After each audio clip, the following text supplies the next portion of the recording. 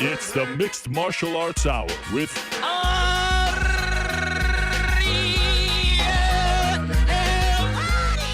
the Mixed Martial Arts Hour back in your life on this Monday, July 17th, 2017. Hello again, everyone. I'm Ariel Helwani back inside our New York City studio. It is so very great to be here with all of you. I am so happy to be back in New York. I am so happy to be back home, back in our studio. Boy, oh boy, do we have a lot to talk about, my friends. But first, right off the top, I must say this. I must wish a happy 70th birthday to my old man. My dad turned 70 today. Pretty amazing. This is actually the first time I realized that he's exactly 35 years older than me, and he was my age when my mom gave birth to me. I turned 35 last week. He's now 70. I never actually did the math. And so I'm sorry that I can't be there, but I am wishing him the best and sending him all the love in the world, and want to congratulate him on this great milestone. And if you want to send him a happy birthday, please do so. His Twitter is C.Helwani. My dad wasn't a big talker growing up, but he was a doer. He was the kind of guy who, he sort of taught me that actions speak louder than words. Hard work, determination, putting your head down, working your butt off, good things will happen. And those are some of the lessons that I learned from him. So without him, I would not be here. I wouldn't be doing this. He gave me the green light to follow my dreams. I'm very thankful for him and wish I was, in Montreal, able to celebrate with my mom and dad and the rest of my family. But nonetheless, I wanted to give him a shout out at the very top of the show and wish him the very best on his 70th birthday. How exciting is that? So, like I said, there's so much to discuss. We have a very fun show planned for all of you. We want to say hello to everyone who is watching us on Twitter, themmahour.twitter.com. And you can send us questions all show long using the hashtag #TheMMAHour. And of course, we're doing the after hour again at the end of the show. We'll be answering your questions. So do hit us up on anything you want about the past week, whatever's on your mind. And New York Rick and I will answer those in our exclusive Twitter segment, The MMA After Hour, after the last interview of the day. Let me run down today's lineup, and then we'll talk a bit about the week that was, the World Tour, everything that happened. I'm excited to give you my thoughts on everything that I experienced. So here's the lineup for today. 4:25 Eastern Time, we'll be joined by Demetrius Johnson, the reigning defending UFC flyweight champion, Mighty Mouse, who of course was on the show around a month and a half ago, dropped an atomic bomb. Last week, he was named the ESPY Fighter of the Year in somewhat of a surprise. So I'm excited to talk to him about that, get an update on his situation. Just signed with a new management team. There's a lot going on, as always, in the life of the flyweight champion of the UFC. Joe Duffy will stop by at 4:05. He recently re-signed with the UFC. We broke the news on Thursday morning. He was a free agent, rolled the dice, won his last fight, fought out his contract, got some offers from different promotions. He's back in the UFC, Irish Joe Duffy. At 3:05, in studio, we'll be joined by the Vanilla Gorilla himself, Chase Sherman, the Gif King, the Gif King, whatever you want to call it. We've had a bit of a feud over the last few weeks, months, and he actually has a fantastic story. He's in New York. In fact, he came a day early so he can join us in studio. He's fighting on the UFC on Fox card this Saturday on Long Island against Damian Grabowski, and I wanted to have him in studio. So our streak of in-studio guests continues. Chase Sherman and I will settle our beef, and we'll talk about his gifts and if he really does them, and just his story. I'm excited to talk to him, so that will be a lot of fun. I appreciate him making the trek from Long Island. It's not that close to here, so thank you very much to him for doing that. 2:35, we'll do Rick's picks. 2:15, we'll talk to Yoel Romero. You may have seen that video that he just posted. He was back home in Cuba after the loss to Robert Whittaker. His feud with Michael Bisping continues. I want to talk to him about the loss, where he goes from here, going back home, 11 or 12 years later. There's a lot to talk to the soldier of God about. That will happen at 2:15. 1:55, we'll talk to Paulie Malignaggi, who's one of the best boxing analysts in the world. He worked for Showtime. He was on 3 legs of the World Tour. I'm excited to talk to him about the fight. Is he going to spar Conor McGregor? There's a lot to talk to him about. Speaking of Conor, at 1:25, We shall talk to his dad.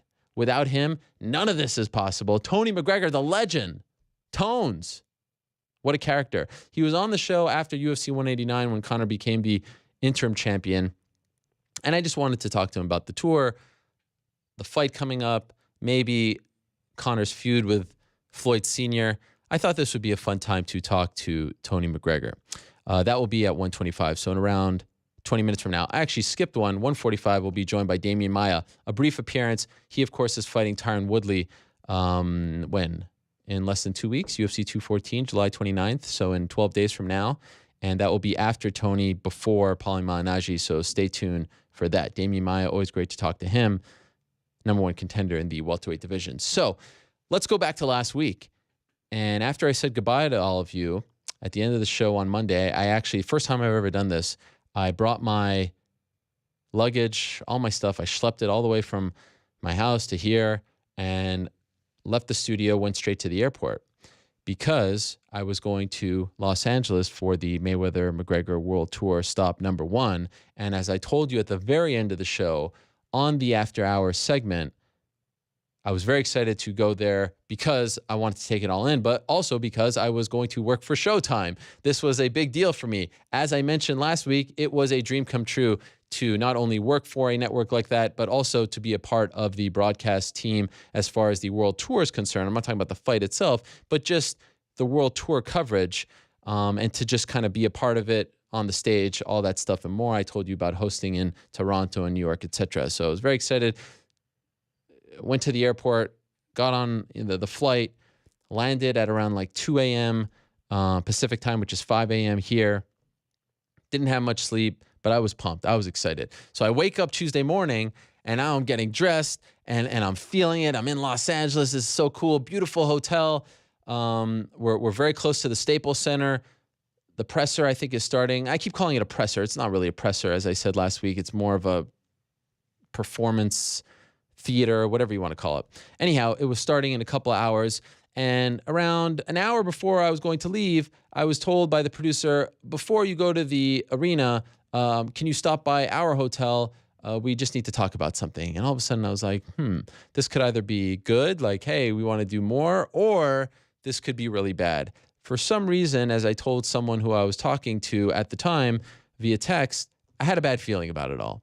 But I was trying to think positive thoughts, and I was going to hope for the best. Get in a cab, go to the hotel, get there, and I see Steven Espinoza, who is the head of Showtime Sports, and Brian Daly, who was the producer of this coverage, sitting in the lobby. And I could tell by the looks on their faces that they don't have good news to deliver to me. And this was kind of like a something about Mary moment for me, but I was wearing my backpack, but I was also wearing my suit, not the jacket, but I had the vest on. And when I went to sit down next to them, as I can see that they're kind of anxious to tell me some kind of news, my backpack is caught on the buckle of my vest and I can't get it off. And this is very embarrassing. And everyone kind of wants to get on with this whole thing. So I actually sat there with the backpack on and I looked like a 5-year-old kid. I mean, it was not a good start. Anyways, right off the bat, I could tell they want to tell me something, so we get right to it, and they tell me that Monday night, UFC President Dana White got word that I was going to be a part of the coverage, and threw a fit, said, absolutely not, he cannot be a part of it, he's the only guy that I don't want to be a part of it, no, no, no, no, no. And they told me that they fought for me Monday night, they fought for me Tuesday morning, and he just would not budge. Didn't want me to be a part of it at all. And they also said, look, you know, we're in a partnership here. Conor's a UFC fighter. Things are going relatively well. We have to pick our battles, essentially, and this is just one that we cannot win. So we're very sorry you can't be a part of the coverage. Obviously, this was gutting. This was very disappointing. I was totally bummed. I mean, I flew in, I came. I don't know if I was going to go to the LA stop. In the end, obviously, I was happy that I was there. I'm happy that I went to Toronto. But it was just, I mean, we're literally an hour away from this thing going down. And to get that news was just incredibly disappointing. And so I was just trying to digest it all. And I said to Steven Espinoza, who's known, if you follow him on Twitter, I said to him, hey, you know, if you were me, what would you do in this situation? Of course, knowing what happened last year and the reaction and the bullying, and not wanting to lay down, but also not wanting to rock the boat. I don't want to put him in a tough spot. This is his network, and I have a lot of respect for Showtime, and I didn't want to get them involved in this ridiculous feud. And I said, what would you do if you were me? And he said, I would put it out there. And that's all I needed. So I wanted to put it out there, not because I wanted to make this about myself. I saw some people say that early on, oh, you're making this about yourself. I mean, just go back and look at the coverage. After the initial couple of tweets, I pretty much let it die. A ton of people asked me to do interviews on Tuesday and Wednesday. I said no to all of them. I wasn't there to talk about that. I mean, again, it was disappointing. It was dumbfounding. It makes no sense. It was petty, but I'm still here to cover for MMA fighting, and I would argue that losing that opportunity, as disappointing as it was, led to us having better coverage on MMA fighting because I was able to devote all of my time to the website, and I'm very proud of the coverage that we did for those 3 days in LA, Toronto, and New York.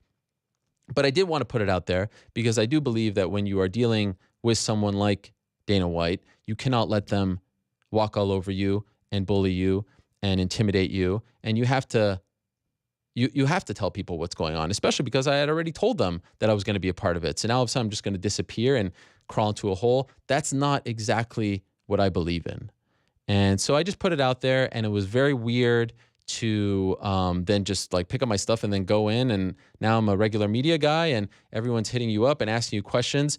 And I will be honest, I would be lying if I didn't say that I was, kind of, I felt a little down throughout that entire day, but I was like, look, I'm just going to put this to the side. Here's Artem, here's Owen, here's Conor, here's Floyd. I mean, this is all very cool.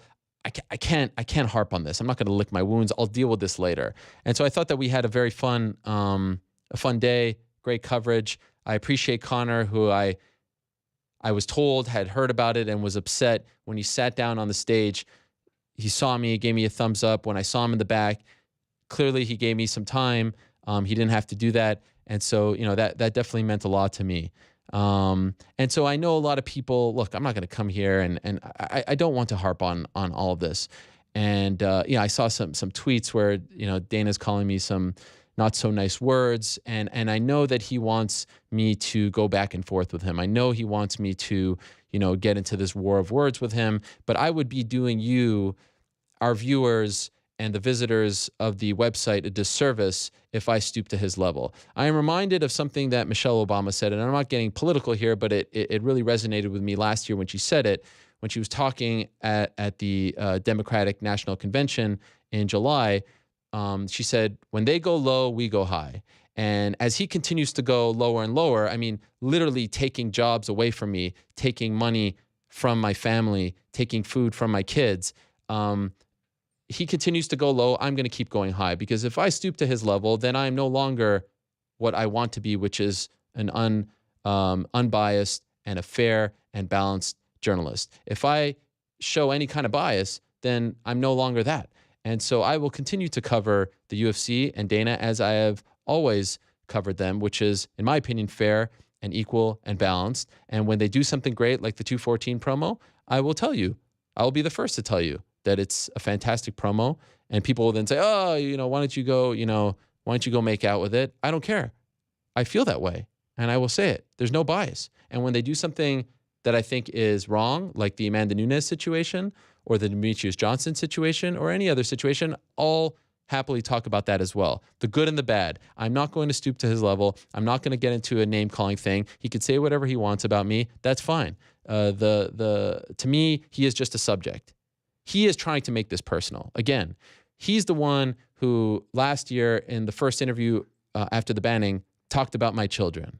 Anytime Dana White does something, I never say, what would your kids think about that? That is crossing a line. I would never do that to anyone who I cover. But again, he's not being held to the same standards as me. I'm not going to allow him to get the best of me. And so, yes, I thought it was petty. I thought it was ridiculous. I thought it was uncalled for. Ask him, what is your beef with me? There is no real reason. There really isn't. The Brock Lesnar situation, are you kidding me? There is no real reason. But if that's the way he wants to be, that's the way he's going to be. And I'll continue doing my job, and I'll continue doing my thing. And I kind of came to this revelation as I was flying home from Los Angeles to Toronto. I say home because it's my home country of Canada. And I said to myself, I'm not going to allow this guy to ruin this experience for me. I'm still there. I'm still covering it. I still have my press credential. I'm just not going to do it. I would be doing a disservice to myself now. I will regret this. I know I will. And so once I landed in Canada, it was such good timing because I felt like there was this weight lifted off my shoulders. I was, in the Great White North, happy people, nice weather, Blue Jays country. I'm feeling good. I'm loving life. And perfect timing. We get to that,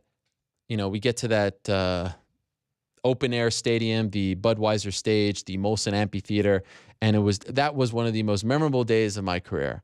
I will never forget that day. What an atmosphere. The Canadian fans, that was an afterthought on the tour, and they absolutely killed it. So on Tuesday, the press conference, it was a tale of four cities.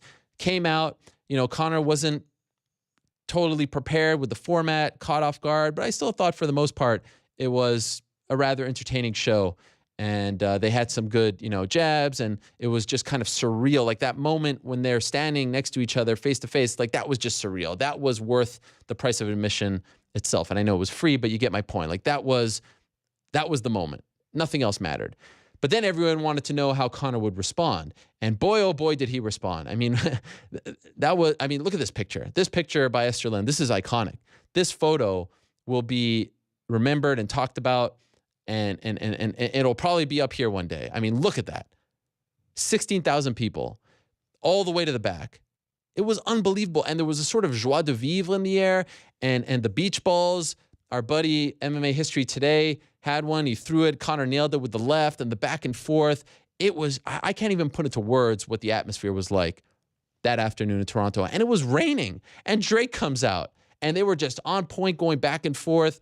Conor's response to Los Angeles and the stuff with Espinoza and the stuff with Ellerby, it was a grand slam. It was amazing. It was incredible. So I thought LA was great. And then and it was perfect because a lot of us, including me, thought, okay, if we're going to score this, Mayweather got the better of Conor. And then we went to Toronto and you could say 10-8, 10-9, whatever. Conor wins that one. And now we're rolling. And I remember waking up super early to come home here to New York to do the beat on Thursday and thinking what these guys are pulling off right now is nothing short of amazing. And they're probably the only two people on the planet Earth who could pull this off. Here's a microphone. Here's a stage. Here's thousands of people in front of you. Here's millions of people at home. Do whatever you want. So LA nailed it, I thought, despite some of the glitches. Toronto, grand slam, one of the greatest pieces of fight promotion, performance art I've ever seen. And then we get to Brooklyn, and now you're asking for a lot. Now you're asking for 3 days straight. These guys aren't actors. They're not comedians. This was treated like a comedy tour, except everyone who was in Brooklyn saw Toronto, saw Los Angeles, so you can't use the same stuff. And if you do use the same stuff, people are going to roll their eyes. They're going to groan. So they're asked to create more and more and more and go lower and lower and lower. And there's more pressure put on them. And then you saw Brooklyn. Now, Brooklyn was marred by the audio problems, but it was also marred by the fact that they had so much pressure on them to top Toronto that it was just a disaster from the get-go. And it was a disaster. It was the worst stop because they were late, because of the audio problems, because of the content, because it was just, let's just forget about Brooklyn. The Dougie Fresh thing, they were just trying to kill time, but there was it did not feel happy and innocent and genuine like Toronto and Los Angeles did. It was uncomfortable. It was mean-spirited. It just didn't feel good. It didn't. I said earlier, I like Conor when he shows up in the suit and he's kind of like the businessman, but then he has his mouth. Don't love with the like we saw with the mink coat in New York prior to 205. It's funny and all, but I don't know. It just kind of brings out a different side in him. And I preferred the side that we saw in, the FU suit. Brilliant. That was brilliant in LA, Toronto, and then of course in London. So that was a bit of a bummer. I will say though, the backstage stuff in Brooklyn was the best of the entire trip. At least for me, I went to the first trade, I didn't go to London. It was actually impossible logistically to make it to London unless we left Brooklyn early. But it was, the backstage stuff, you got to give them props each and every step of the way. They were so accessible, all the players, from Conor and Floyd to Dana and Ellerby to Espinoza to everyone in between, so accessible. As a media member, it was well worth the miles and the money and the effort and the time. Major props to the PR team, all the PR people involved, from the UFC ones to the Showtime ones to Mayweather's team, Swanson Communications, to the third-party ones that they hired. Phenomenal access they gave. And these guys gave us so much time. It was incredible. It really was. That, to me, was the highlight. And you speak about highlights. The big revelation, in my opinion, was Floyd Mayweather. Like, we can, we can argue about like who won what, which days. Floyd still got it. And I did not expect that. I think I said on this show that I thought that Conor would just smoke him in the trash talking department. Not the case. At 40 years young, Floyd Mayweather turned back the clock. He went back to 30. He went back to the early days of Money May, when he went from Pretty Boy to Money May. And he is unfazed. It's amazing. Conor will touch his head, will bump him, and the guy will not budge. The louder they boo, the happier he is. He was not fazed one bit. He loved it. He is the perfect heel. I thought that the fight was going to start last week, in the sense that Conor would get under his skin and try to make him fight unlike himself. That was the beginning of him trying to crack the shield that is Floyd Mayweather, like we saw with Jose Aldo. That did not work. That did not happen. That did not happen. And Floyd knows. People were talking about Floyd, apologizing to Dana White and saying, me and you are on the same page. That's all to screw with Conor's head, to say, this is your boss. This is who you're working for. Without him, you cannot be here. He knows, and you can kind of see it, makes him a little uncomfortable when he talks about that. He knows how to push Conor's buttons. Now, I'm not saying that Conor lost or is, a little screwed up in the head right now after the tour, or Floyd is under his skin. But I will say, I thought that Conor would smoke him in the trash talk department, and that did not happen. And that, to me, was the big story this past week. Now, I am not condoning any of the insults, the, homophobic, racial. I mean, all of that made me very uncomfortable, and it was all unnecessary. I do chalk it up to them trying too hard and trying to one-up each other, and more importantly, trying to one-up themselves from city to city to city. I wish after Toronto they would have said, all right, first 2 days in the books, perfect. Now let's go to the other format. Let's take some questions. Let's let them play off each other. They kind of did that at the end of London, but by then it was too late. I wish that they would have recognized, again, that they're going to run out of material, that there's a lot of pressure on them. It's just too much. It's too much. Look at Floyd's voice by the end. It's just a lot. You're asking a guy to go up there with a mic in front of thousands of people in attendance, millions at home, and just go off like it's a rap battle, like it's like I said, performance, theater, comedy routine. It's not fighting. It was like the opening segment of Monday Night Raw without the wrestling and no script. It was phenomenal. And people keep asking me, like, okay, is the hate real or not? No, there is animosity there, but there's also a lot of respect. They are about to make each other very rich. The insults were real. The feelings are real. They probably, don't want to go for coffee, but I can guarantee you when this is all said and done, they will say, hey, much respect. We just made each other richer. Let's call it what it is. Floyd is coming back because he's going to make hundreds of millions of dollars. Conor is going for this because he will make more in this fight than any other UFC fight. So let's call it what it is. But yes, the insults were real. They didn't sit in the back and say, okay, I'm going to say this, then you're going to say that. I'm going to say this, and you're going to say that. No, that didn't happen. But we know what's going on here. This is a money fight. This is prize fighting. They're fighting for a large amount of cash. They kind of saved the day, I thought, in London. They kind of got back on track. Unfortunately, Floyd, the slur kind of ruined it, I thought. I mean, just like unnecessary to go there.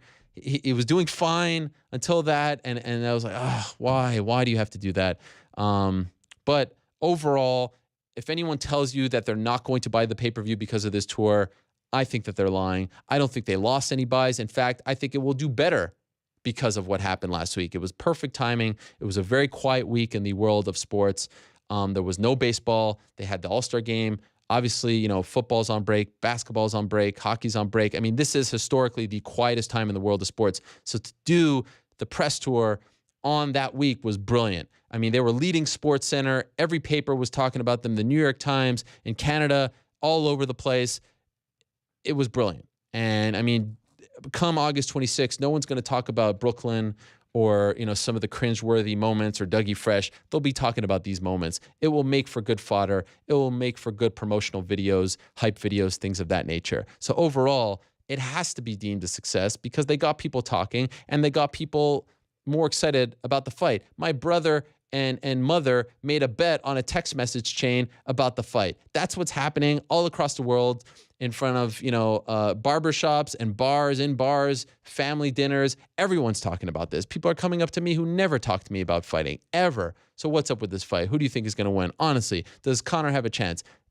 It's the talk of it's the talk of the sports world, and then some. Everyone's talking about it, and this did its job. Going in, I wasn't sure it would break the 4 million pay-per-view mark that Pacquiao and Mayweather broke. I think that this will now, and I actually think it will quite easily. And I think if there wasn't any piracy, I think it would completely crush it. I honestly do. They both were great. And they were at their best backstage. I mean, Floyd backstage was phenomenal. The way he talks to media, the way he actually like looks you eye to eye and stays there. And I mean, it's amazing to watch him work. And Conor was just as great. The time that he gave me, I'll forever be grateful. The answers, the thoughtfulness, the candor, the humor, it really was an experience unlike anything I've personally ever experienced. And it was unlike anything I've ever covered. And it actually exceeded my expectations on many fronts. So yeah, we can nitpick certain things, and they're all nitpick worthy.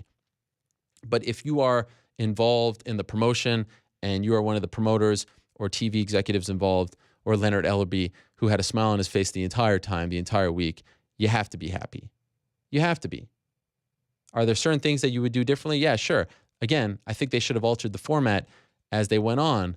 But to see these two face-to-face, going back and forth for the most part, was magic. Just go back to Toronto. Rewatch that. I mean, that was magic. That was unlike anything we've ever seen, in fight promotion or not.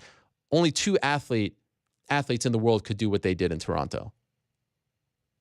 And you're looking at them. Floyd and Conor. That's it. It truly is amazing. All right. Those are some of my thoughts on what happened last week. We'll talk about it a little more with New York Rick. But now let's get into the show as far as the interviews are concerned. And I'm very excited to talk to our first guest of the day. The last and only time we've had him on the show was right after UFC 189. And as I said at the top of the show, without him, none of this is possible. There is no Conor McGregor without our next guest. We're talking to Conor's father.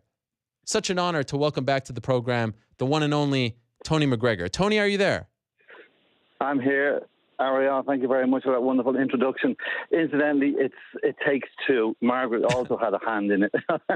That is very true. That is very true. And you know what? Right. I've read a lot of your interviews. Now you're a cultural icon in Dublin and in Ireland and worldwide. And I really respect the fact that you always take the time to give a shout out to your wife. Very well done. That's all class on your part. So I appreciate you doing that right off the top. Thank you for that. So, Tony, I got to ask you, did you watch the tour last week? I did watch the tour like you. I watched it with bated breath, and I thought, everything about it was superb. Two fighters, the spectacle, it was everything that promoters and TV executives would love. And more importantly, it's what fans love as well. So, yeah, I really enjoyed it. It's been a wonderful journey for us all from the start, right from the very start. Could you paint the picture for us? Like, again, this is your son, so you obviously watch him with a different set of eyes and a different perspective. Do you all sit down with a cup of tea and say, okay, let's watch, Toronto and see what Conor has in store for us? How do you consume this? Well, we do sit down as not so much as a one family unit anymore, because Margaret and I are empty nesters now. So they're all adult children. They have their own apartments and homes where they look at themselves. But we're in constant communication with them. Did you see this? Did you see that? Did you see the way he walked out? Did you see the suit he wore? I mean, we're just fans agog as well when he walks on stage, Is it somewhat surreal? I mean, at this point, so much has happened, and I'm sure he ceases to amaze you. But to see him standing there next to the guy who many consider to be the greatest boxer of all time, and this idea seemed like a pipe dream not that long ago, when you actually saw him standing there for the first time across Floyd Mayweather, what are you thinking? Well, something that really had me in awe, because it was fabricated. The entire thing was fabricated by Conor McGregor. He said he'd get this fight, and no one believed him, but he got the fight, and that's what really amazes me. Really and truly, that's what amazes me, how he how he commissioned all these things, all the different, went off in different tangents, there was all different sinews to drag in and tie up, and it just all came together in the end. And it must have been extremely difficult from a business point of view, never mind from a fighting perspective, just from the business side of things. It must have been very difficult to get all this to come together. Did you think this would happen, or were you like most of us who thought, okay, go ahead? Initially, no. I mean, he said he would do it. I knew this pre-Christmas. I knew that it was going to happen. I had to keep mum on it. So no, I knew it was going to happen. And but the difficulty in getting it to happen, that's what amazes me. That really sort of amazes me. And to this moment, I still can't believe it. And I think also, by the way, a lot of people are not going to believe what's going to happen on the 26th of August in the T-Mobile Arena, because the boxing fraternity, they wrote Conor off. No one in the boxing world has given him a chance. I think what Conor is going to produce in the T-Mobile on the 26th is nothing short of a seismic shock. It's going to reverberate right through the whole unarmed combat world. And while Mayweather was the best fighter in the world, and no one can take that away from him, on the 26th of August, he's going to be the second best fighter in the world. Will you be there? Only one number one. I'll be there. Our family are flying out en bloc on 23rd, so we're there for a week. That's all we need. Take in the atmosphere, soak up the atmosphere, and enjoy the spectacle. I'll be there in amongst the fans, cheering on our number one hero. What? So Conor said last week, under 4. What is your prediction? Well, I always stick with Conor. Under 4. That's what he said. That's what he's going to do. He's not called Mystic Mac for nothing. He predicts it and he produces it. And when he fights in MMA, I'm sure there's a level of confidence there because he's been doing it for so long. Is there any part of you that's a little more anxious, or do you expect to be more anxious as the fight comes about? Because this is really uncharted territory for him. It is uncharted. Well, not so much uncharted. Fighting at this level, obviously, is uncharted. But no, he's prepared well. He knows his opponents. He's fought boxing. Boxing, by the way, was his first discipline as a young boy. And that's how he has that stand-up power. I don't think Mayweather has much to produce to cause Conor any difficulty. I don't think he has the power. He has a lot of defensive moves. Conor can pick them out. He'll wear them down. And Conor has the precision. He has the power. He has that kinetic energy, and I don't think Mayweather has experienced that kinetic energy. And when Conor connects, I just think Mayweather's going to fold. So the prediction for Conor, he says under 4. I'm going to stick.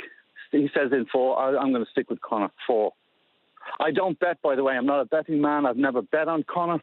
Okay. So I won't be placing any money on him, but I'll be with him all the way. He says 4. I'm sticking with 4 also. What is life like for you and Margaret these days? Is this unlike anything you've imagined? I'm assuming if people are coming up to me every second of the day asking about the fight, I'm assuming you can't walk a step without someone talking to you about it, right?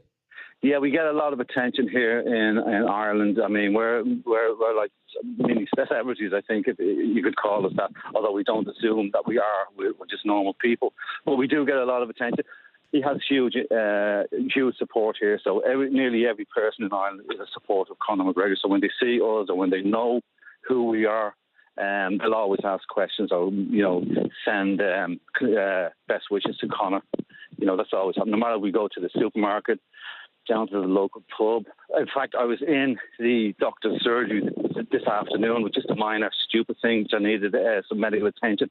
And in the waiting room, patients in the waiting room asked, "Are you Conor McGregor's dad? Oh, tell Conor we love him. Tell him best of wishes. We'd love to be there."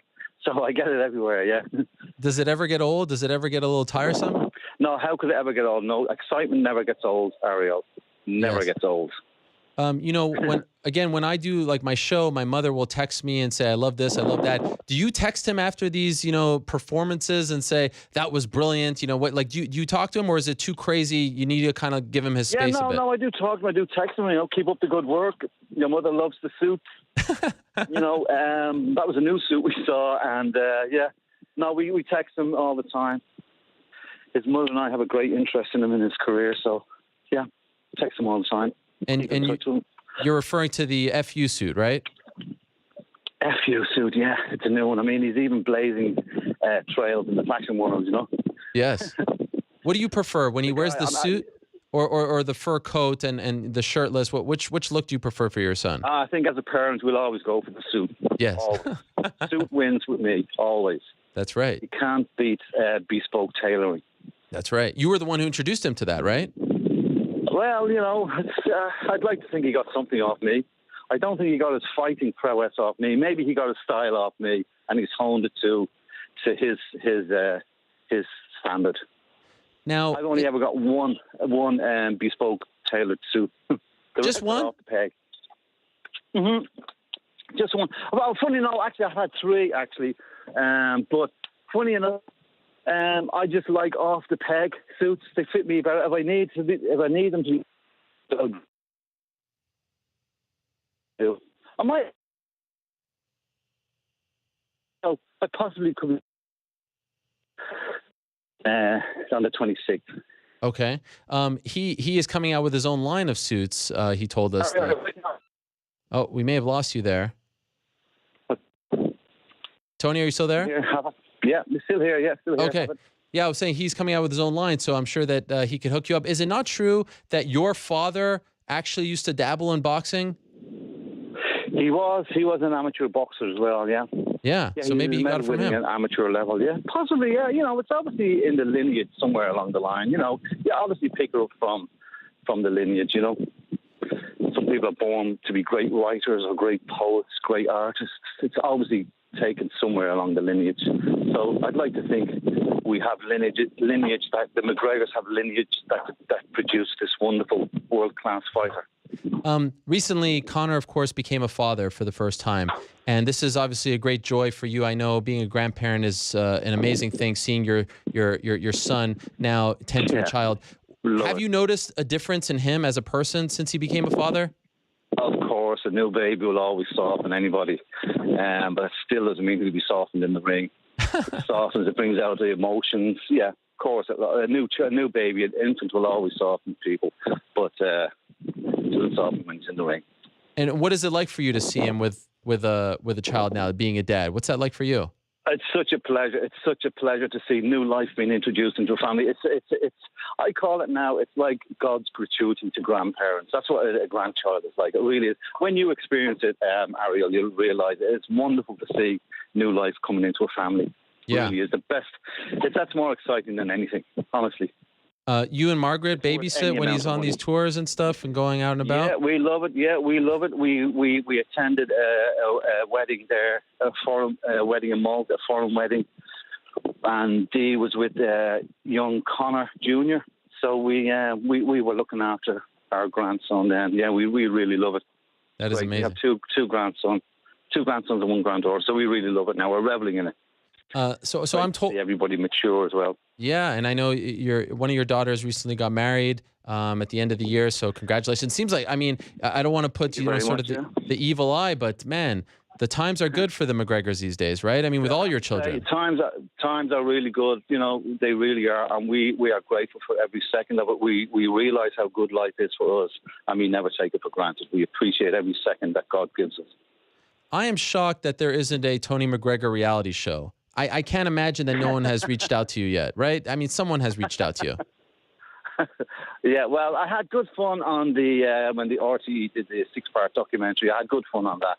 I got great reviews from it, but I'm just a normal guy dusting about as well, Wait, but you would do it if offered, or if maybe the price is right? Maybe. Yeah. No one has come to me yet with any figures. Really? So I'm shocked. Maybe I have some business acumen I could knock up some sort of an agreement with a reality TV. Yeah. Yeah. I mean, you're just such an interesting man. You go to MMA events, and I was told from my colleague Peter Carroll that everyone's coming up to you. You can't even watch the fights for a minute by yourself because you're like a celebrity at these events. You like going to them? Yeah. No, I have good fun. That was the BAM event recently. And I met your colleague, nice guy. And after so many fans come up there, I said, "Look, I do have a bladder as well." And you're watching the fights with shades, right? It's good fun. Pardon? You're watching the fights with shades on indoors. Yeah, they're prescription glasses. Yeah, prescription shades. What about what's cool as well? You know, what's the best the best celebrity meeting that you've had since Conor became this international superstar? Was it Kanye West, that photo that you took with him, which I photobombed in the back? That was good. Yeah, you photobombed that one. That was good. That was the best. Yeah, I got great reaction from that. Actually, the Irish media, printed media, picked that up and they put that in the papers. Yeah, that was good fun that night. That was right after the the second Diaz fight. You told me right, yeah. You told me when you were on the show 2 years ago that you recently retired, right? Yeah, I'm retired now. I'm on a marina here now in Dunleary, which is a coastal resort town in Dublin, just outside Dublin City. So I'm just about to get on board Conor's yacht on his famous 188 and just take it out for a spin around the harbour. So, yeah, I'm retired, so I can do all these fun things now. Just you by yourself? I have Margaret on the yacht there now, and Erin, Conor's sister, and her boyfriend's partner, Terry, and we're going to take young Harry as well. That's their newborn. Wow. That's our other grandson. Yeah, so I'm going to take them out just for an hour, just to spin around the bay. Take her out of the harbour and spin around the bay. It's a beautiful sunny evening here. The skies are absolutely azure blue. It's about 28 degrees centigrade. Wow. I don't know what that is in your Fahrenheit, but it's really nice balmy evening. So I'll get an hour and a half out in the bay. Yeah. It's a beautiful thing. I don't want to keep you too long. I just want to ask you about this. I was told that not that long ago, Conor came to your house and there was like 5, I think, BMWs, and he's like, "Hey, let's go for a spin. You like this car? Yeah, sure. Yeah. Here it is for you." Is that what happened recently? Has he been very generous? That's what happened, yeah. He's been very generous. What happened? Tell us the story. Okay, he was off on one of his tours. He had come back. This was September 2 years ago. And he had come back from a long fight tour. I forget what fight it was. And I was told to get home quick. It was about 10 o'clock in the evening. So I just saw this entourage of cars, black cars, big chauffeur-type cars, you know. And I thought, what the hell is this? This must be his entourage bringing them home. Black pipes there. BMW pulled up. The electric limo went down. Conor was in the driver's seat. He says to me, "Do you like the car?" I said, "It's lovely." He says, "Sit in." So I sat into the BMW. He says, "Do you really like it?" I says, "Yeah." He threw me the keys, said, "It's yours." Wow. I've been driving it ever since. I call it the Diablo. So he's been very generous with his wealth since becoming this superstar. He's been very generous. Absolutely. Yeah. That's how I be retired now. You know. Yeah. And last thing for you, Tony, if you can still hear me, can you hear me? Yeah, I can hear you perfect, yeah. You know, one of the stories that came out last week was, is Conor McGregor a racist? Does he? How do you feel when you see these reports? Listen, I view those as race baiters. Okay, Conor McGregor is not racist. This fight is not about race. This fight is about skill and technique. In fact, I don't think any fight is ever about race. The colour of skin is immaterial. It's the victory that Conor's looking for is imperative. That's the only thing I'd say. Conor is absolutely, unequivocally no racist. It's not about skin. No two combatants would ever get into a ring and the issue would be the colour of their opposing skin. No, absolutely not. One of the fun storylines that came out last week was... It's not a race issue. Right. No, and I agree wholeheartedly. Conor and Floyd Sr., did you see that clip of Conor and Floyd's dad going back and forth? I did see that. I had to laugh at that. I mean, Floyd Sr. is a wonderful man. I mean, if I ever met him up in the evening, I'd wheel him around his wheelchair for half an hour, give him half an hour of fun, you know. That's great. I think he's a lovely man. He's an old man. I give him respect. Maybe Tony and Floyd Sr. go toe-to-toe. There you go. I'll never hit an old man. Never. No, of course not. You're classier than that. But I did think it was very funny the way you could tell that Conor had a lot of respect for him despite, the back and forth and the jokes. You could tell that he didn't want to, rattle him up too much. It has been fun to catch up with you, Tony. It really has, and I appreciate you taking out some time to talk to us. Enjoy the ride to August 26th, and I look forward to seeing you out there at the T-Mobile Arena when it all goes down. I can't wait, Ariel, and say good evening to all your listeners from me in Dublin. I appreciate it. Best to your family as well. Okay. Thank you so much. There he is. Thank you very much. Bye-bye. The one and only Tony McGregor, the father of one Conor McGregor, about to go on the yacht, take it for a spin. How about that? I thought of Tony last week when Conor and Floyd Sr., that was a great moment. They were going back and forth at the Staples Center. Our own Mark Ramundi caught it on camera. And you could tell, despite the jokes, Conor was having a blast with it all. You could see that there was a respect there. You could see that he was sort of enjoying the back and forth with Floyd, who, from the looks of those jabs, can still go. And so that was a lot of fun. And it was fun to catch up with Tony. He's a very busy guy. I appreciate him squeezing us in as he's about to go on that little séjourn. Beautiful day. I love the way he paints the picture. The sky is blue. It's nice outside. Azure. Yes, it's all just very classy. That's Tony McGregor. If there are any producers out there in Dublin who are not knocking on this man's door to do a reality show, what have you been missing? Oh my gosh. That would be an instant hit. All right, let's move along now. We are 12 days away from UFC 214. It goes down Anaheim, California, July 29th. Co-main event, Demian Maia versus Tyron Woodley for the welterweight title. And we're being joined by Demian Maia right now on the phone. Demian, are you there? Yeah, I'm here. How are you doing? I'm doing great. Thank you for joining us. And I know you're very busy, so we're going to keep it relatively short here. When this fight was announced, it kind of came out of nowhere in the sense that there are already 2 titles on the card being defended. It didn't seem like they usually want to go for the third. I mean, historically, they don't want to do that. Were you surprised when they came to you and said, we want you to fight on this card that already has 2 title fights on it already? Yes, I was, like you said, there was already 2 title fights, and they asked before about end of August, so okay, we're gonna fight end of August. Then there was this fight with Conor and Mayweather, so they canceled this event and they asked us to fight the end of July. And how did you feel about it? Did you feel like, okay, I'm happy that I'm getting the title fight, but I mean, this is a month. I'm literally getting a month to prepare for it. Did you have some conflicted feelings? How did you feel when you were offered the fight?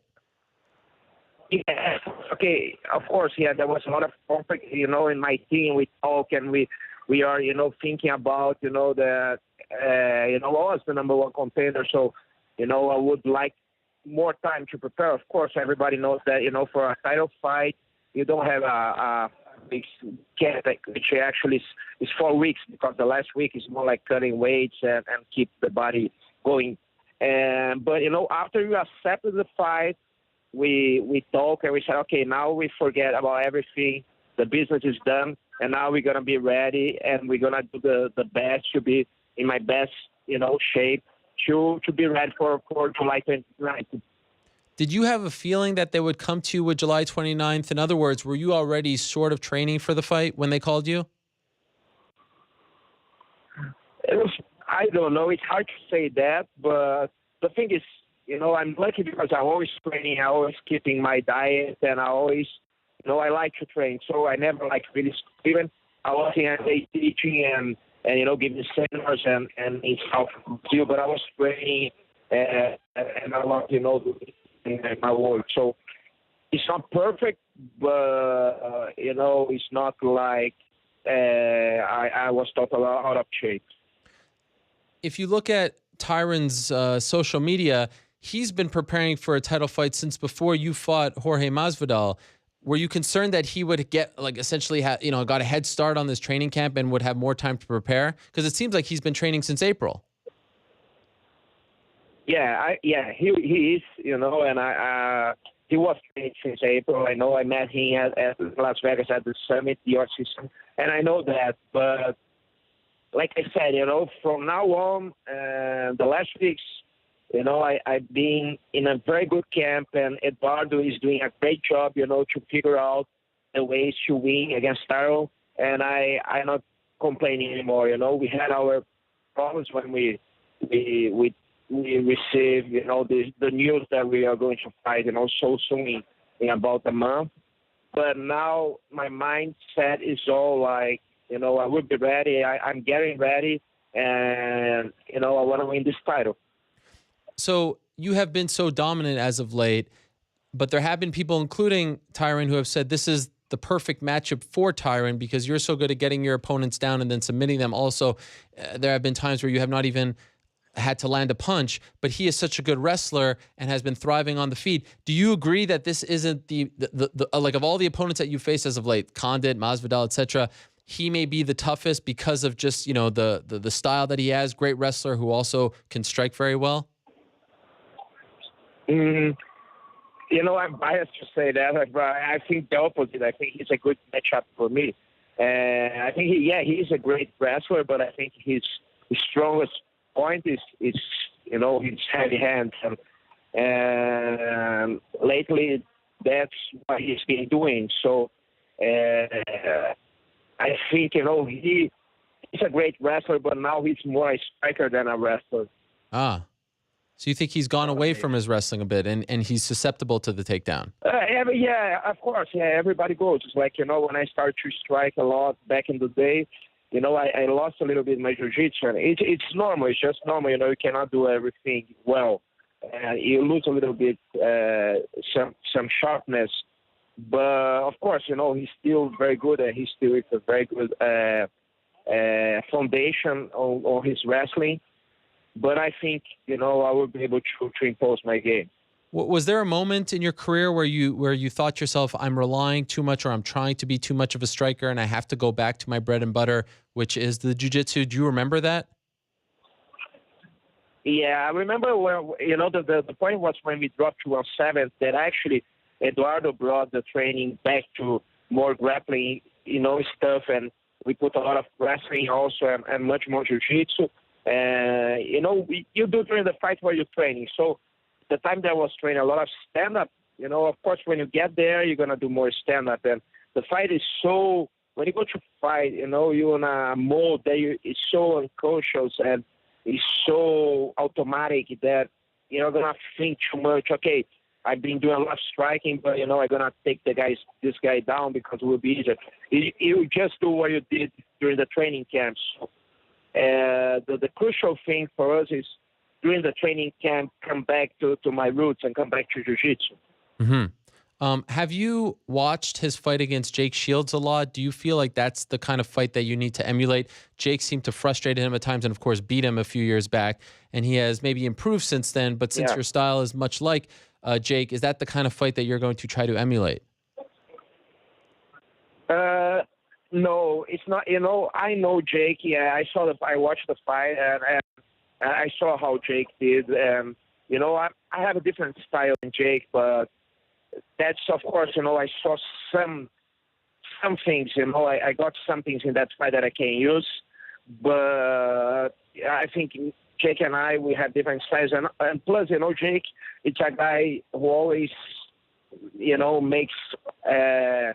He looks that he's not so tough, but, everybody who goes to fight him, he's able to put in his style and mess it with the guy's head and winning a lot of fights. So I think, I can use some stuff from that fight, but it's not exactly the same style. So you're now 39, you're turning 40 in November. In your mind, do you kind of feel like... Yeah. Do you feel like, okay, it was quite the journey to get back to the second title fight after UFC 112. This is my last shot. I have to win this fight because there's a probable chance that I won't get another crack at the belt for the rest of my career. Is that what you're thinking going into this? No, actually, I don't. The things that I learned with the time and my age now is you don't put this kind of pressure, because this is really unreal pressure. It's like, it doesn't matter, if it's the last chance or not. This doesn't mean nothing in my life. It's just, it's just another fight. I could fight Tyron a couple years ago, and I'm fighting now Tyron for the title. So my mindset is just another fight. I just need to go there and win against a pretty tough opponent. If I put this mindset like this is my last chance, I gotta win, will be, you know, a pressure that can put me off the track. Okay, fair enough. I like that. Last thing for you, Damian. What's the biggest difference between this Demian Maia, who's preparing for a title fight, as opposed to the one who was preparing for Anderson Silva back in 2010? Other than the fact that you're older, more mature, you're evolved, do you sense a difference in the way you're preparing mentally for your title fight? One is what I just said, you know, like about the awareness and be conscious that this is just another fight, and I cannot think this as the biggest fight of my life, because that's just, you know, something that, and I really need to believe that, and I believe in that. When I fought Anderson, I was like, this is the fight of my life. If I win that, this will happen, and this and that and this. You're dreaming too much with the future, you know, the tomorrow. And right now, fighting Tyron, I just know, you know, that it doesn't matter what happens after. It's just, you know, I'm living this fight, and this is just another fight, and this is better. And I'm not just saying that, but I'm feeling that, and that's important. And of course, you know, I'm a pretty different athlete technically. You know, I'm much better wrestler. I'm much better striker. I'm much better in control my feelings. And you know, I'm much better overall. Well, I can't wait for it. I've been wanting to see this fight since even before Tyron became champion, and I'm so happy that you finally got it. I know it wasn't under the most ideal circumstances, but you got the fight, and have no doubt that you will perform at your best. We are less than 12 days away. I thank you once again, Damian, for squeezing us in, because I know your training camp has been very hectic. So thank you again, and I'll see you in Anaheim. I hope to talk to you over there as well. Thank you very much, Harry. It's always a pleasure to be in your show, you know, and I hope to be there many times more, you know, especially when I'm in New York. And I hope to, after this fight, come back to your show with the belt on my waist. Oh, wow. That would be something. I get goosebumps just listening to that. Thank you. I appreciate that, Damian. Best of luck to you. Sure. Thank you. Bye-bye. All right, there he is, Demian Maia, the #1 contender in the UFC's welterweight division. Great to hear from him. That card is phenomenal. That is the best the UFC has offered thus far this year. Just praying to the MMA gods that everything, as far as the main card is concerned, remains intact. All right, let's move along to our next guest. I'm very excited to talk to him. I've been watching this man compete for years and years and years, the pride of Brooklyn, and now he has turned into, in my opinion, one of the very best boxing analysts in the world. He was front and center for the World Tour in LA, Toronto, New York. I was looking forward to working with him. Maybe that will happen someday down the line. For now, very excited to talk to the one and only Paulie Malignaggi right now on the show. Paulie, are you there? I'm here, Ariel. Thanks for having me on the show, man. How's everything going? Everything's great. I appreciate the time as well. So, you know, I know this is a sort of a big question, but in general, did you enjoy the tour? Did you have fun covering it for those 3 stops? You know, people have a lot of mixed feelings about the way the tour went. I thought it was unbelievably entertaining. You know, I thought it was something else, really. I thought it was a lot of fun. I thought both guys were very witty. Which I thought it promoted the fight, which is what it's supposed to do. I mean, people always are going to have opinion about, oh, maybe it got out of hand, or maybe a lot of it was staged. I don't think any of it was staged. I thought they were both very witty in the fact that they kind of had to try to one-up each other with the trash talking. And it's one thing to trash talk in a written interview where you can kind of think of what you're going to say. It's another thing to be able to trash talk very good on the spot in a press conference. You have to be really witty because you don't know what the other guy's going to say, have an answer and a response and whatnot. And I thought both guys handled that very well. And I think it really helped in selling this fight. Do you agree with what I said earlier, which was maybe they were asking a little too much of them to do this for 4 straight days? Here's an open microphone. Here's a crowd of 1,000, 16,000 or so people in front of you. Here's a crowd of 1 million or so at home, and just go for it. Like maybe after Toronto, it should have adapted or evolved a little bit and changed the format so that they don't feel the pressure to go so low. Yeah, well, that's the thing, Ariel. You know, when you're sparring every single day. When you're sparring every single day, I mean, not when you're sparring, when you're in a press conference every single day, you know, you're going to run out of material eventually, you know? So you're going to have to, the pressure's on you to entertain. You know, these press conferences, they're like events. They're like fights. It's not like a regular press conference. So you got so many people. People want to hear some good stuff. People want to see some good stuff. So you almost have to prepare like a stand-up comedian almost, where you have to have material that you're going to come out and say. And all of a sudden, yesterday's material becomes irrelevant today because people that weren't present yesterday still saw it on the live stream. So now you're going to have to entertain this other new live crowd with some new material and whatnot. Maybe after 4 days, you're kind of reaching your wit's end as far as your material is concerned. I thought the biggest revelation of it all was that Mayweather still got it, that he was able to turn back the clock and be that brash Floyd Mayweather who fought Ricky Hatton and Oscar De La Hoya. I thought that Conor would annihilate him in the trash talk, and that did not happen. He actually was completely unfazed. Were you surprised that he was that on point as he was? I wasn't surprised. When it comes to trash talking, a lot of times, earlier in my career, I was a big trash talker. But as my career started, winding down, you kind of like you're kind of over the trash talking. You're kind of over all that other stuff. And it's not that you don't enjoy being in there. It's just like, you know what? You're just more about business. You're just more about, hey, I'm going to get myself paid and handle this fight. But when you get a young guy like this, a young phenom who steps into the forefront and he takes away all the attention that you're used to getting, and he's taking away all the attention because he's such a good trash talker, he may bring you back to your younger instincts. He may make you feel younger. That's the feeling I got out of Mayweather, where he was almost like enjoying things again. He didn't go through his regular blah, blah, trash talk where it's like, I've been a champion for a long time, I'm worth hundreds of millions of dollars, yada, yada, yada. Because of Conor McGregor's astuteness and wittiness and enthusiasm, Mayweather was risking having a guy take all the attention away from him. And one thing Mayweather doesn't like is not having the attention. So he almost had to become the trash talker all over again, just so he could keep up with McGregor. And I thought it made for some good exchanges. So it was fun to sort of score each tour stop after the end of the performance. Do you think at the end of the whole thing, 4 stops, that one guy got the better of the other, or did it kind of end up in a wash? I think they alternated days. I think Mayweather got caught up McGregor off guard in the first one. I think McGregor wasn't used to how boxing press conferences work. So in LA, I thought Mayweather had the advantage. Toronto was McGregor at its finest. I mean, Toronto might be the best press conference I've ever seen in my life. Yes. I mean, that was something out of this world extraordinary. Between the crowd and the atmosphere, and both guys are just at the tippity top of their best trash talking. So Conor got that one. I thought in New York, Floyd closed it a little stronger. I thought throwing the money in the air on top of his whole entourage, I thought that was a funny touch. I thought that got it from. But then in London, I thought McGregor got him back again. But there was some funny exchanges, some funny. Not just talking, but also the way they were behaving, the way they were moving around, the way they were in each other's orbit and whatnot. And just everything about it for me entertained me. You know what I mean? These are 2 characters, and they were at the center of the world's attention, and they kind of handled it well. I thought they handled it in a funny way, in an entertaining way, but also in a trash talking way, which is you're supposed to do in promoting a big fight. Was there any point where you thought they're going too far? You know what it is? When you're going to fight somebody, your mindset is in a different place. You're trying to get the edge any which way you can, but you're also starting to really very much dislike the person. So any mental edge you can get, you will get.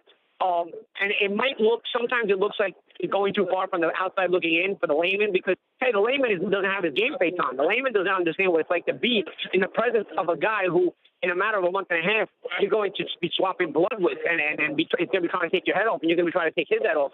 There's a subtle tension underneath that you do not like this guy. Like, regardless of what people say, like, these guys, they set up that they wanted to make a great press conferences. They might have, behind the scenes, they're laughing. Maybe behind the scenes, they might shake hands even. They might even touch fist bump and say, okay, we're going to make money. But let me tell you something. Underneath everything, these guys still know they're going to fight. So at day's end, the tension is there. And the heat is there. So do they go a little too far? Maybe for the layman, sometimes they go a little too far. But there's nothing really you can do to go too far when you're trying to bust up your opponent's psyche for battle. Was there any point, I thought that Conor almost had to treat this from LA on as the beginning of the fight, try to crack his shield and get in his head so that, if even at 1% he's not the same Floyd, that's a victory. Was there any point where you thought, all right, Conor's getting under his skin, he's getting in his head, he's cracking him a little bit? I thought they both got under each other's skin in certain moments. But one thing about me that I started to think, one thing in my mind that I started to think, Floyd keeps harping on Conor's quitting in the ADS fight, the tapping out, so to speak, whether it's quitting or not, and Floyd keeps harping on that thing that he would never quit. You never quit. You're not a real fighter when you quit. He keeps harping on it. He keeps harping on it. He keeps harping on it. I think psychologically what Floyd's trying to do is, in his mind, he sees himself punishing Conor McGregor in the ring. He sees himself as another level, and he sees himself punishing McGregor in the ring, which means that by harping on the quitting constantly, you're going to eliminate the option for Conor to be able to quit or sit on the stool between rounds and end the fight that way. Conor is going to have to take every second of physical beating that Floyd intends to dish out. In my mind, that's how Floyd was playing it. Now, whether that's going to happen or not, that's up to opinions. That's up to the way the fight plays out. That's up to the way, the technicalities play out in themselves. But in my mind, the mind game Floyd was playing and constantly berating Conor about the tapping out, constantly doing it. You are now eliminating the option for Conor to be able to find a way out of that fight if he finds himself in trouble, which in Floyd's mind, Conor will find himself in trouble. I'm speaking from the point of view of Floyd Mayweather here, not from the point of view of myself or anybody else. So in my mind now, Floyd is putting Conor in a position where he's saying, I'm going to punish this guy so bad for all this trash talking, and he's going to have to take every second of beating from me. Otherwise, he's going to be embarrassed by the entire crowd because they know I called him out on quitting. So I think there's getting under each other's skin in a lot of ways. I think Floyd was doing that because Conor was under his skin. I think Floyd was a little bit agitated because Conor was under his skin. But then in reverse, in retaliation, Floyd gets under Conor's skin by doing stuff like that.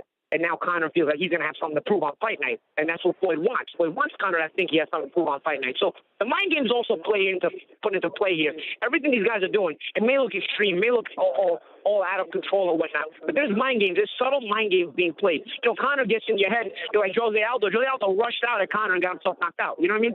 Yeah. Conor maybe he's thinking, maybe I'm going to get in this guy's head, berate his intelligence, berate his stupidity, berate anything I can, insult his family, anything I can do to where the bell rings and this guy might rush at me out of control and I might be able to catch him with something like I did Jose Aldo. Now, can I picture it? No, I think Mayweather's a bit more of a veteran. He's battle-tested, mind and physical.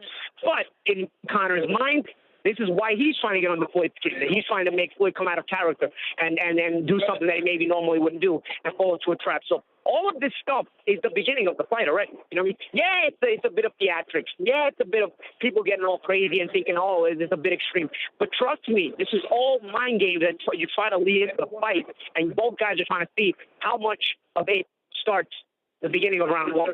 So you can get into the guy's mind. So at the beginning of round one, you have the advantage going into the fight, going into the opening bell. Did anything that happened last week change your opinion on the outcome of the fight?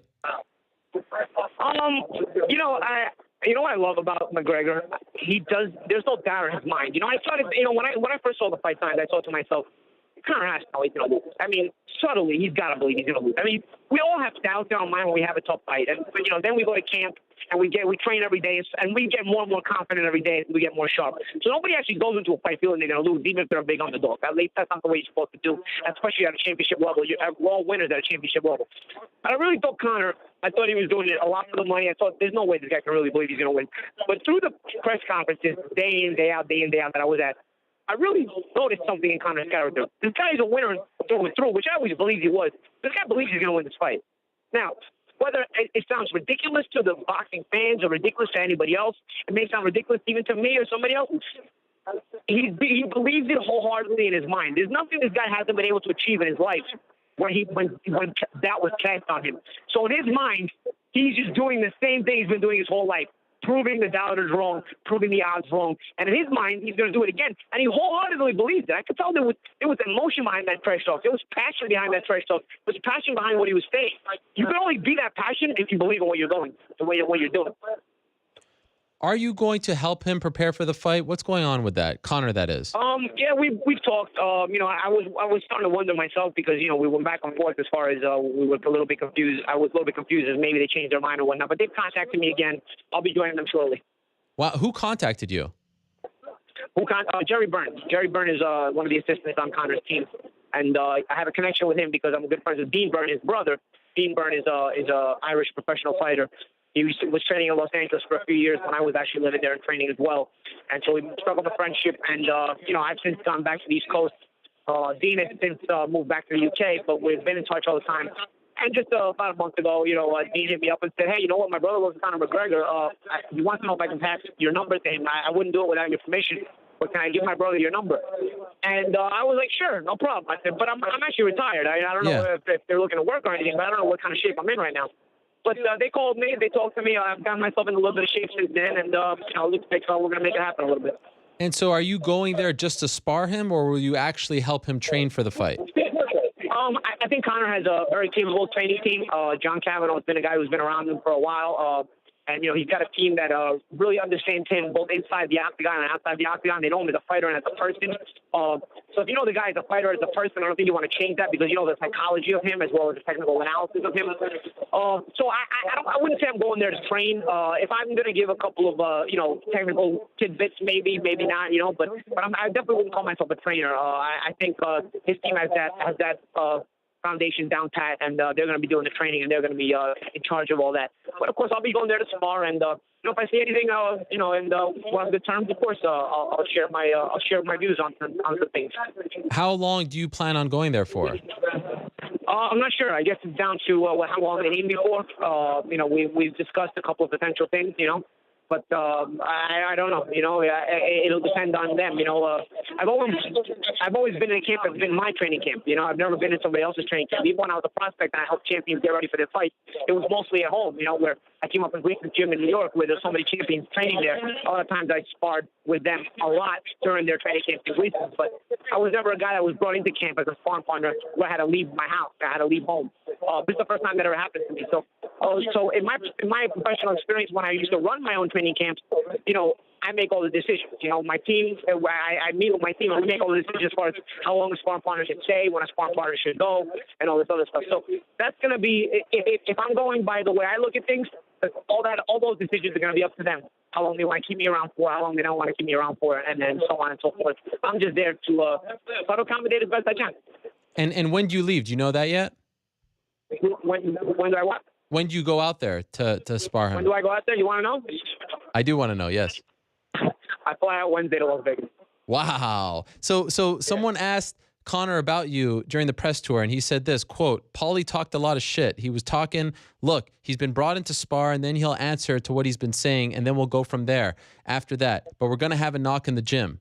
We're going to have a knock in the gym. He's going to have to answer for what he's been saying. What have you been saying that's gone, Conor? It seemed like it was almost like he was ready to fight you as opposed to like... You know what it is? When Conor got his boxing license, all the boxers looked at it like, wow, this is a big paycheck here, and if a guy was probably a little bit limited to boxing, then you're basic world-class boxer, So everybody was trying to get in there.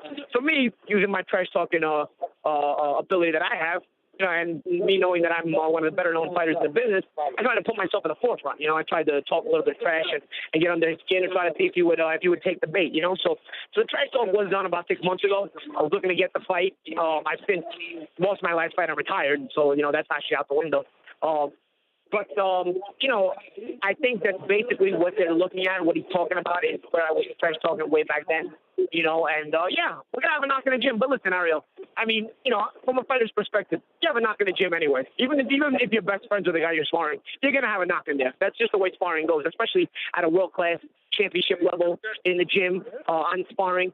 I've never been a part of a training camp where sparring was life. I've never, ever been that.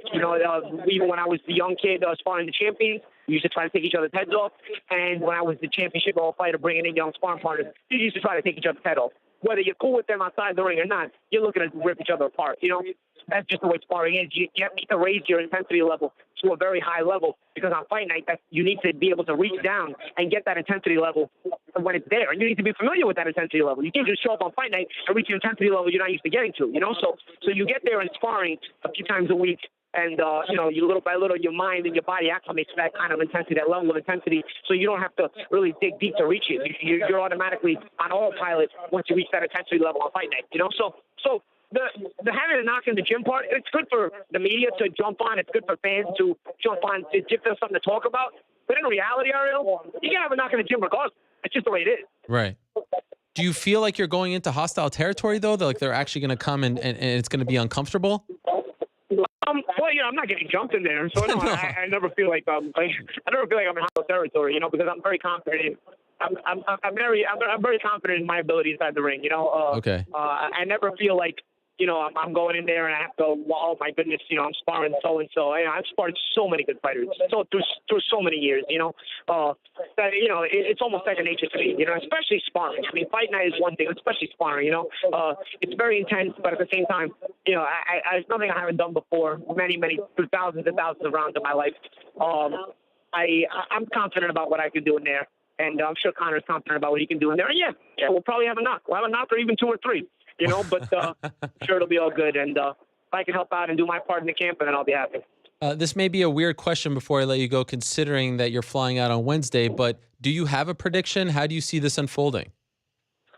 I think you favor Mayweather, and then you go from there seeing if Conor can have certain moments. What I've been saying from the start. You need to look if Conor can have certain moments in the fight. I don't think you can just outright say Conor wins the fight. Okay, you can't. It's just outright too much of a jump. But here's where you can start to think Conor will win the fight.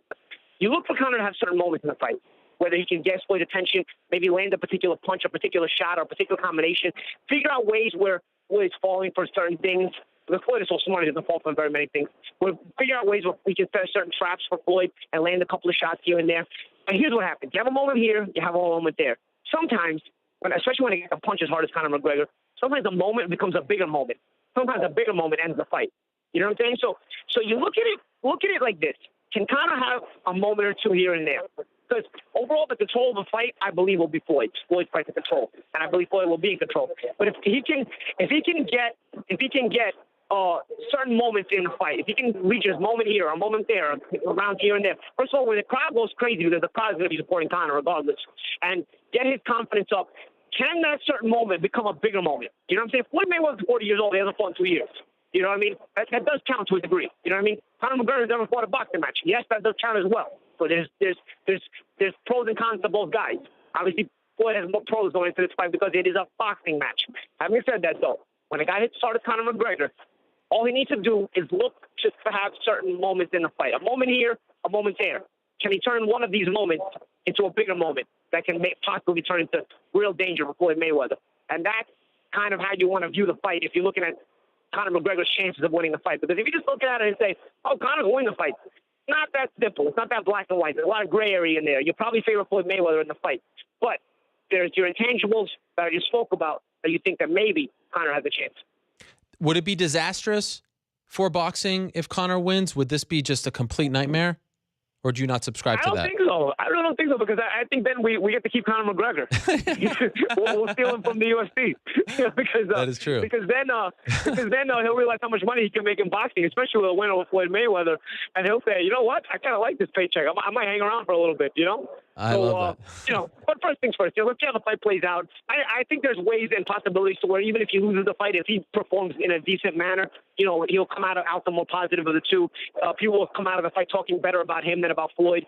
I think the only way Floyd comes out of this fight with positive press is if he absolutely annihilates Conor McGregor. He has to absolutely annihilate him, and he has to absolutely give him no chance of any inkling of a moment in the fight. If Floyd absolutely annihilates McGregor, then Floyd comes out with positive press. If Conor even has certain moments in the fight and still loses, people will talk more about McGregor than Mayweather after this fight because this is Mayweather's domain. He's supposed to dominate. Conor is not supposed to do anything. So anything Conor achieves in this fight is positive for him. What phenomenal insight. Thank you so much. Real honor to have you on the show, Paulie. I've been watching you for years and such an admirer of your work in the ring and now on the microphone. Thank you for the time and the insight, and good luck over there. They're good people. They won't jump you. I'm certain of that. But good luck over there in Vegas with the McGregor team. I'm going to be leaving Wednesday. But I have to return to New York Monday to work the Broner Garcia fight week for Showtime. And then I will once again leave for Vegas after Broner Garcia. So I'll be Vegas, New York, and back to Vegas. Wow. Wow, that's a lot of fun. Good luck over there. Thank you again, and hope to talk to you maybe before or after the fight again. Yes, sir, Ariel. Always my pleasure. Take it easy. All right, there he is, Paulie Malignaggi. What phenomenal insight. Wow, that was amazing. You see, if you're not a boxing fan, why this guy is so good. I mean, you could just tell. Respect for the game, respect for MMA, respect for Conor. He's not dismissing it. He's not, and yes, I know he works for Showtime, and I know that he is part of the broadcast team, but you could tell there's genuine respect there. And yes, he's going out there, but what a phenomenal, I mean, just the analysis was tremendous. And now we've got the confirmation after a bit of a back and forth that he will be going to Las Vegas. You heard it there to spar with Conor McGregor. Business is picking up over there as we prepare for August 26th. Very curious to see how that goes. We shall find out soon enough. All right, let's move along. As you know, around 9 days ago was UFC 213. Main event ended up being Robert Whittaker versus Yoel Romero. Most people thought Yoel Romero won the first 2 rounds, and then some way, somehow, with a bum leg, Robert Whittaker pulled away. But the story after that fight, at least as far as Yoel Romero is concerned, has been his simmering feud with Michael Bisping. Cage side, Michael Bisping got a hold of a Cuban flag and ripped it. Afterwards, Yoel Romero at the press conference told me just how he felt about that. Since then, he's put out a couple of videos going back at Michael Bisping, and this is some of the finest promotional work that we have seen in quite some time. I mean, straight out of 1980s pro wrestling, and I say that as a compliment. He even went back to his home country of Cuba. Amazing stuff. So wanted to check in with the Soldier of God and see how he's doing 9 days after the fight, how the trip went, all that stuff and more. He joins us now via the magic of Skype. There he is. Yoel, how are you, my friend? Shalom. I'm good. Shalom, shalom. And I must say, it's always good to see you, but I am very disappointed in seeing the man next to you. Where is Ray? What is this? Ray couldn't make it, so I had to step in. Oh, my God.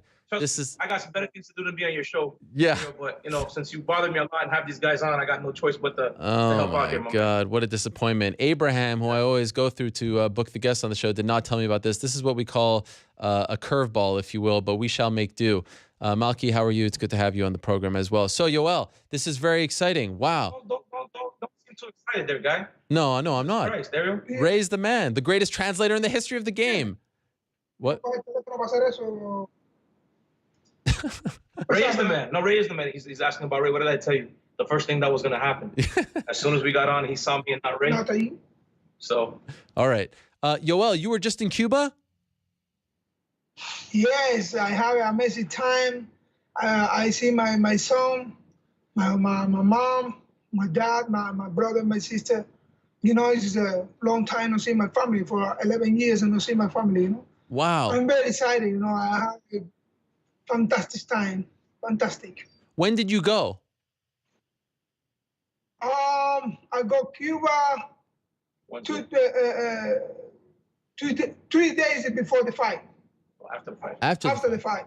And why did you stay? After the fight, yeah. Why did you stay for so short? Why didn't you stay there for a couple of weeks, a month or so? You haven't been there in so long. ¿Por qué tú no haces más tiempo en Cuba? Un mes o 2 semanas algo. Tú no estás aquí mucho tiempo. Yeah, because I want to return fast because I want to training. I want to know everything what happened for my division. Because I hear that the Whittaker is an injury. I want to know what happened, because I want to fight Bisping. I don't matter if it's for the belt or no belt. I want to fight with this guy, because he no respect my country, my flag, and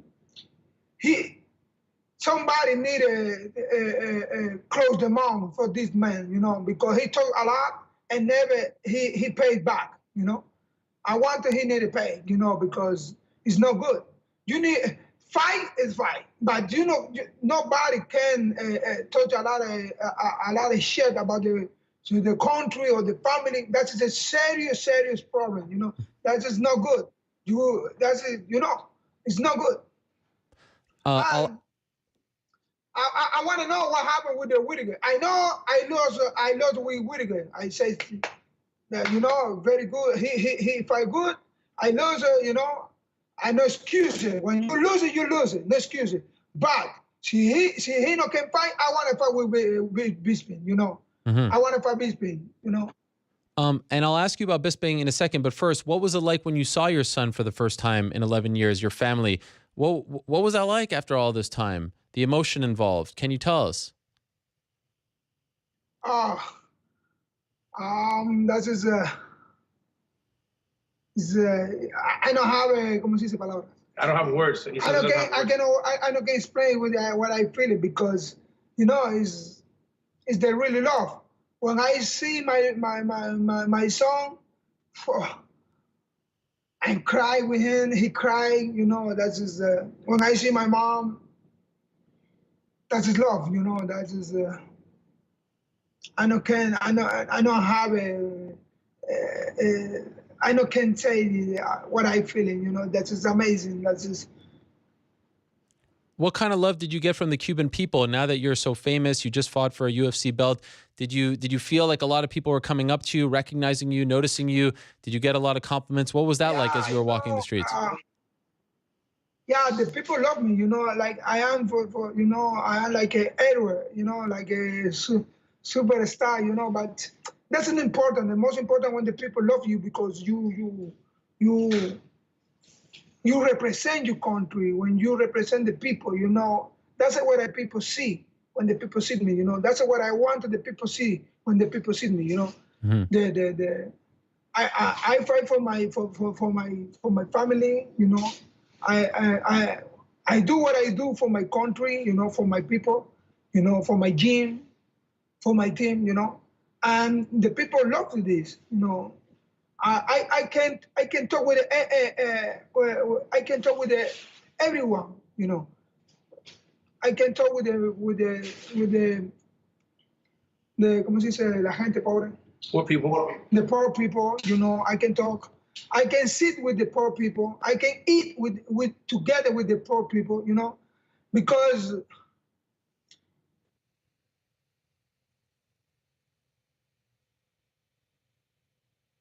I think we may have lost him there.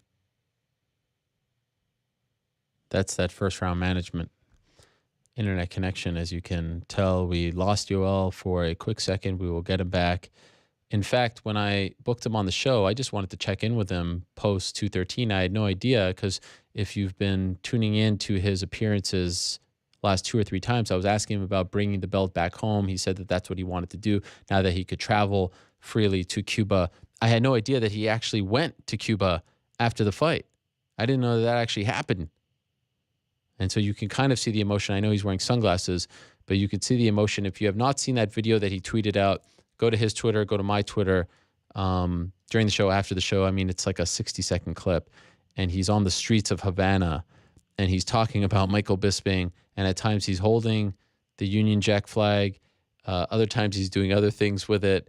This is no joke. I mean, I say it's like 1980s pro wrestling because they used to tap into those emotions, those feuds, if you will, and bring in, you know, flags and patriotism and nationalism, all that stuff and more. But I mean, this is very real. You could tell this is very real, especially considering his, you know, his history with Cuba, and if you know a bit about his history with him defecting, and how proud Michael Bisping is. I mean, this is very real, and I can't help but feel, as much as I would love to see Michael Bisping versus Robert Whittaker, as much as I would love to see Michael Bisping fight George St. Pierre, this is a money fight. It is hard to get this kind of emotion. It is hard to get this kind of heat in this day and age. There is something very real there between Michael Bisping and Yoel Romero. And credit to him for keeping this going. I mean, I know he wants to fight, but his team, they're putting on some great videos for us. This is high quality stuff. I think it might make some people a little bit uneasy when it kind of reaches that line of flags and disrespecting flags and burning things and ripping things up.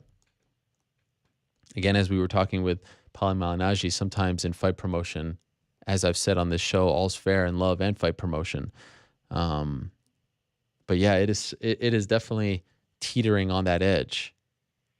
I mean, I can't recall this happening as far as a UFC feud is concerned. I mean, there have been times where, you know, people have made fun. Matt Serra made fun of GSP and the accent and the Frenchie thing. Remember that?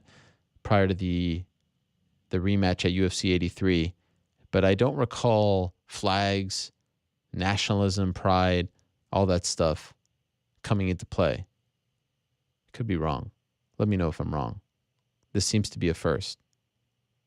He referenced the fact that Whittaker may be banged up. I was told that one of the options that was presented as far as the new Ultimate Fighter season is concerned, the 26th season, was Bisping and Whittaker, but for whatever reason, Whittaker couldn't do it. No update yet on the severity of that leg injury. And then there was some talk of Justin Gaethje and Kevin Lee, and then it ended up being Justin Gaethje and Eddie Alvarez. In fact, they already started filming. It's going down right now in Las Vegas, and this is the season where they're introducing the flyweights. And the winner becomes the first ever UFC women's flyweight champion. So it's Eddie Alvarez, Justin Gaethje, and I heard that the current plan, at least as of right now, is to have them fight on that December 2nd card in Detroit, which would have been a great platform for Kevin Lee, who's getting all kinds of push from the UFC. But I'm sure they have other plans for him. We do have Yoel on the phone, I do believe, right now. Yoel, are you there? Yeah, I'm still here. All right. So we'll make do with this. And so, Yoel, you have put on these amazing videos, very entertaining, somewhat terrifying, of you in Cuba with the flag, talking to Michael Bisping. The other video with the picture, burning it. Why are you doing this? Why do you feel the need to do this in response to what Bisping did last Saturday? Yeah, man. Yeah, because he no respect my flag. He no respect me. You know, that is not good. He need to pay me. He need to fight with me. Bell or no bell, but he need to fight with me. I say, Dana White, give me the guy. I wanted this guy. I know I lose my chance for the bell, but we take it. No can fight for the injury. Okay, I say, Dana, give me the guy. I want to fight with him. Bell or no bell, but I want to fight with him because he need to respect me. You know, that's it. It is what it is. That's it. That's what I want. You know. And so, what does Dana White say? Is there a chance that you get him? Depend. On? Maybe depend because see, Whittaker can fight. I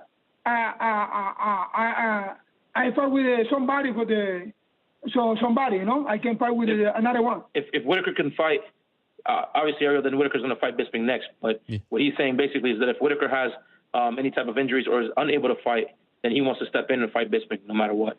If not, then he'll fight whoever's next and continue on his trek to become a world champion.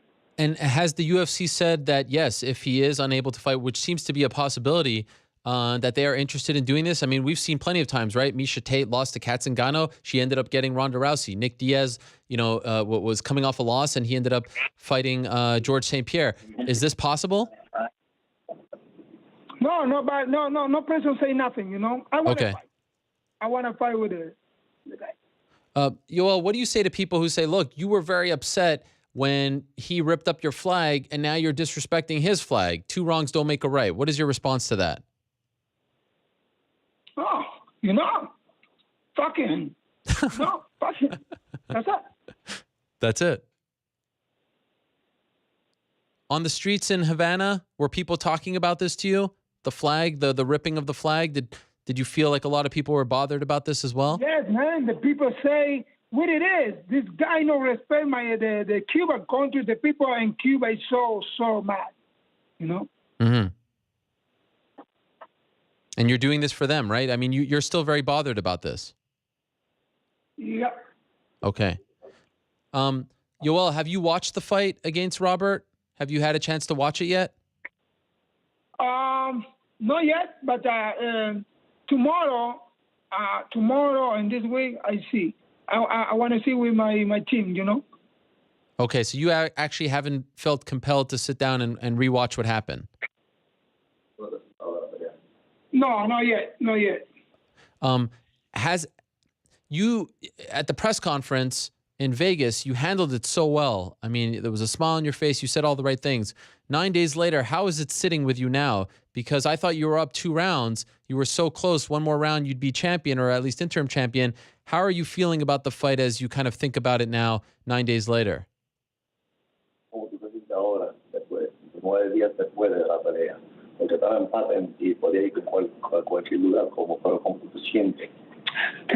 que what I feel, that's what I think. I think is I am ¿cómo se dice? I slipped. I've slept. That's what I think. I sleep all the time. I think about the sleep. You know. When I sleep, that's the key. And Whittaker supo coger bien su chance. He had to take the control. You know, when I sleep, and that's the last minute where the Jews, ¿cómo se dice? The judges. The judges see, you know, the last minute what the judges see, and that's what happened, you know. But I'm not feeling mad, you know, because I know I have what I think. I have a big respect with Whittaker. He's a good fighter, but I think I am no. I am not fight slip. I win it. I win the fight. That's what I think. You know. That's what I'm thinking. And I am continuing. You know, when you lose it like a TKO and the people. And when the people keep destroying you, you say, I don't have a chance. I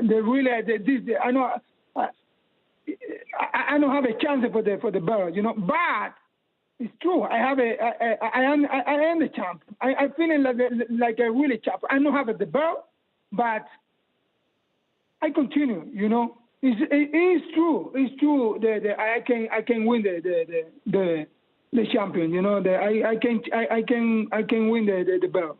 I can take the belt. Did you feel like you got tired? I mean, going into the 4th and 5th round, did you feel like you were getting a little more tired? And is that something that you're going to try to work on for the next time you fight for a belt? Yes.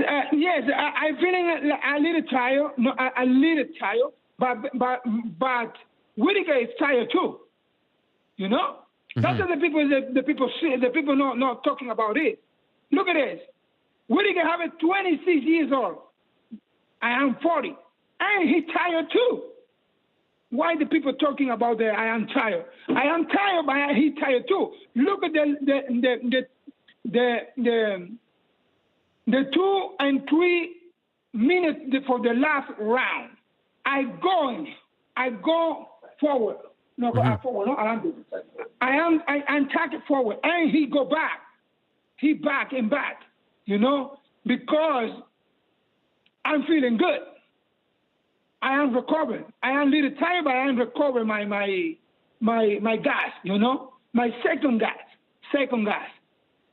But I sleep it. That's it. That's what I think. I think about sleeping, not not about I am tired and Whittaker all the time push me down. I don't move. No.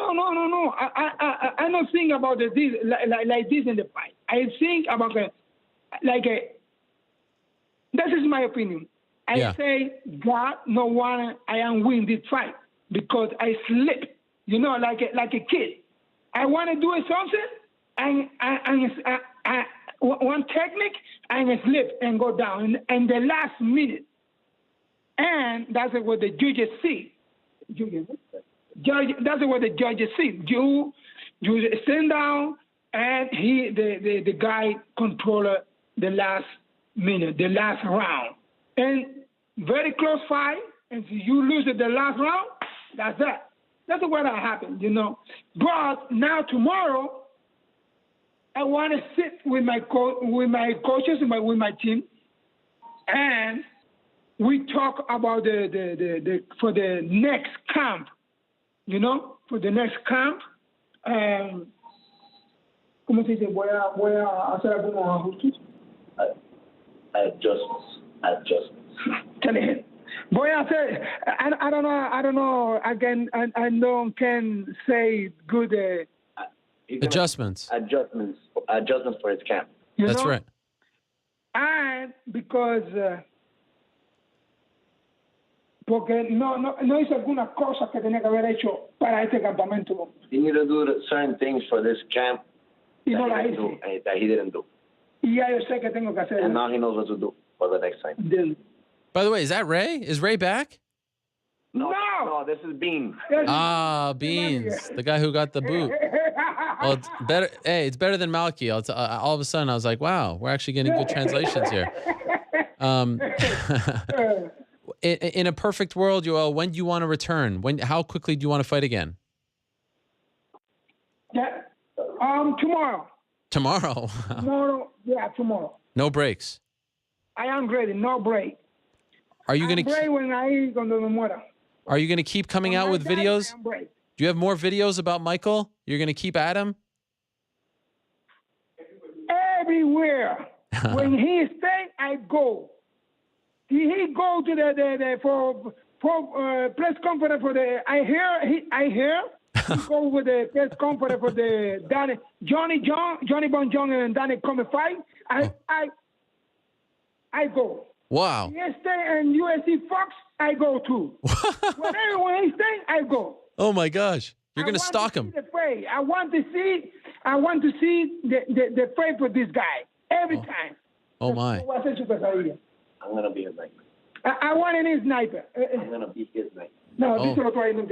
He wants to be his nightmare. Yes, I understand. Wow. So you're going to stalk him basically. Wherever he is, you're going to be there. Yeah. Have you ever felt this way about anyone before? See? If you ever, ¿tú te has sentido de otra persona así? No, never in my life. That's the first time in my life. I say, God, I'm sorry. I say sorry, but I no puedo con esto. But he can't. He wants to say sorry to God, but he can't with this one. Wow. So are you afraid of what you would do to Michael Bisping if you see him face to face? Tiene miedo como lo que tú le vas a hacer a Michael Bisping si tú lo ves cara a cara. No tengo miedo, tengo ganas. He's not scared. He wants to. He feels it. Que me voy a sentir bien. That he's gonna feel good. Malky's scared for Bisping. Wow. And it's because of the flag, right? You feel like he crossed the line when he did that to the flag. Yeah, for sure. In the middle of my fight. When I fight, he do this, you know? When I fight with Whittaker, I go to my corner. My corner, he stay Behind him in the corner with me. And when I return, I see this guy. He ripped my flag. Yeah. And threw away for the cage, you know, for the octagon. Was he talking to you during the fight as well? Was he saying anything to you when you were in the corner? Estaba hablando All the time. Oh. All the time. He talk a lot of shit when I stay in the corner. Whoa. What was he saying? ¿Qué estaba diciendo? Me sacaba el dedo. Put out the middle finger. Yeah, you know, me hacía gesto con la cara, like, what?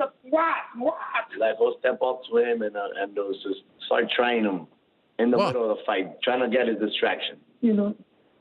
Wow, that is intense. By the way, Yoel, before I let you go, do you think if you didn't... Now, yeah? Wherever when he stay, I go. Wow. So you're going to follow him. You're going to 214. All the time. When I stay, I go too. This is incredible. I've never seen anything like this. Do you think the judges got it wrong, though, Yoel? Like, if you think that you slipped, you say that you slipped, that's not a takedown. Do you feel like you should have won that fifth round? Do you think that they actually should have scored it in favor of you, regardless of what happened there at the end in the last minute? No,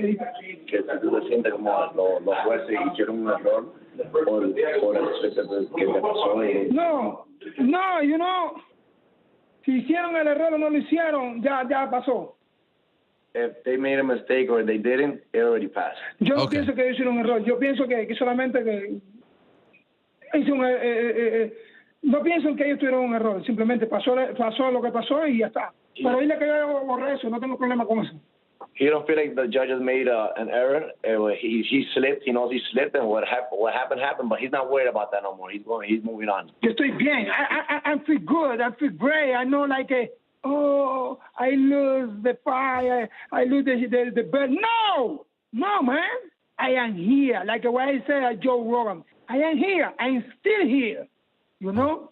And now more hungry. You understand? Yes. And now I have more hungry. I stay with my family in Cuba. Dile que estuve con mi familia en Cuba, eso me dio más fuerza todavía. Him staying in Cuba, it gave him more strength, more power. Okay, I understand. Last thing for you, Yoel, do you want to say anything to Michael? He watches the show all the time. Is there any last message you want to give to him?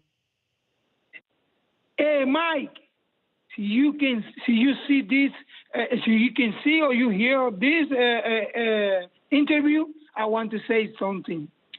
Fuck you. I see you soon, boy. I kick your ass. Thank you, Yoel. I appreciate it. Good luck to you. Thank you, my brother. Shalom. So sorry, man. Shalom. No problem. Thank you. Wow. Holy smokes.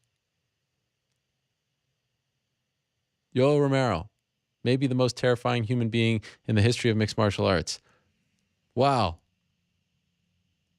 That was something. That is real. Please believe. I know it's cool to be cynical, but that is real. He is not happy. Please, MMA gods. Romero Bisping.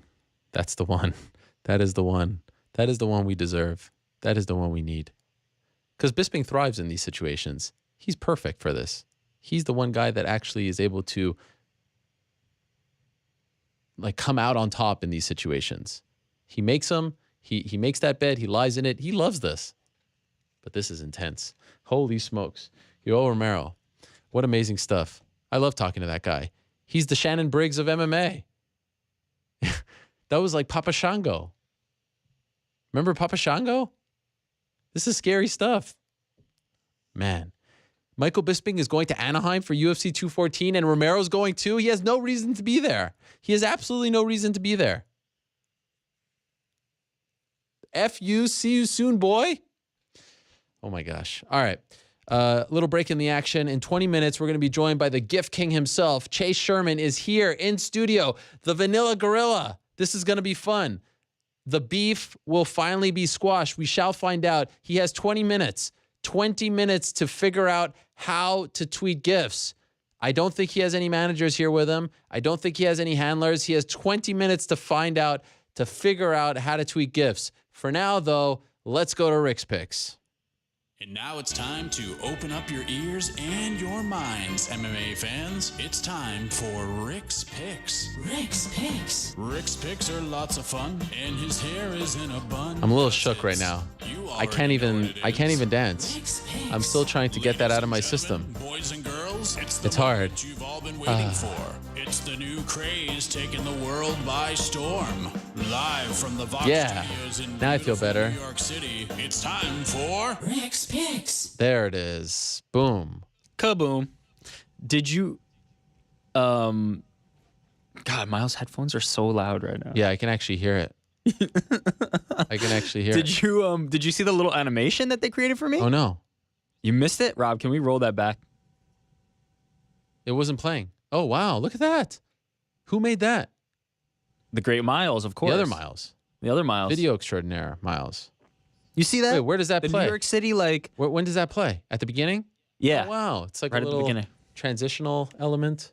That was nice. Is this you flexing your muscles on everyone back there and making them No, work they came to me and killed it. One more time. Miles, Can I see it Miles one more killed time? it. Yeah, let's roll it out.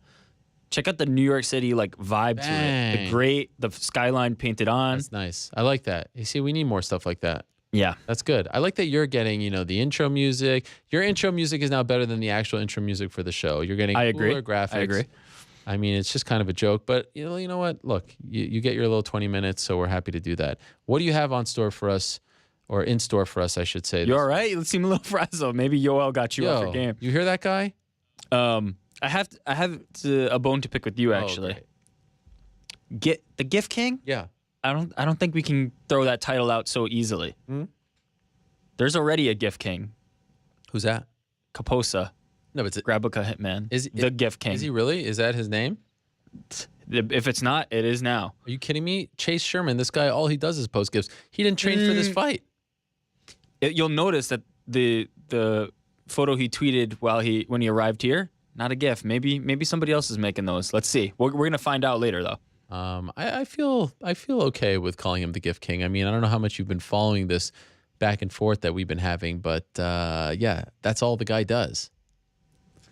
Is it him though? We're gonna find out. We're gonna find out. Like I said, he's got now 18 minutes to figure out how to tweet a GIF. I still don't believe that he knows how to do it. He tweeted yesterday if he got over 500 retweets, he would come on the show, and now here he is. So 18 minutes away until the Vanilla Gorilla is sitting right over here.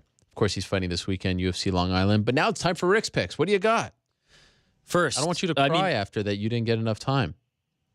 I don't know if it'd be me crying, it'd be the fans crying. that's I true. think they look forward to this segment every week. So we're gonna cover all things Mayweather, obviously.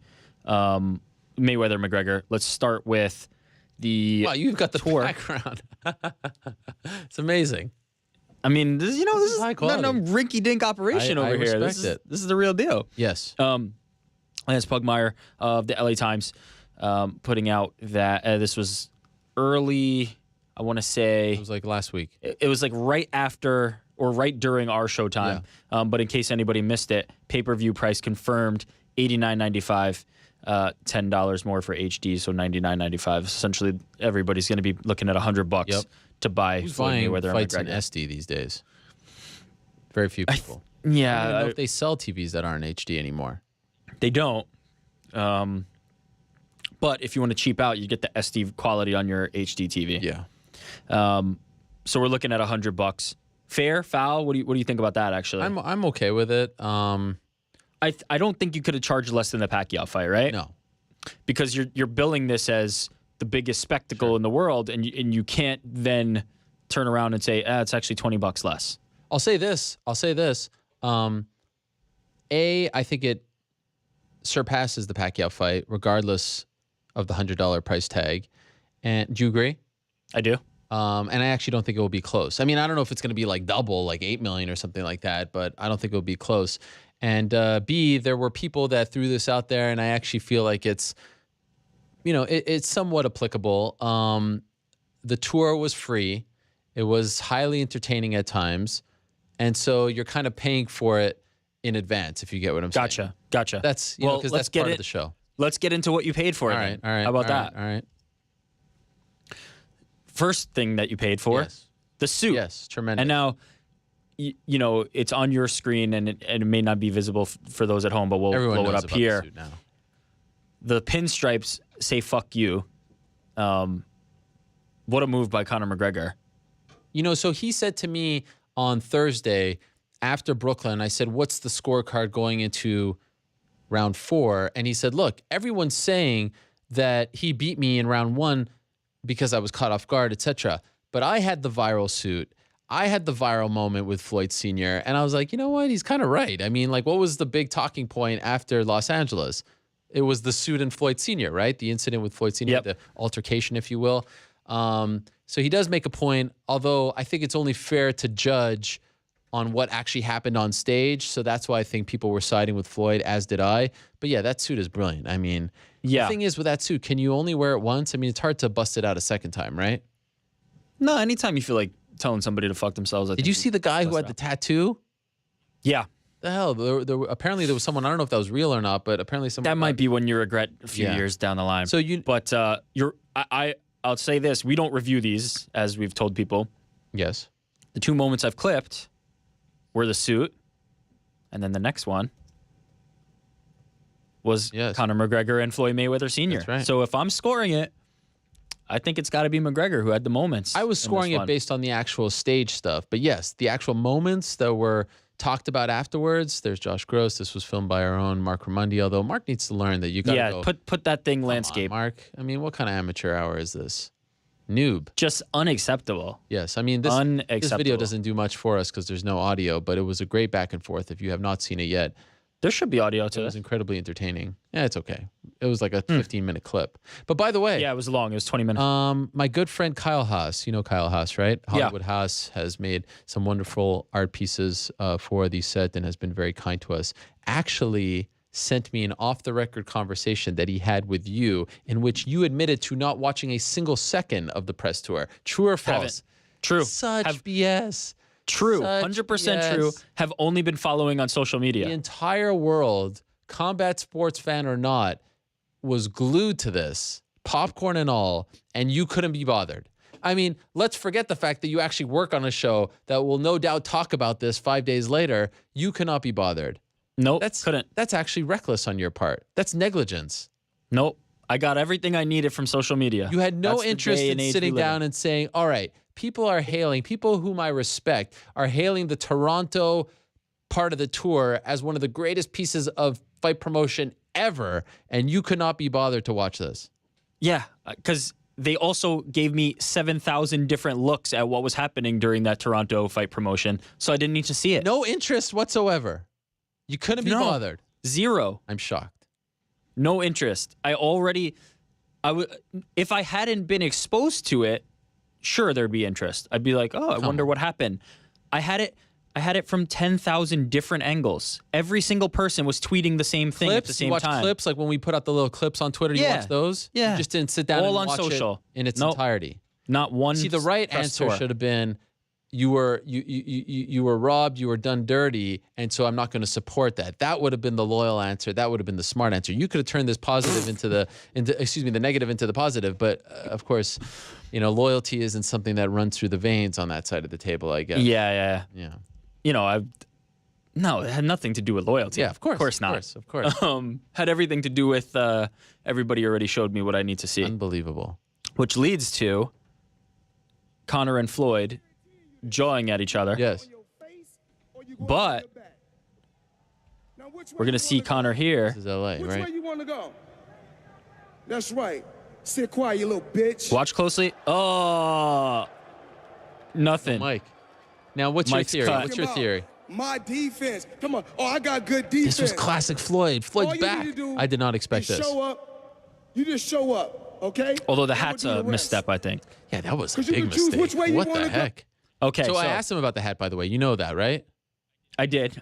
He said 48 was the Pacquiao fight. That's the Yep. most money. But I'm like, come on, man, get a 50. Yeah, you got to get the 50. I was like, what are you doing? Wearing the hat from 2 fights ago? 48's a That was mistake. the biggest But misstep, yes, of that particular stop. This also ties to that. We see here from Showtime a statement that they made saying that no microphones were intentionally Oh, interesting. during Tuesday's Well, kickoff. obviously, you can't say no microphones were cut because they were cut. But they're saying they didn't do it on purpose. Yes. Now, okay, so I know you're kind of a conspiracy theorist. Do you really think? Am I okay? Do you think Showtime? And by the way, shout out to the guy who tweeted Dana White that I lied. Dana White did a scrum on Thursday and said, and I quote, he thinks Showtime cut the mic. And then I asked Steven Espinoza about that because I think that that's a pretty serious claim. And someone cut out the part where he says, I think Showtime cut the mic, and just put in the part of me asking the question and said that I lied about it. No, he actually did say that. Anyway, Conor thinks it. Dana thinks it. It's clear that there's a bit of a line being drawn in the sand here between Team Mayweather, which includes Showtime, and Team UFC, which I think is fun and brilliant. And I actually think that this adds to the promotion. Do you think Showtime actually said, look, we're not going to have him speak. We're going to cut the mic so that he doesn't interrupt our guy, Floyd Mayweather. Do you actually think that that is the case? I think the intention was that if the roles were reversed, the mic still would have been cut. If it was Mayweather trying to respond to McGregor, that the mic would have been cut. So I don't think it had anything to do with trying to get a guy over versus burying McGregor. I think it had to do with they didn't want them interrupting each other. So if it had been, the roles had been reversed, I don't think. But was that a Showtime idea, or was that a Staples Center idea? Maybe an overzealous audio guy who's like, okay, this guy's talking now. I don't want to have, I don't want to have this other guy interrupting him. I think it had to be some version of that, where it definitely wasn't the intention. But they learned very quickly that you can't do that. Everybody wants to see them go back and forth. What a mistake. I don't think Showtime, I mean, that's all part of the fun here. No. The back and forth. I think it was probably a logistics thing. The person running the board shut it down. But let me tell you, it was a blessing in disguise because Conor comes out. The big thing going into Toronto was, and it was later in the day, there was like this buzz building in the city. And I got to do the Tim and Sid show on Rogers Sportsnet, which was such an amazing thrill for me. And I got to sit down with Stephen Brunt. Stephen Brunt is like Canadian journalism royalty. Stephen Brunt, the closest person I could compare him to is someone like a Frank DeFord. If you know who Frank DeFord is, I mean, he is royalty as far as Canadian journalism is concerned, sports journalism to be exact. And I got to sit down with him and Jeff Blair and Brendan Dunlop, and it was just such an amazing thrill to be on that show. And there was this buzz, like it was building like we were going to a fight, and it was raining, and we're sitting there, and Drake comes out. Again, I've never experienced any kind of anticipation for a press event, some kind of event related to a fight, which didn't include the actual fight itself, like I did in Toronto. And so that thing happening led to Conor coming out guns blazing, saying, I'm not giving up the mic. I'm standing here. The crowd goes, well, Weasel, this is stuff. It was brilliant. The best part about the tour, by the way, in addition to, as I said, Floyd turning back the clock and showing that he still got it, to me was that the sub-characters became characters. Espinoza became a heel and played it beautifully, in my opinion. Ellerby became a character. Dana and him, standing there and doing the whole like shtick, yelling on the microphone. The goons, Roddy and Dennis and Artem Lobov. I mean, all Floyd Sr. showing up. The greatest thing is that it became this traveling circus where there were these bit players involved, and you all kind of wanted to see how they would react in the next stop. It was a lot of fun. I really enjoyed it. I enjoyed that aspect of it the most, maybe. There were a lot of moments here from the tour. We'll go through some more of them. This one received a lot of attention for the nature of it. Conor McGregor saying that he's black from the belly button down. There was some talk about, race relations and whether he said something that was racist, calling Mayweather a boy. And then I think his most important time that he addressed it was backstage speaking to the press. Yeah. But I thought this was in poor taste overall, but fitting of the occasion, I suppose. This was a miss. I mean, this was a misfire. Brooklyn was a miss. And as I said earlier, the audio sucked. It was a complete train wreck. You couldn't hear anything. They couldn't play off each other. It actually reminded me of, remember that press conference where DC and Jones met 2 times ago and they couldn't hear each other? That was a big mistake because they couldn't hear each other, and thus the whole thing is ruined. That was the case here. That obviously doesn't, condone or excuse any comments like this. But it just the whole thing, I just want to forget that whole thing. I just want that whole thing to go away. Let's just take Brooklyn out of the 4 city tour. This was a miss. I mean, it just, and by the way, we don't have to keep playing it over and over again. I heard it. It did not hit its mark. It was the wrong tone. It was the wrong message. It was the wrong response. And I think he acknowledged that afterwards. What I would have done if I were him, just ignore that talk. People were saying that he was racist because he used the word boy, I think on Tuesday. He should have just moved. Don't go there. Maybe address it backstage, but in front of that stage with the emotions high, the tensions high, there's a lot of electricity in the air. I would have just ignored it, moved on, and not try to adjust it, or even try to make a joke out of it, which seemed like what he was trying to do. It didn't work. Obviously, it didn't work. There's no other way to say it. It did not work, and that was obviously a big miss on his part. Here we're looking at a unique angle. Yes. From on the stage. So you know what the story is behind this? Time lapse. The thing ran so late in Brooklyn. This is Brooklyn. That Esther Lynn, our phenomenal photographer, who works for Showtime as well. We got the best photos because she was there on stage. Everyone was from the other's perspective. We got that great photo of them squaring off because she's on stage because she's working for the broadcast. And so the thing ran late. She had to make it to London. So she actually wasn't there for all of this. By the time they got on stage, Esther was gone. And so she actually left a camera on the stage and did a time lapse. And then Casey, our videographer, compiled all the photos together to put it and make it into that. How incredible is that? That was the best thing to come out of the Brooklyn stop, by the way. Get that camera bag out of there.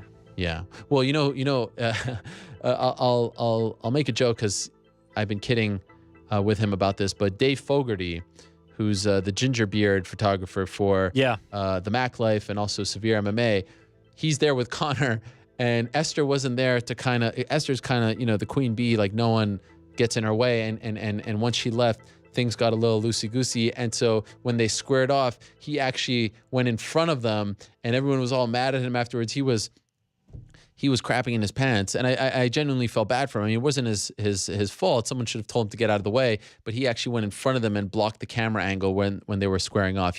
Floyd even addressed him at one point of the whole thing. I mean, it was just crazy. The whole thing. It was like watching the beginning of Monday Night Raw without the actual wrestling, and it wasn't scripted. It was nuts. The whole thing was nuts. We'll never see anything like that. We're gonna end on a light note with a few videos. Okay. First one here. Bad Lip Reading, a YouTube channel that does dubs over what people are saying. Let's bring the audio up on this.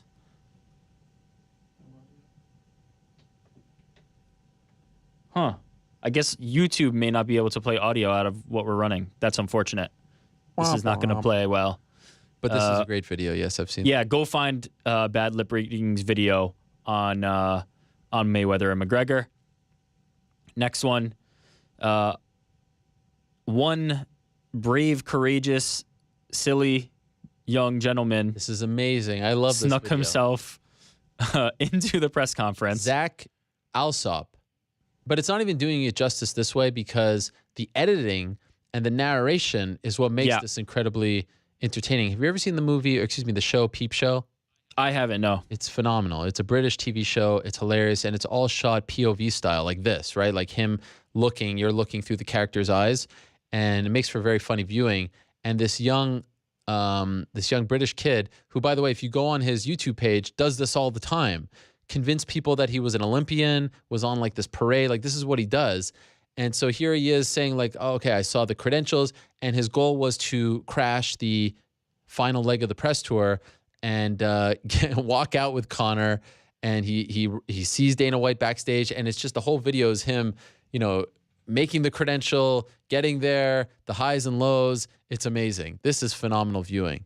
This was maybe the best thing to come out of the whole thing. And I thought our coverage was great, but this guy was just amazing. Now, there is one negative to all of this. It is a little alarming how easy it was for him to just walk in there. Sure. I have a feeling credentials are going to be checked a little harder at any future opportunity. As far as entertainment value is concerned, this was it was great. The ending, I won't spoil it for you, but the ending is go find the video. Yeah. But he snuck into the press conference.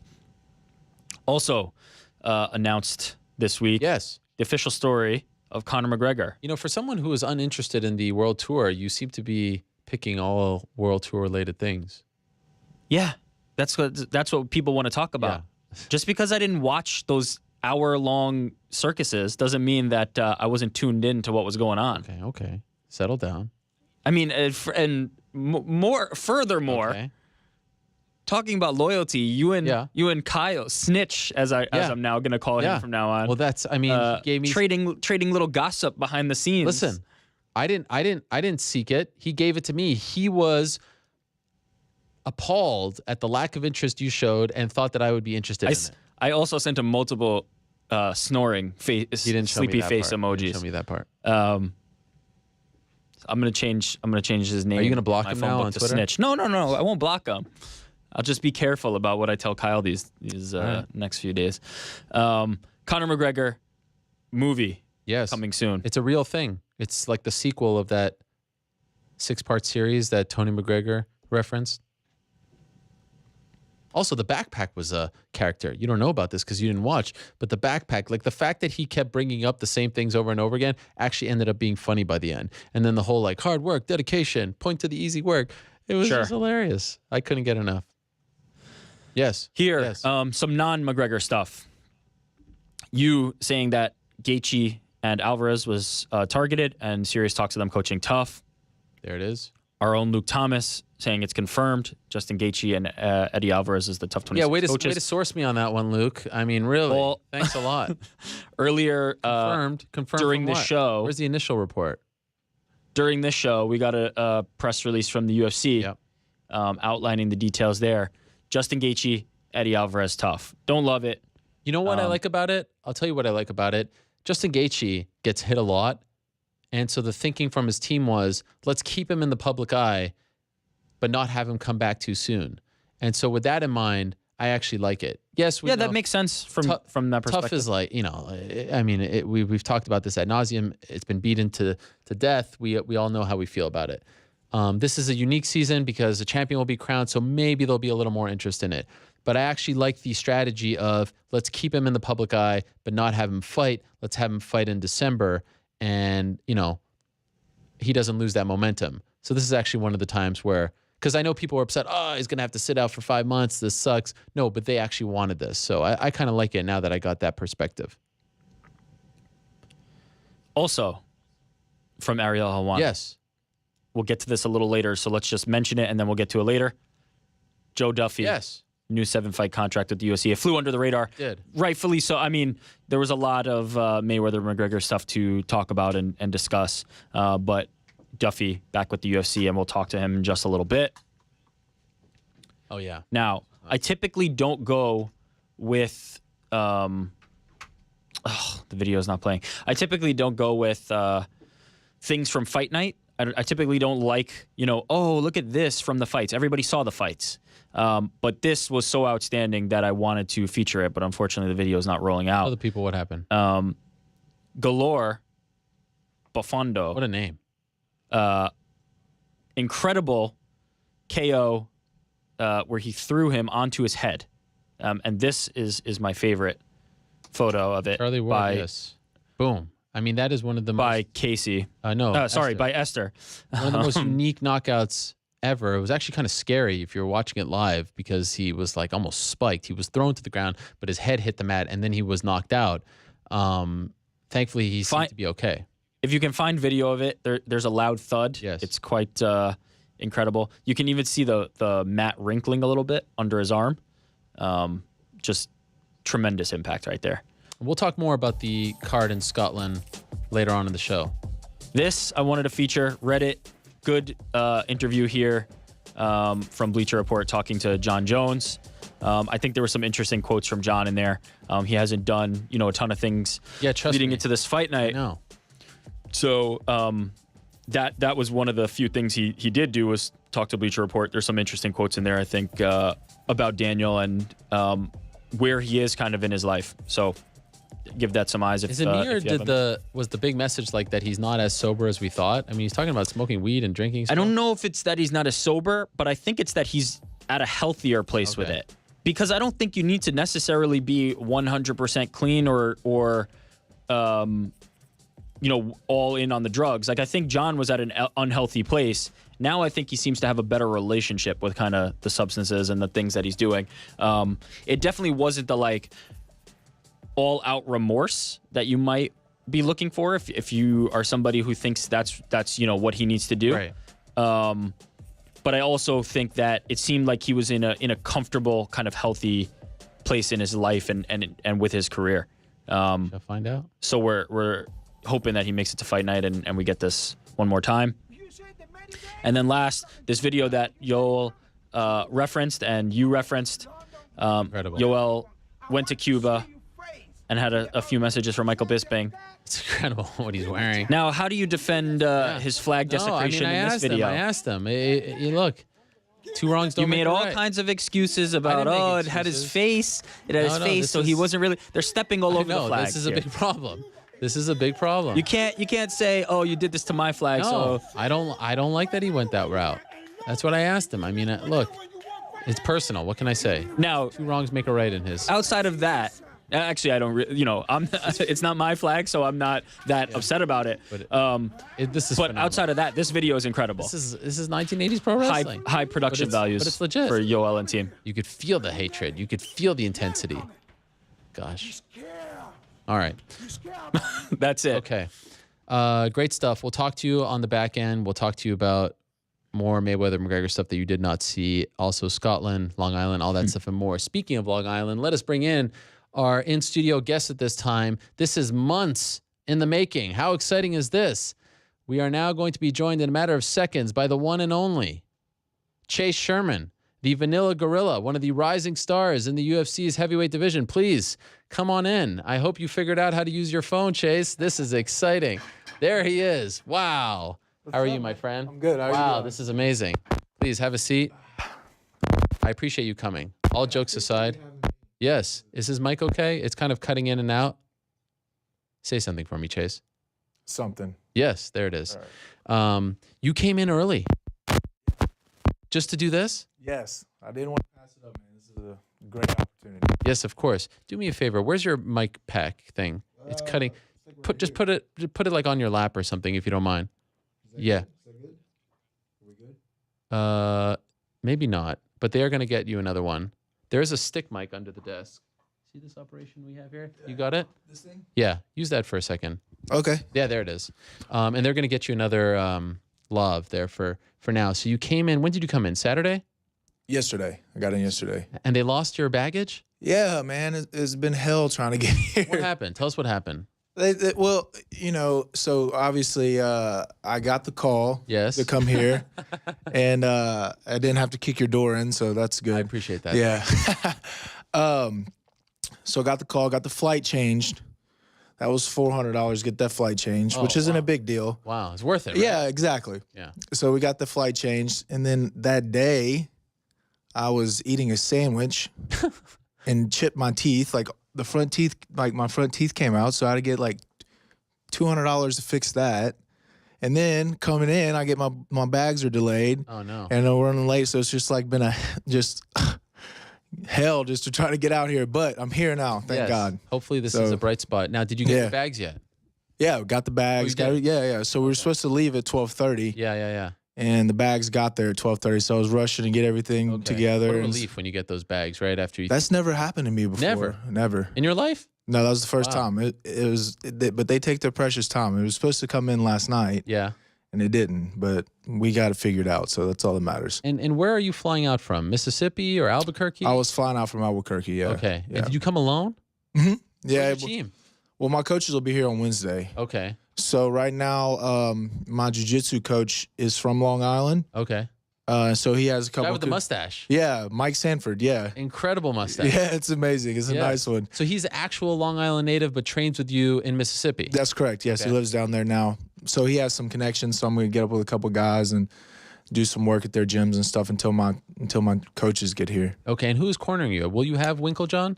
Yes, Coach Wink will be there. Alan Belcher will be there, and my normal coach James Sharp. He has a wedding to attend to. He's the best man in the wedding, so I told him, go to the wedding. One of my good buddies from back home will be in my corner. Okay. So he just like a friend. Yeah, he's a friend, but his dad was actually Alan's boxing coach. He grew up around the fighting. His uncles and his dad's all box, so he knows the game really well. You know what I mean? And he keeps it lighthearted in the locker rooms for me. He's a pretty funny cat, so I love having him around. Okay, so we have a lot to talk about. Okay. So this is the thing. You fight Rashad Coulter, and by the way, if you guys want to come in and give him the love, I don't mind, just so he doesn't have to hold the mic the entire time. Sorry about that. Oh no, it's not a problem. It's sometimes we get a little excited with our guests, but there is my man Miles walking in here. This is our audio extraordinaire. I know he's very upset about all of this. This is his worst nightmare. A, being on camera, and B, having to change. Yeah, just take that off. It's okay. And we'll get him the new microphone. So last time I saw Chase was in Dallas. He fought Rashad Coulter. It was the fight of the night. It was one of the best fights of the year. Back and forth they went with the leg kicks. I mean, it was an amazing display of heart and determination.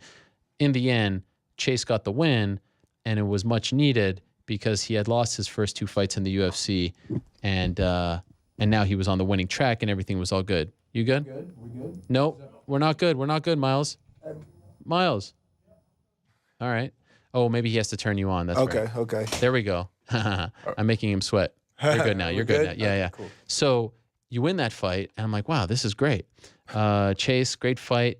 I saw you at the scrum. Great personality. It was a lot of fun. And then all of a sudden, your Twitter just explodes because I remember the following week was the Athlete Summit. Yeah. And I know what's going on. People are giving me like little tidbits here and there, and you're just responding to like every time there's a tweet, something newsworthy, there you are with a GIF. I'm like, how does this guy have so much time to tweet? And I've seen this before where and kudos, to the management team. Let's get our guy out there. Let's get him some pub. Let's be active on social media, all that stuff and more. And it continues and it continues. And then I start calling you out and it continues. And then it's the Photoshop stuff. And then it's like a tournament you're putting on, this Vanilla Gorilla. I'm like, there's no way that this guy is preparing for a fight and doing all this stuff on social media. And so I ask you, are you behind the Twitter? Of course, man. Of course. Of course I'm running my Twitter. Yeah, it's You're sticking to it. Yeah, of course. I asked you to show me a video. Send me a video of you sending a GIF. Yeah, you did. Yeah, and you didn't do it. I know. I kept procrastinating. I was going to ask my roommate to do it for me. I'm the world's worst procrastinator, to be honest with you. It's just how I am. I was going to do it. Then the next thing you know, I'm flying out here. So I was just come on. That is come on, man. All right, come on. You don't think I run my Twitter at all? I mean, come on. You don't have a team of guys doing it for you? I wish. That'd be nice. I am always on my phone, though. I get shit for that all the time, yeah. Okay, so I can attest to that because when I've texted you, you've responded within seconds. So that does sort of confirm that. Why the GIFs? Why so many GIFs? They're hilarious, man. I just enjoy them. I'm texting GIFs now and stuff. It's like you sent me a Brad Pitt one. I don't even know how to do that. Man, it's easy. You just, there's like a little button right there next to the left. It's like maybe like an A. Yeah, you click on that and there's your, you have to download the app. I think Giphy. Giphy is the app. I don't have that. I don't have that. Yeah, it's pretty cool. Well, someone sent me, after the fight, some GIFs of me, because they made us do GIFs backstage. Oh, that's right. Yes, I've seen that. And I was like, how did you do that? And they were like, oh, it's this app called Giphy. And I was like, okay. So then I just started gifting the shit out of everything. Yeah. And how many, prior to Dallas, how many followers did you have? Like only 1,000. Yeah. Yeah. And now you have 9. Yeah. So I don't know how to say it, you've times it by 8. Yeah. No, 9. You've times it by 9. Since in 2 months. In 2 months, yeah. It's incredible. Yeah, hopefully maybe by the end of the year we'll have 50. After this fight, I don't know. We'll see. I mean, you're prolific. So you're saying with a straight face, no one else does your tweeting? No. And what about the tournament? How do you have time to do that? Man, it's just... Come on. I can't be giving away all my secrets. Oh, okay. Interesting. All right. Have you noticed an uptake in your popularity? Yeah, social media is now key. You've become like this cult following. You've had this cult following now since doing this, I feel like. People bothering me to have you on the show. Yeah. It's amazing. There's 1,000, 1,100 people that literally wanted me to kick that door in. Yeah, I know. You kind of wish you did this earlier? I didn't. We just went with the momentum of the fight, you know what I mean? Yeah. And, and obviously a big thing about it is after the retreat, Kobe came on and talked about marketing and things like that and building a brand. And with this Reebok deal, it's really hard for us to get sponsors. So the main way that we can market ourselves is through social media. You get a lot of followers and you get this and that through Instagram or Twitter or whatever the case may be. And that's how you're gonna make your money. So that was a big key. That's something that's important to me, obviously, is reaching out to potential sponsors and just having your name out there and building a brand and building a market and having fans too is great, It's a little soon. It's only 2 months ago, but have you noticed more people being interested in you or wanting to do business with you? Yes. Wow, that's amazing. A lot more people want me to do interviews and things like that as well too. I don't have all the time to do them all, but it's been going well. A couple more sponsors have gotten involved, so it's going good. We're just gonna keep building off of that, That's great. We got this fight coming up, so hopefully get another nice little finish, and then we'll get more followers. Yes. So it's interesting because I was reading a little bit about your story. You went into that fight, 2-fight losing streak in the UFC. You fully believed you lose that fight, you're out. Yeah. That's a lot of pressure for a young guy. I mean, you're just getting started. You're just getting your feet wet. Yes. You had the decision loss, knockout loss. Were you feeling the pressure? Were you super nervous for the fight? Yeah, I definitely was, man. And it wasn't until right before the fight, when we were warming up in the back, then I was just like, my teammate Jason Knight was there. Yeah. And, I always kind of feed off of that. It's good to have your teammates there. He's just bouncing around and, he's got a good energy about him. He's just like, fuck it. So I was just like, fuck it too. I was like, you know what? If I'm meant to be here, I'm meant to be here. Regardless, I'm about to go out there and put on a show. And so I was just a little bit more loose, I wasn't as timid. I was just like, kind of going with the flow a little bit and letting my hands and my kicks go and things of that nature. And I'm glad I got out of the way because this fight, I don't feel really any nerves at all, Really? I'm coming out here to collect a paycheck and get another W, and that's it. It's a business trip for me.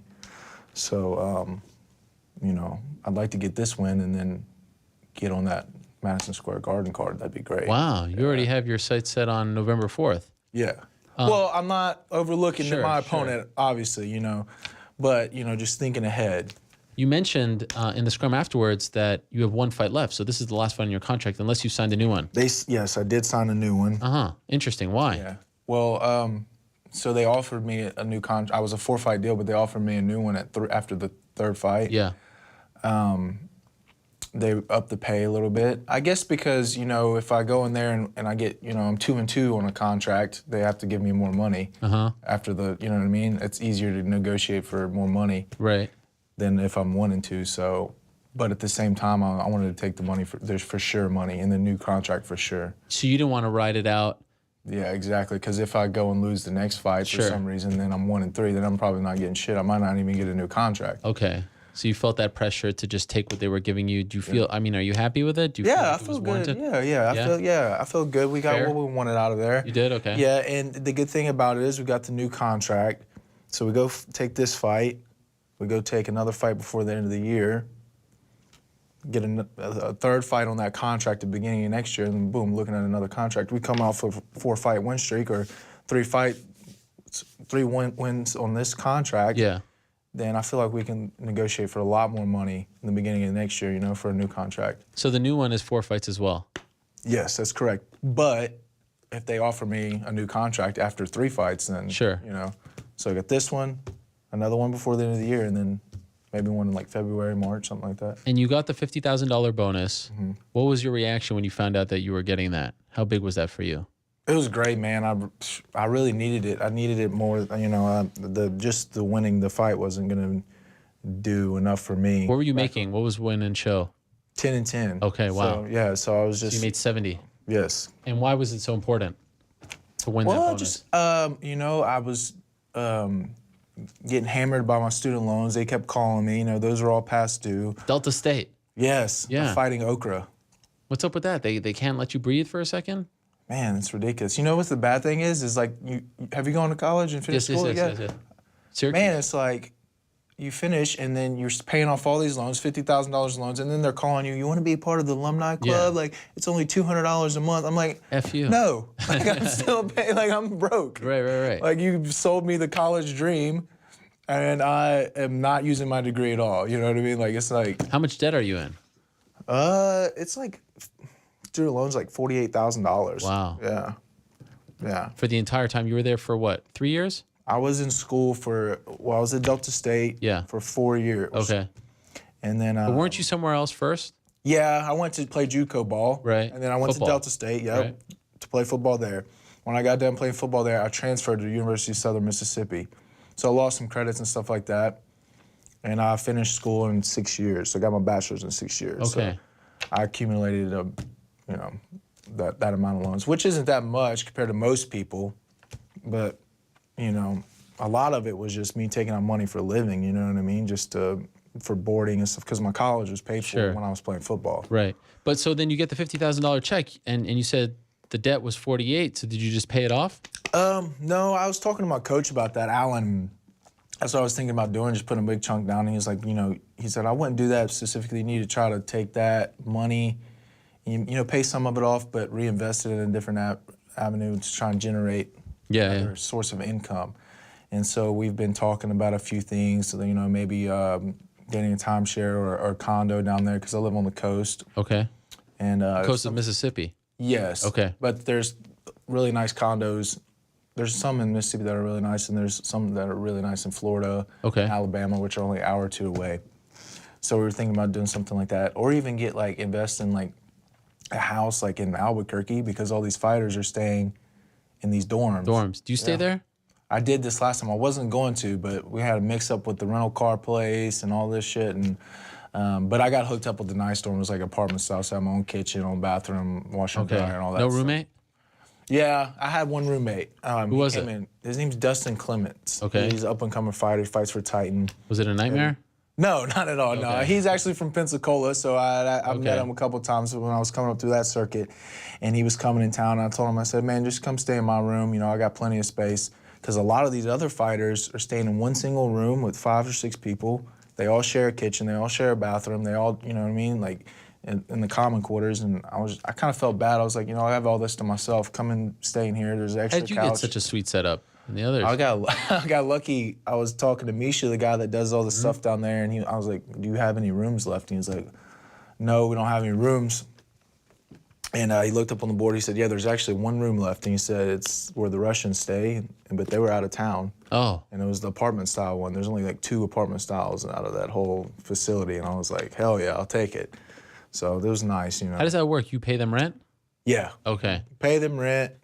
Then the coaches take, 10% out of your purse, Okay, but so going back to the bonus and it meaning so much, I had read there was an article on you in Fighters Only magazine on the website, and you alluded to the fact that you were having some tough times at home, and that's why could you tell us more about that? What were you going through? You know, it's just some family things going on back home. Nothing I don't want to put out there right now. It's nothing, you know, it's just some things I had to take care of with dealing with my family, with my son and stuff like that. Okay. You have, what, an 8-month-old or something? He is 8 months old. He'll be 9 months this week. Okay, wow. Yeah, Happy birthday. He's a big boy, yeah. What's his name? Liam Cole. Yeah, he is, he's wearing like 18-month-old clothes right now, man. He's a big boy, yeah. Maybe football is in his future? Hopefully. So, okay, so is that your first child? Yes. Your dad, first time, so part of that means expenses and things like that. Exactly, yeah. Okay. Yeah. This was big. Yeah, exactly. 50,000. I mean 70,000. Yes. So, and you know, too, I'm living in like a income-based apartment right now. So obviously trying to get out of there. Okay. And get my own house and just kind of, you know, do things like that. You know, just was nice to get that money. Oh, you did it? Oh no, I haven't yet. But when I get back home, that's something I'm going to work on. You know, that's something I was going to try to work on this summer. But they called me for a fight. You didn't really want to fight, right? No, not really. I was like, I'm going to take the summer off and enjoy the money and kind of get some things taken care of that I need to get taken care of. And then they called me with the fight.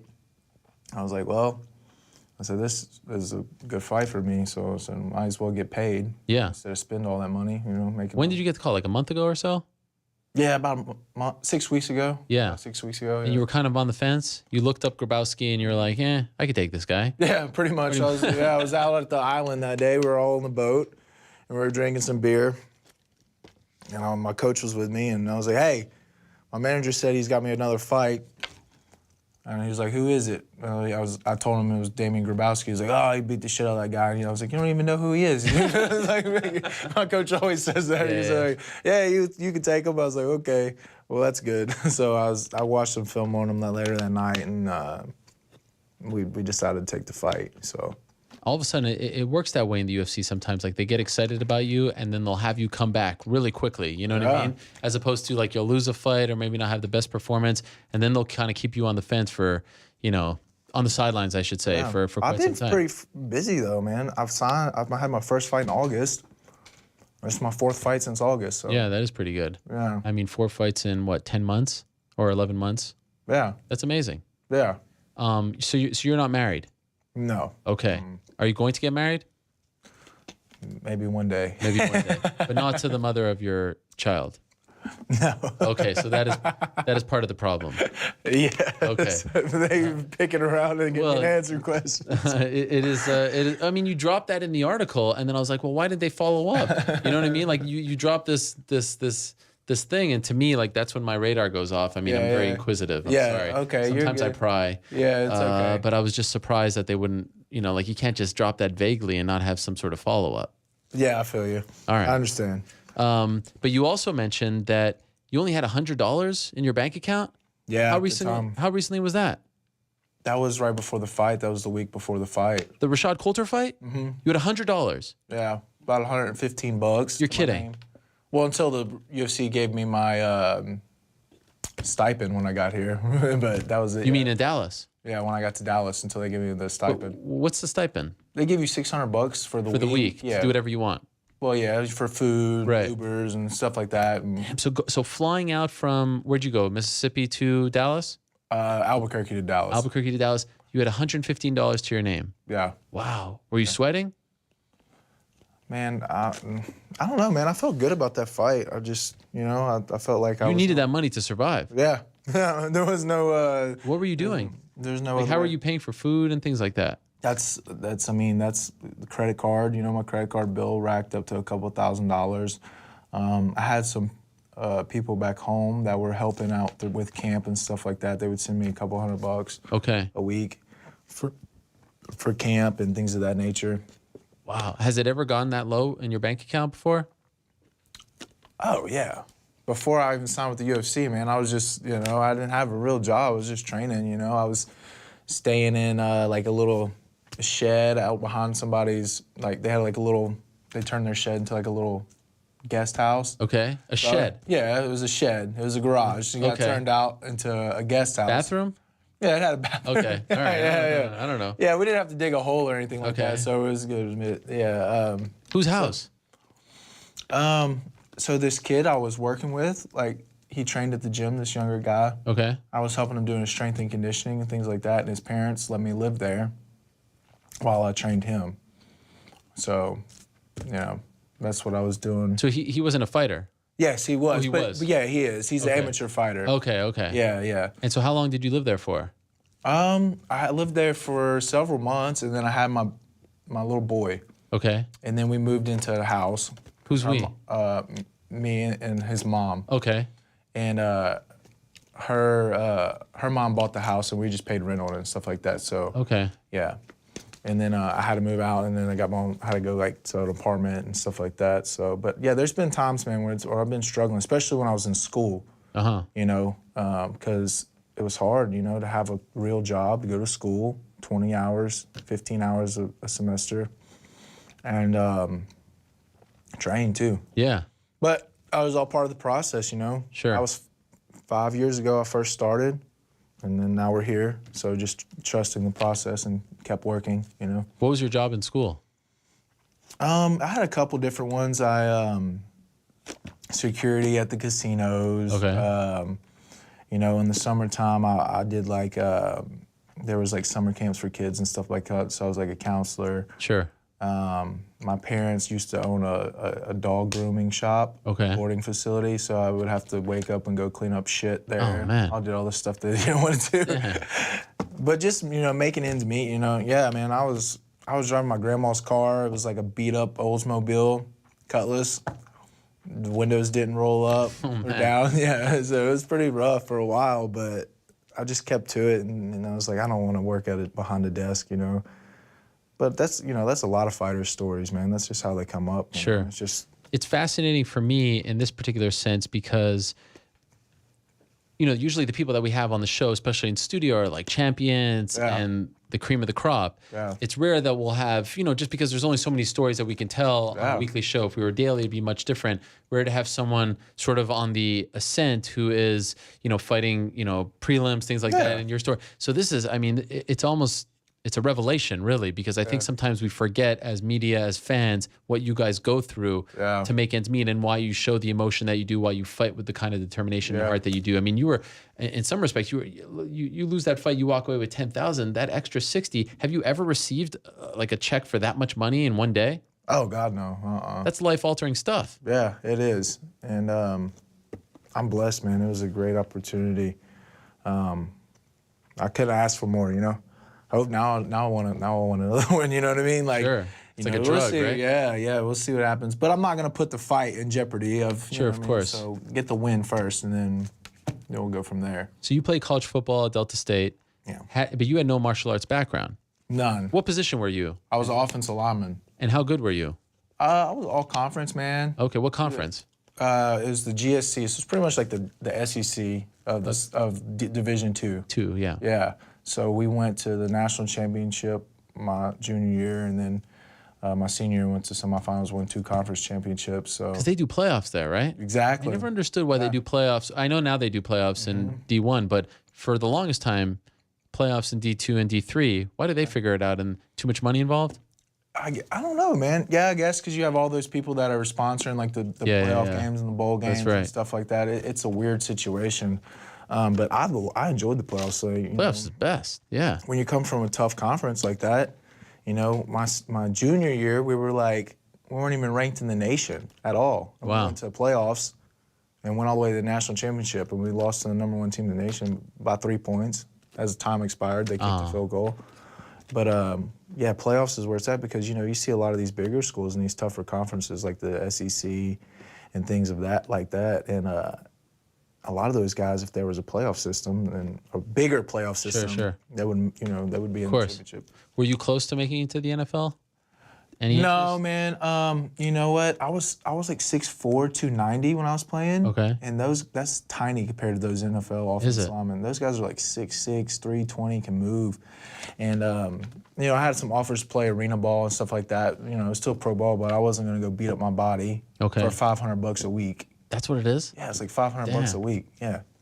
You have to have another job? Yeah. I was like, what about CFL? I got some looks at the CFL, but nothing ever came through. You know, those guys are still pretty good up there too. But yeah, I mean, I was John's brother, Chandler, was at the gym this past week when I was there, and that dude is just, those are the type of people I would have had to block. Yeah. That dude is like a freaking animal. Yeah, he is a beast. Arizona Cardinals now, right? Yeah, he's an animal. Was he training with you guys? Yeah, he was hitting the bag, man. He did a little sparring and stuff. I didn't get to spar with him because I was trying to keep it light and technical, like, you know. Want some amateur there coming just taking my head off. Yeah. It's freaking. But yeah, he was hitting the bag and things like that, and I was like, dude, I would not want to be underneath that guy. I want to ask you about John in a second, but going back to the journey. So you leave college, you graduate, football career is over, you have no martial arts background. How do you get introduced to MMA? Man, so my friend Tyler Hill and Jay Metters, this was up in Delta State. Tyler still fights to this day. He's a pro. I think he's like 8-1 or something. He's fought for Bellator. But yeah, 5 years ago, I got done playing football, and I always had a passion for it. I always wanted to do it. Do what? Martial arts? Yes. Okay. Fight, yeah. So I grew up fighting, man. That's just how it was down there in the South. We fight on the streets. Yeah, or in the or in the parking lot, or down on the, you know what I mean? That's just how it was. Oh, drop my mic. No problem. How many fights good? You got? Yeah.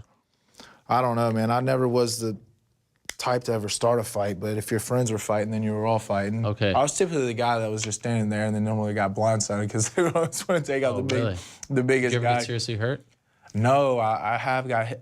One time, though, I was trying to break up a fight, and I got smacked inside of the back of the head with this big old wooden post. Oh, my gosh. And at the time, that was the closest I'd ever been being knocked out. I was like, whoa. But, yeah, so that's just how it was back then, you know? When we were in high school and stuff, we grew up fighting. You didn't know if you were fighting. If someone wanted to fight you, they'd be waiting out in the parking lot or whatever. And I'm not going to lie, me and all my friends, we enjoyed getting into it. You did? Yeah, it was just part of it. This is what you did on a Saturday night in Iberville? D'Iberville. D'Iberville, yeah. D'Iberville. Yeah, it's like a French name or something. But okay.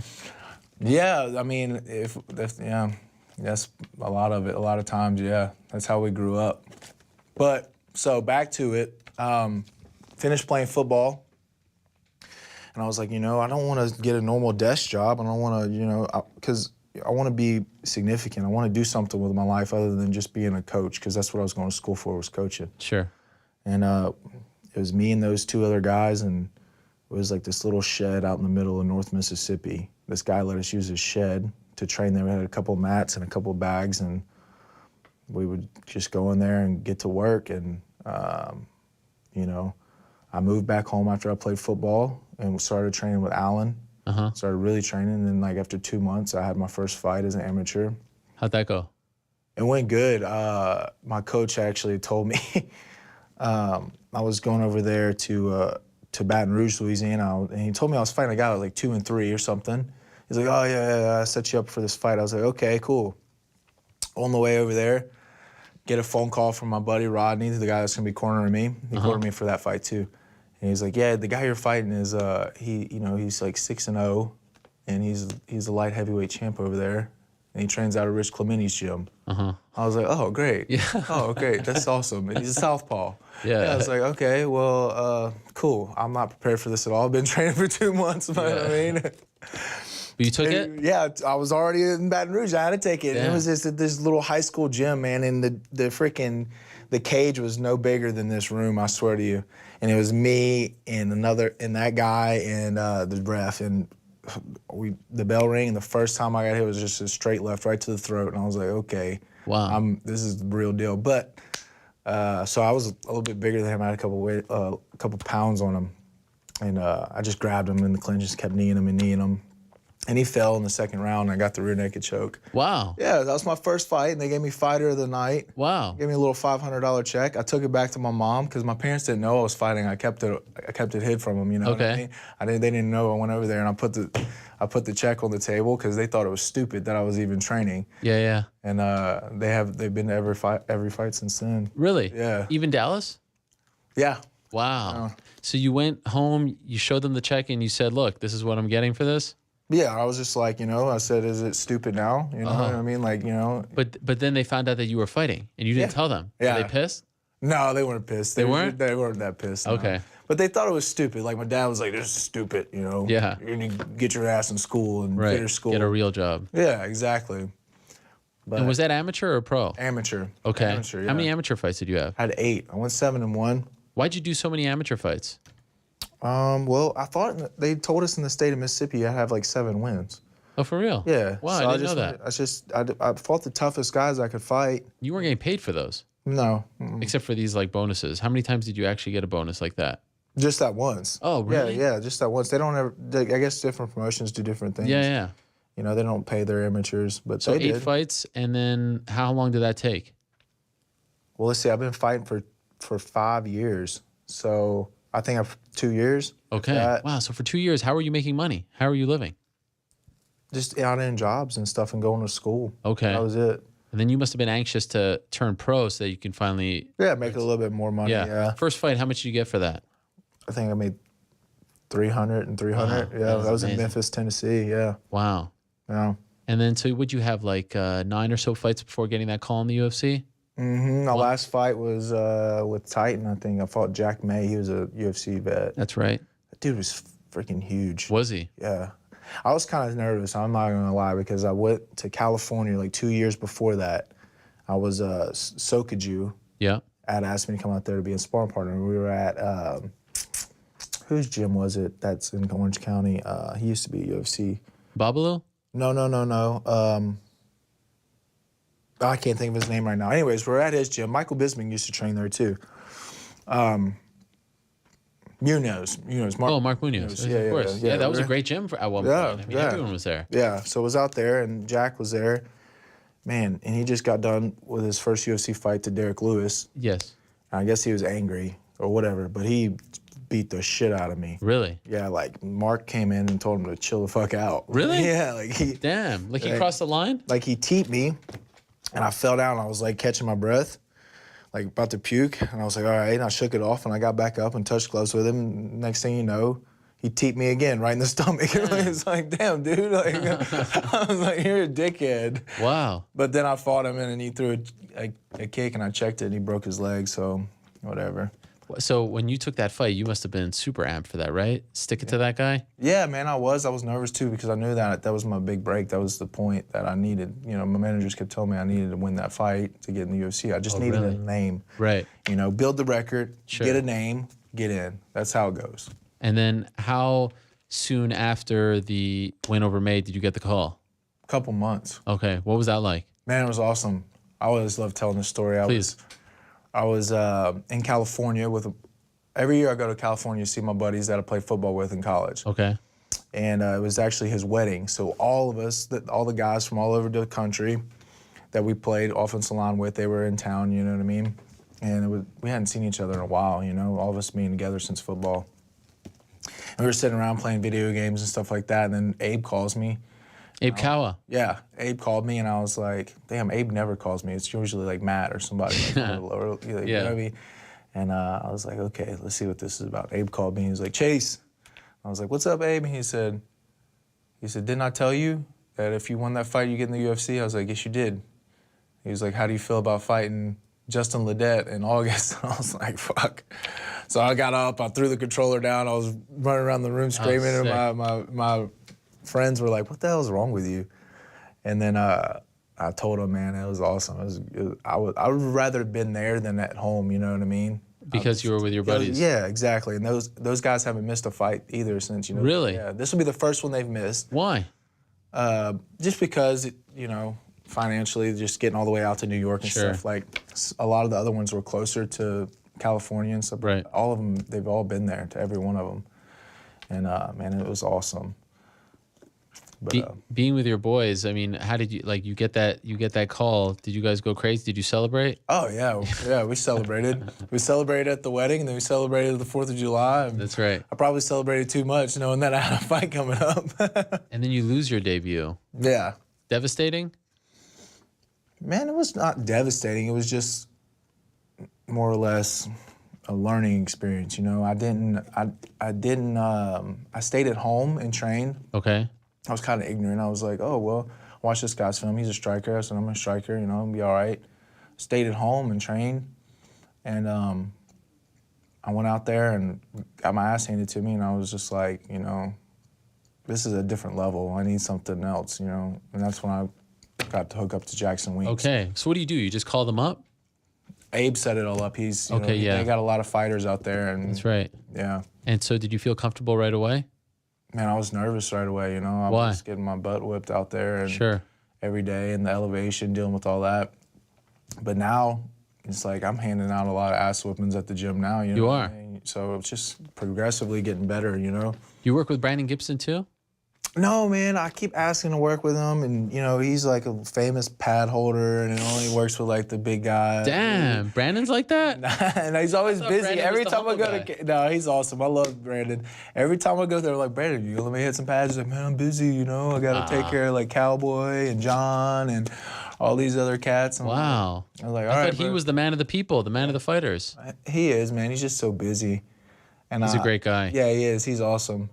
I tell him, I said, man, one day you're going to be begging to hold That's pads right. for That's me. You know what I right. mean? That's right. But no, it's mostly Coach Wink, and he's awesome. They're just two different styles. You know, Sure. Brandon's a little bit more flowy, so get your hands going and stuff like that and work your defense a little bit more. And Coach Wink works with the stuff that you're going to actually use in a fight. Okay. You know, like, because you're not throwing 4 or 5 punch combos in a fight. Right. You're going to throw the 1s and 2s and kicks, and you know what I mean? That's how it's going to work. And Right. Wink is just, he's good at that. He's good at wearing your ass out, too. And you work with Greg as well, Greg Jackson. Coach Jackson is like the game planner, you know what I mean? Okay. Sit down, beginning of camp, we watch film together. He says, this is what you need to do, this is what you need to do, and then I work on that the whole camp, you know? Okay, He's but not gone with so him much. specifically. No, he's Okay. gone so much, man. Yeah, I hardly see him working with any of the fighters right now because he's just gone all the time. Right. He does his jiu-jitsu class, his grappling class, like once a week. Okay. But And how does it work as far as like your schedule? Do you just make the schedule, or do you have someone who's kind of like acting as your head coach who's assigned to you? Like, do you say, okay, this is the schedule for the day, I'm going to go to this class, this class, this class, or is there someone kind of holding your hand throughout the entire camp? no, you do what you need to do. The coaches aren't going to do that. I mean, they'll give you shit if you don't go to class. But Okay. So basically what it's set up like is 9:30 is the 170ers and up, and that's Monday through Friday, and that's mostly live stuff. So Monday is like MMA sparring with small gloves. Tuesday's big gloves.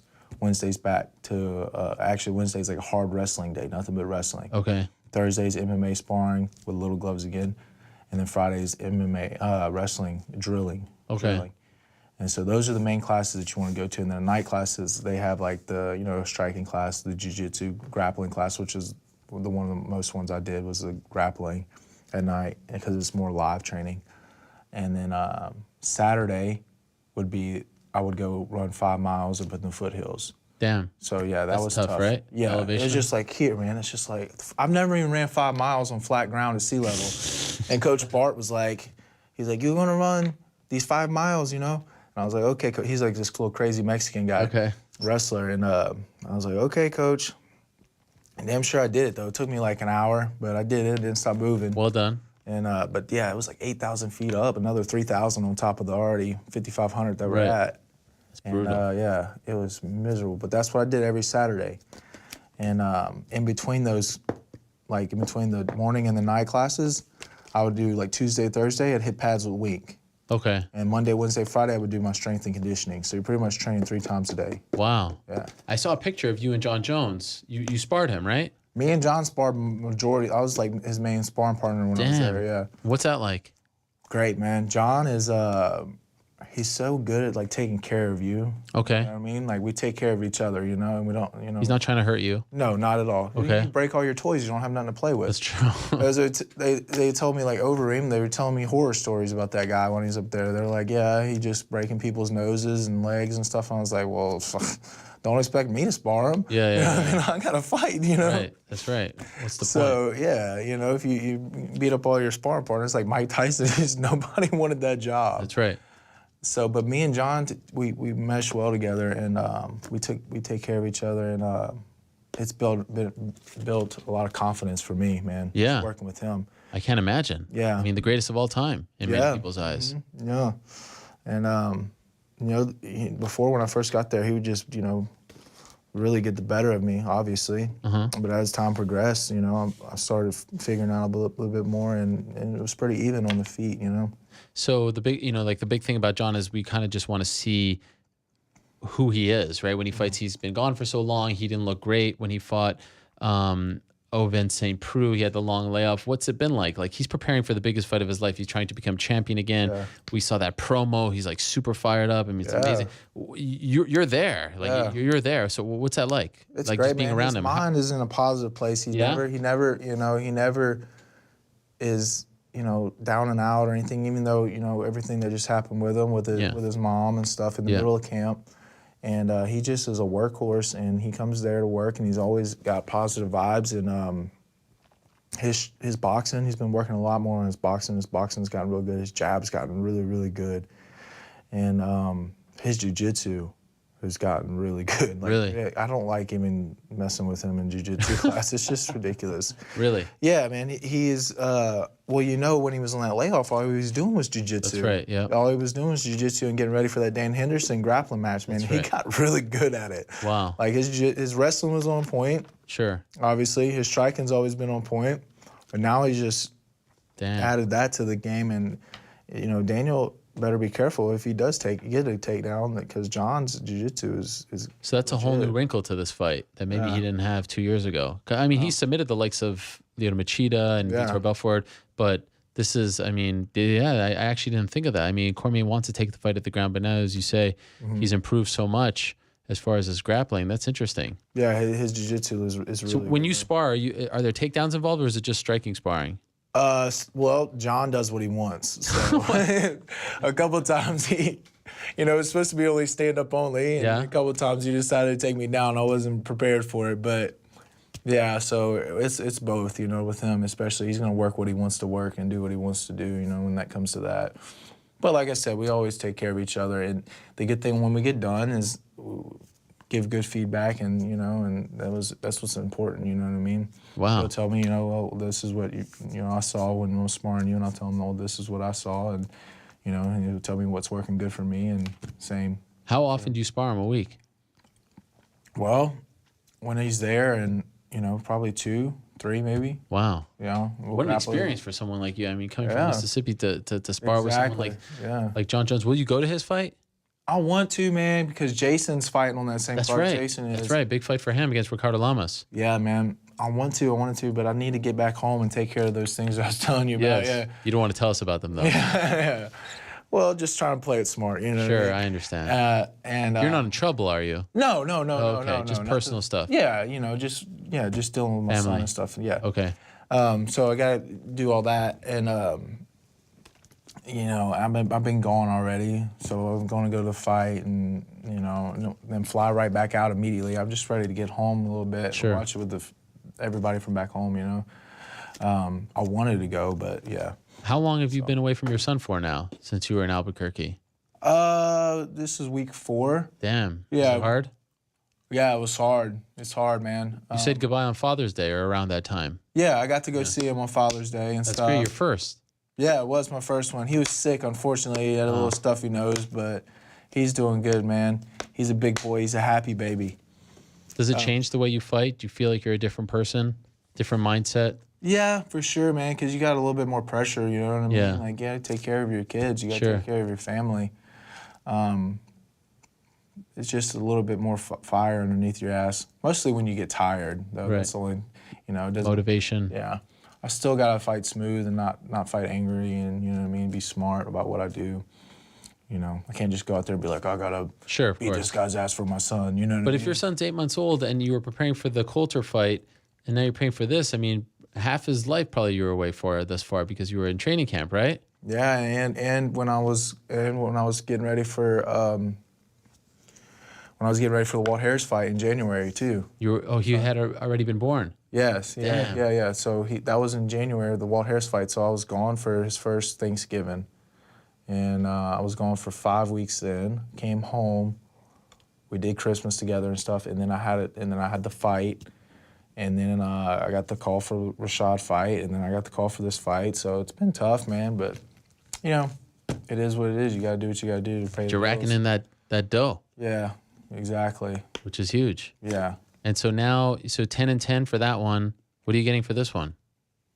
16-16. All right. New contract. Okay. So instead of bumping it up only, if I would have been on the same contract, it would have been 12 and 12. Okay. But now it's 16 and I 16. could have done 20 and 20 if I'm going to talk to Abe about that. Yeah, I mean, we really? talked to Abe, but I said that. But, you know, I don't have much leverage. I just won one fight, you know. Fight of the night. Yeah, that's true. On the best card of the year up until that point. Yeah. It was a major feather in your cap. It was. Who's puffing your chest out? Do I need to do all the work for you? Come on. But, hey, you know, like I said, we get 3 more in a row. That'll be 4 in a row. Look at a new contract. Maybe we look at something like, 80 and 80 or something like, a little bit more than that, Yeah.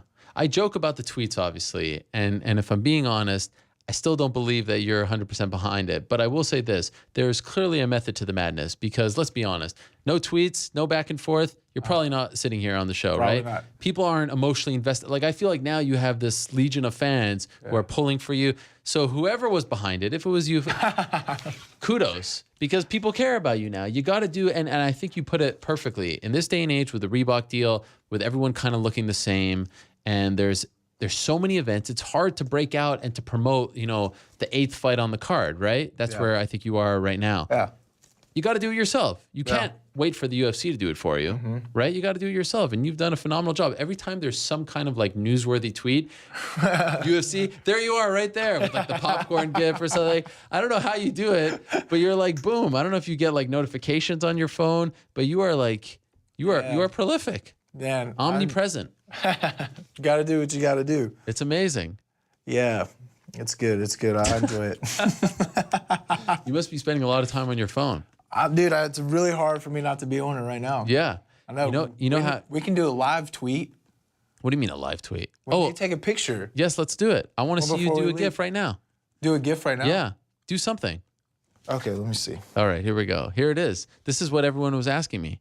All right. Okay, so your last tweet, I wanted to know if anyone was tweeting while you were on. Your last tweet was before, 2:51 Eastern. All right, so this is it. This is the moment of truth.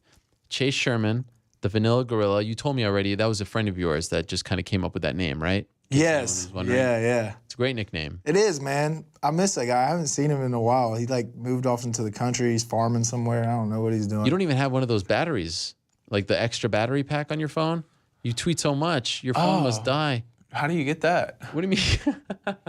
Go to get an Amazon. I thought I was fancy. Dude, I just got an iPhone nice 7. Oh, wow. I just got one. I was like, because a lot of times it was just, my other phone was freezing up, and I said, I can't be tweet worthy without That's right. Well, you phone. need to get one of those battery packs on your phone. My friend just texted me and said, you look fat. Oh, wow. What a nice friend. Is this the guy cornering you? Yeah, it is. He's just a piece of shit. Yeah. Okay, so here we go. We're going to tweet something. What are we tweeting? I want to see the way the mind works. Okay. This is like watching Picasso in action. This is Beethoven in front of us, Mozart. the king of gifs, the Gif King himself, tweeting. By the way, for the record, I've yet to see the actual Twitter on his phone. He's being a little... Okay. Oh, there it is. There it is. Oh, wow. Okay, here we go. You said something. Can you say it out loud? What are you tweeting? What are you saying? I'm just saying here live tweeting at the MMA hour. Yeah, there we go. And can we get a GIF there? Yeah, man. Damn. Making me nervous.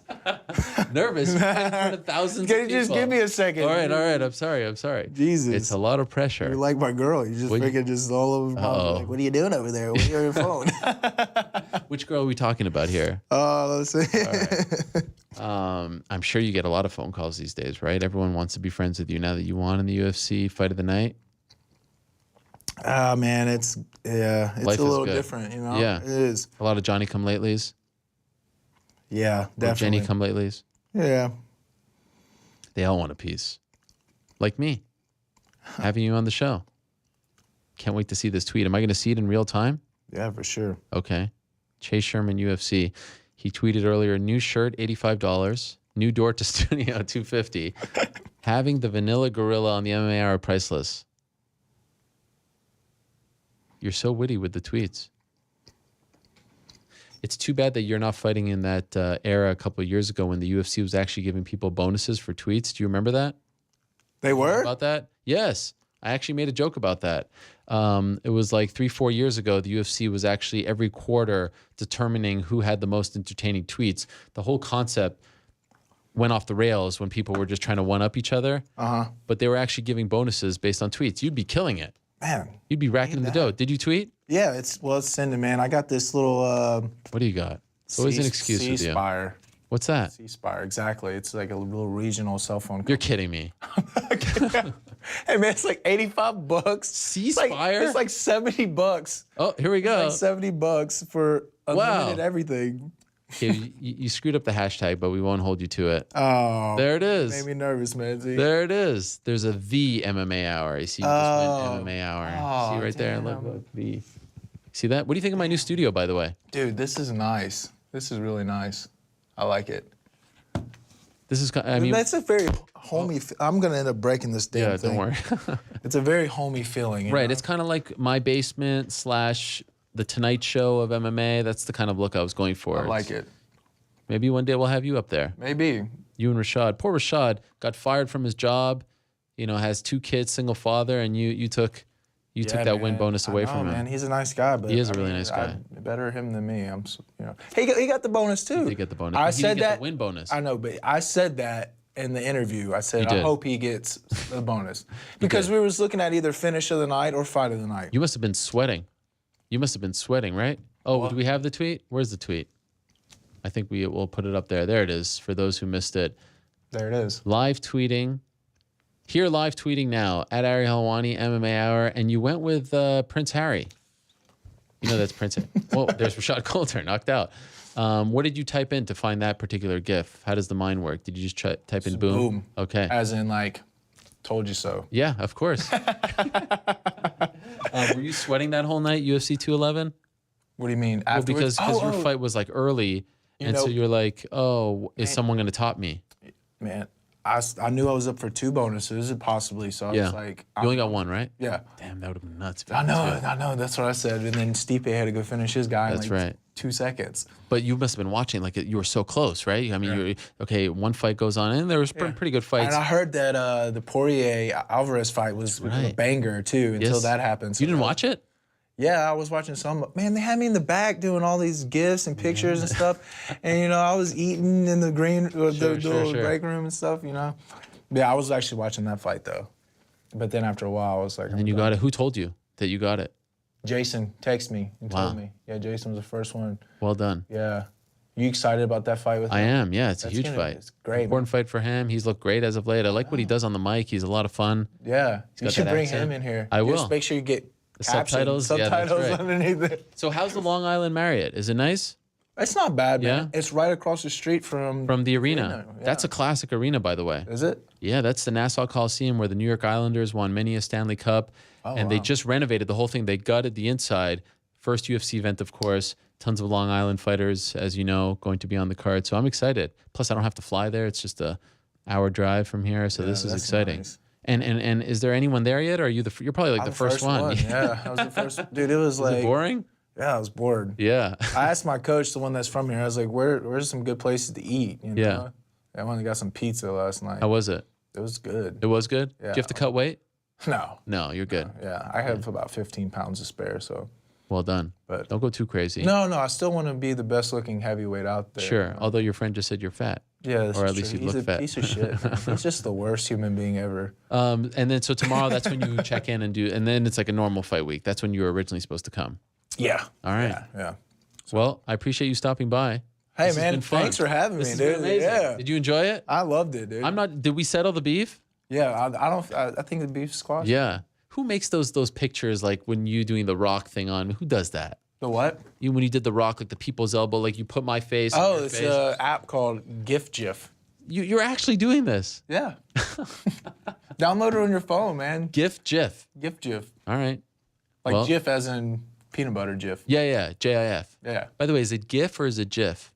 Like the actual things that you're doing, not the app. Yeah, I think it's GIF. People say GIF, but now some people are saying it's called GIF. Yeah, they said that, but then I seen a thing where they corrected it because the acronym for it, the first word starts with a G. You would think. Yeah, I mean, it doesn't really make sense. G, yeah. Yeah.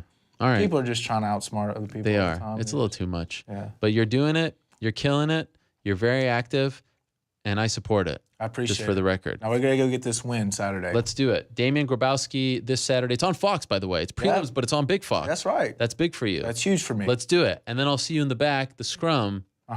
They haven't kicked me out of there yet, so I'm still good to talk to you. Sweet. We're all good. Yeah. I appreciate it, Chase. Thank you so much. Take care. All the best to you. Good luck, and I'll see you on Saturday. Actually, I'll see you on Friday at the weigh-ins. Oh, yeah. Give me a wink when you weigh in, all right? All right, I will. All right. Thank you very much. There he goes, the Vanilla Gorilla himself, Chase Sherman. Great stuff from him. And there you have it. We have confirmed that he knows how to tweet GIFs. That's the big story here. That's the very big story. Chase Sherman, who is fighting this weekend, one of the up-and-coming, one of the...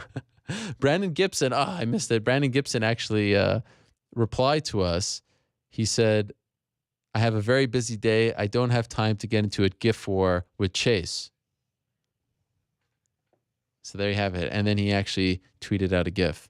That was a lot of fun. You know, it's fun talking to a guy in his position because, as I said, we often talk to older fighters who are fighting for belts, hundreds of thousands of dollars, if not millions of dollars. But it's rare we get the opportunity to talk to someone on his way up. $115 in his bank account as he was preparing to fight Rashad Coulter. How about that? That is amazing. Really amazing stuff. Want to thank him. Wish him the best of luck. We appreciate him coming in. It was a bit of a trek, but that was really cool of him to do. And thanks to his team for setting it up and changing his travel, all that stuff and more. We'll see him on Friday for the weigh-ins. All right, let's move along. Big story last week amidst the madness that was Mayweather and McGregor was that Joe Duffy has re-signed with the UFC. We broke the news on Thursday morning.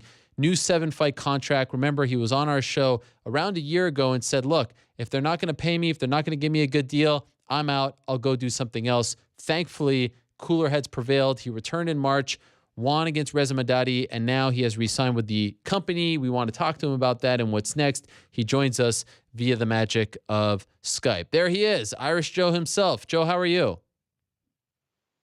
I'm good, thanks, Ariel. How are you? I'm doing great. Thank you for coming on. More importantly, congratulations on the new deal. Are you happy with it? Yeah, 100%. You know, it's a great deal. You know, I'm very happy with the deal. It's round about what I was looking for, and you know, I'm happy that we got a deal done. So, as I mentioned, in March, you fought Reza Madadi. That was the last fight on your contract. You were sort of betting on yourself, rolling the dice. In hindsight, did you feel the pressure of that situation? I mean, there was a lot at stake there. You lose a lot of leverage. How were you approaching the fight mentally? Yeah, definitely. I would say that a different feel to the fight. Without a doubt, there was added pressure. Pressure I wouldn't normally put on myself.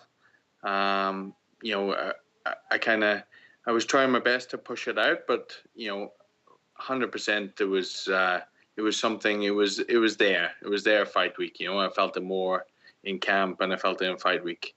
But you know, it was a good experience, and I'm glad I'd done it. And I was glad after the fight. It was a different feeling of relief I felt after this fight. You know, when it was done, and I knew the fight was successful. It definitely was an experience that was difficult, but I'm glad I went through. Because when you fight, I'm assuming there's always relief, but this is just an added element of relief, right? Because not only did you get the win, now you have the leverage. You bet on yourself successfully, correct? Exactly that. That's it. You always get that feeling of relief after the fights, but this time it was to a different level, I would say. What was it like with the UFC brass? Like, did you feel like you weren't feeling the love like you did when you first came into the company? Was it a little strange considering the sort of public nature of your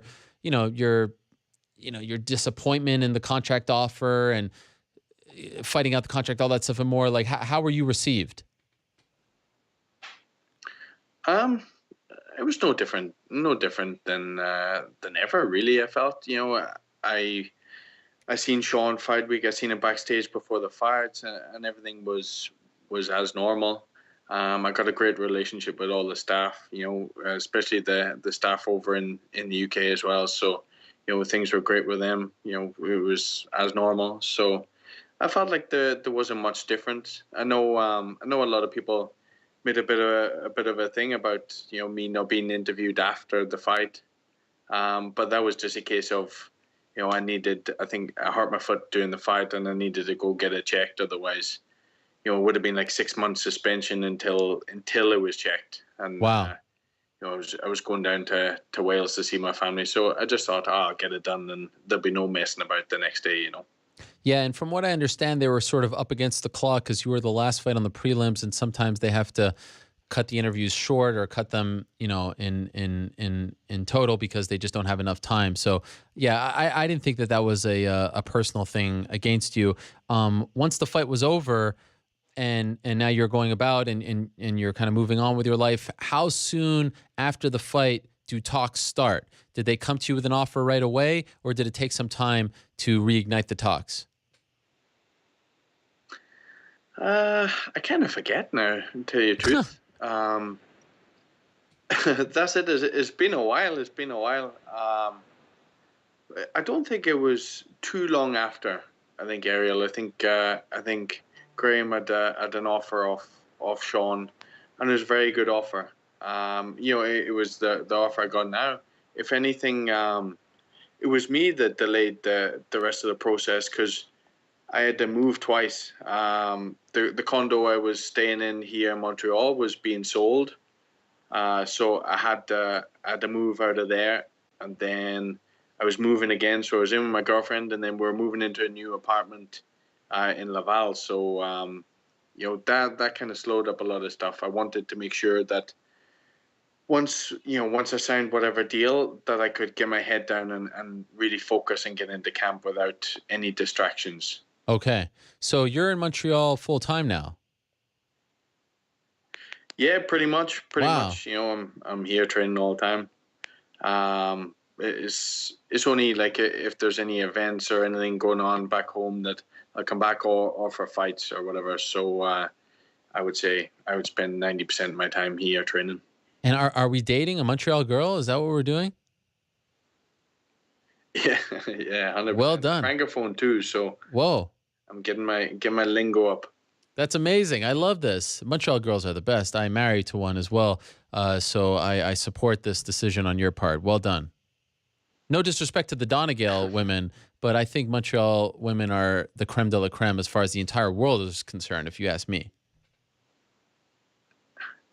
I think a lot of people agree with you. I know for a fact that other promotions, including Bellator, were interested in you. Did you ever consider any of those offers? Yeah, I spoke to Bellator myself actually, and they made a good offer, and it was a different kind of offer to the UFC. It was more of a flat rate offer, But I just felt that the UFC offer, there wasn't much difference between them, but I feel the UFC is the place for me right now. Obviously, with the USADA program too as well, it's something I'm really really for, So all these factors came into play, but I feel that the offer I got from UFC was very good, and that was it. I'm not a greedy man. Once I got the good offer, I'm just looking forward to getting busy now. That's something that's something I feel like the last while I've been honing my skills and took a bit of time to make sure I've been getting up to speed. But now I spent time doing that. Now it's time to get to work. And that was one of the reasons why I signed the 7-fight deal. I felt that, if I sign 7 fights, I can get out a bit more active, try and get at least 3 fights a year and blast into it. Yeah, because I was surprised in this day and age that you signed such a long contract. Was there any thought to signing a shorter one so that you're not tied to them for that long? I mean, 7 fights could last. I often feel that the 7-fight deal or the 8-fight deal favors the promoter more than the fighter because it's not tied to a term. So that could last 10 years as opposed to, a 3-4 fight deal that you can go through quicker. Yeah, that's it. That was another decision I had to make. I had to sit down. I got offered 2 different deals, a 4-fight and a 7-fight. And it was something I really had to sit down and think about. And the position I'm in now, like I said, I want to get active, and that's one of the reasons I felt the 7-fight deal was more to my liking. I want to get out there. I want to get up, and I'm up there now. I'm 29, and I'm at the age I need to start making a mark. Yeah. Was the Bellator offer more lucrative than the UFC offer, but you just wanted to stay with the UFC? It was obviously from a flat rate point of view, it was better. Because you're guaranteed more money. Yeah. But with the UFC, they're different. Obviously, you got your win bonus. So if you include the win bonus, no, it wasn't. Okay. But if you don't, but it's more guaranteed money, Okay. How was it down to the UFC and Bellator, or was there another player involved? I know Graham contacted ONE FC also. I know there was talks with ACB also. Yeah. I spoke to the matchmaker at ACB. My management advised me that between UFC and Bellator, that was the players they were looking at right now, and that was it. I made the decision. I spoke to Graham, and I wanted to push forward with the UFC deal. How close were you to leaving? I was willing to leave. Yeah. But I suppose I just had to sit down and take my time over and make sure with all the moving and everything going on, it wasn't a decision I wanted to make. And it's probably one of them decisions you might only be in once in your career, if you fight out your contract. So I was willing to leave, but I'm glad I signed, and I'm excited now to get back to work. Did you enjoy the process, the uncertainty of being a free agent, or was it a little too anxious for you? I enjoyed a bit of the process. I actually took the time because I knew it was going to be a while. I took one of the months I went and I'd done a French course. Oh. So I was just like a level 1, a French or whatever. Just obviously, like I said, my girlfriend's francophone. So, when I go up to her family, they're all French speakers. So, obviously it'd be nice to have a conversation with her mother at some point. So yes. And it's something I really enjoyed, taking the time out to do something different. When I'm here, my life revolves around training. Every day revolves around training. So having a different goal was, that was quite nice. I suppose it broke it up for me. It was something different. Being here in Montreal to give me something different and something other than training to look forward to. Yeah. So your girlfriend's mother doesn't speak any English at all? You can't communicate with her right now? No, she doesn't speak any English. She's been learning, actually. She's been learning to talk to me as well. So that's amazing. She's on Duolingo every night, and at some point we'll have a conversation, no doubt.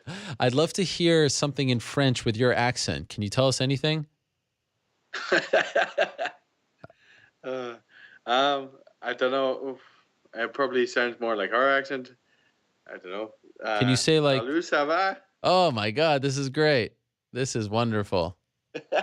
Can you say like, hello, my name is Joe Duffy? Yeah. Hello, Jim Bell, Joe Duffy. Like the course was 3 hours every morning. So I get up at like 8:30 till 11:30, and it'd be 3 hours, and it was all taught in French. And wow. I was surprised, to be honest. I was surprised. I've been doing Duolingo for a while, but I was surprised the level we got to by the end of the course. I felt like other people was doing longer. They were doing in the afternoon. They were doing the oral work then, but obviously with training, there was only so much I could do. Sure. I wasn't going to miss a full day's training just to learn French. So I was doing the mornings, and then I would come in and I would do my training as well. So, but at some point I'll, whenever I get a bit of free time again, I'll do the level 2 or whatever and just chip away at it like that. I love it. And by the way, hello in French is bonjour. Can you not use salut twice? No, because you said hello. You said hello, je m'appelle Joe Duffy. You used an English word there. It doesn't count. Oh, okay. They use allo too? Oh, you said allo. Oh, I thought you said hello. Okay, fair enough. You could say that. Fine. I'll give you that one. And just out of curiosity, Joe, how much better was this deal that you signed than the initial one? Because, you're a very even-keel guy. When you came on my show around a year ago, you could tell, as even-keel as you were pissed off. You seemed disappointed in the offer, and you were ready to walk away from the sport. How much better is it, the new one? Yeah, it's much better, to be honest, Ariel. Okay. Like I said, I wanted to be a bit more secure. Every time I fight, I want to be at the point where when I go in, I can take chances. I can fight higher level guys and not be worrying, when am I going to fight next? And then being stuck, and obviously I'm away. I'm trained, so I got a place rented here. I got a mortgage to pay back home. So I just want to be in a position where I can fight. I can take risks. I can just go out and give it my all without worrying every fight. Should I take this fight? Should I do that? Should I do that? So it's much better. I feel like it's exactly where I wanted to be. Were you really willing to walk away, or was that part of the negotiation? Well, to walk away from the sport? Yeah, you said that. I don't get me wrong. I don't think I'll ever walk away from the sport. I'm always going to be training. This is all I've ever known, really. Since I was 5 years old, I've been training martial arts, and this is all I've ever done. So, I'm never going to walk away from the sport. I don't even know. Once I finish fighting, I'm going to have to compete in jiu-jitsu or something. There's no way I'm going to be able to just stop fighting this or stop training. That's for sure. But obviously, I'm thinking towards the future, and like I said, I had things in mind. Setting up a construction company and different things. And if I felt like my future wasn't going to be secured, then of course I would have walked away. But I'm one of them people. I like to see things through, and I want to give my all. I want to make sure I've achieved everything I can achieve in the sport, and I'm glad I signed a deal now, and I can push towards that. Do you have your next fight yet? No. When would you like to fight? I've been keeping my weight down. Before I went away for a week last week. So I've been keeping my weight down already, just getting ready to get back in there. So ideally end of August, September. Okay. It'd be nice. I feel like I know the answer to this question, but any opponent in mind for this new era, this new chapter? I'm not sure the position I'm in. I'm not sure whether they would give me like top 10 guys or ranked guys. There's lots of fights. I want to challenge myself now. Mm-hmm. Obviously there's guys at the top that I would love to fight.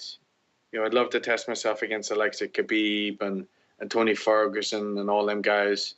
There's guys, I don't know, maybe a bit further down the rankings, like Michael Johnson. He's always in exciting fights. Ali Quinta.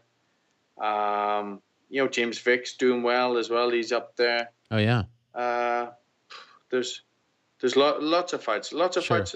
Always exciting fights I like to be involved in, Yeah, no shortage of good matchups for you at 155. By the way, how much did you enjoy the Mayweather-McGregor World Tour? I'm sure you watched every minute of it.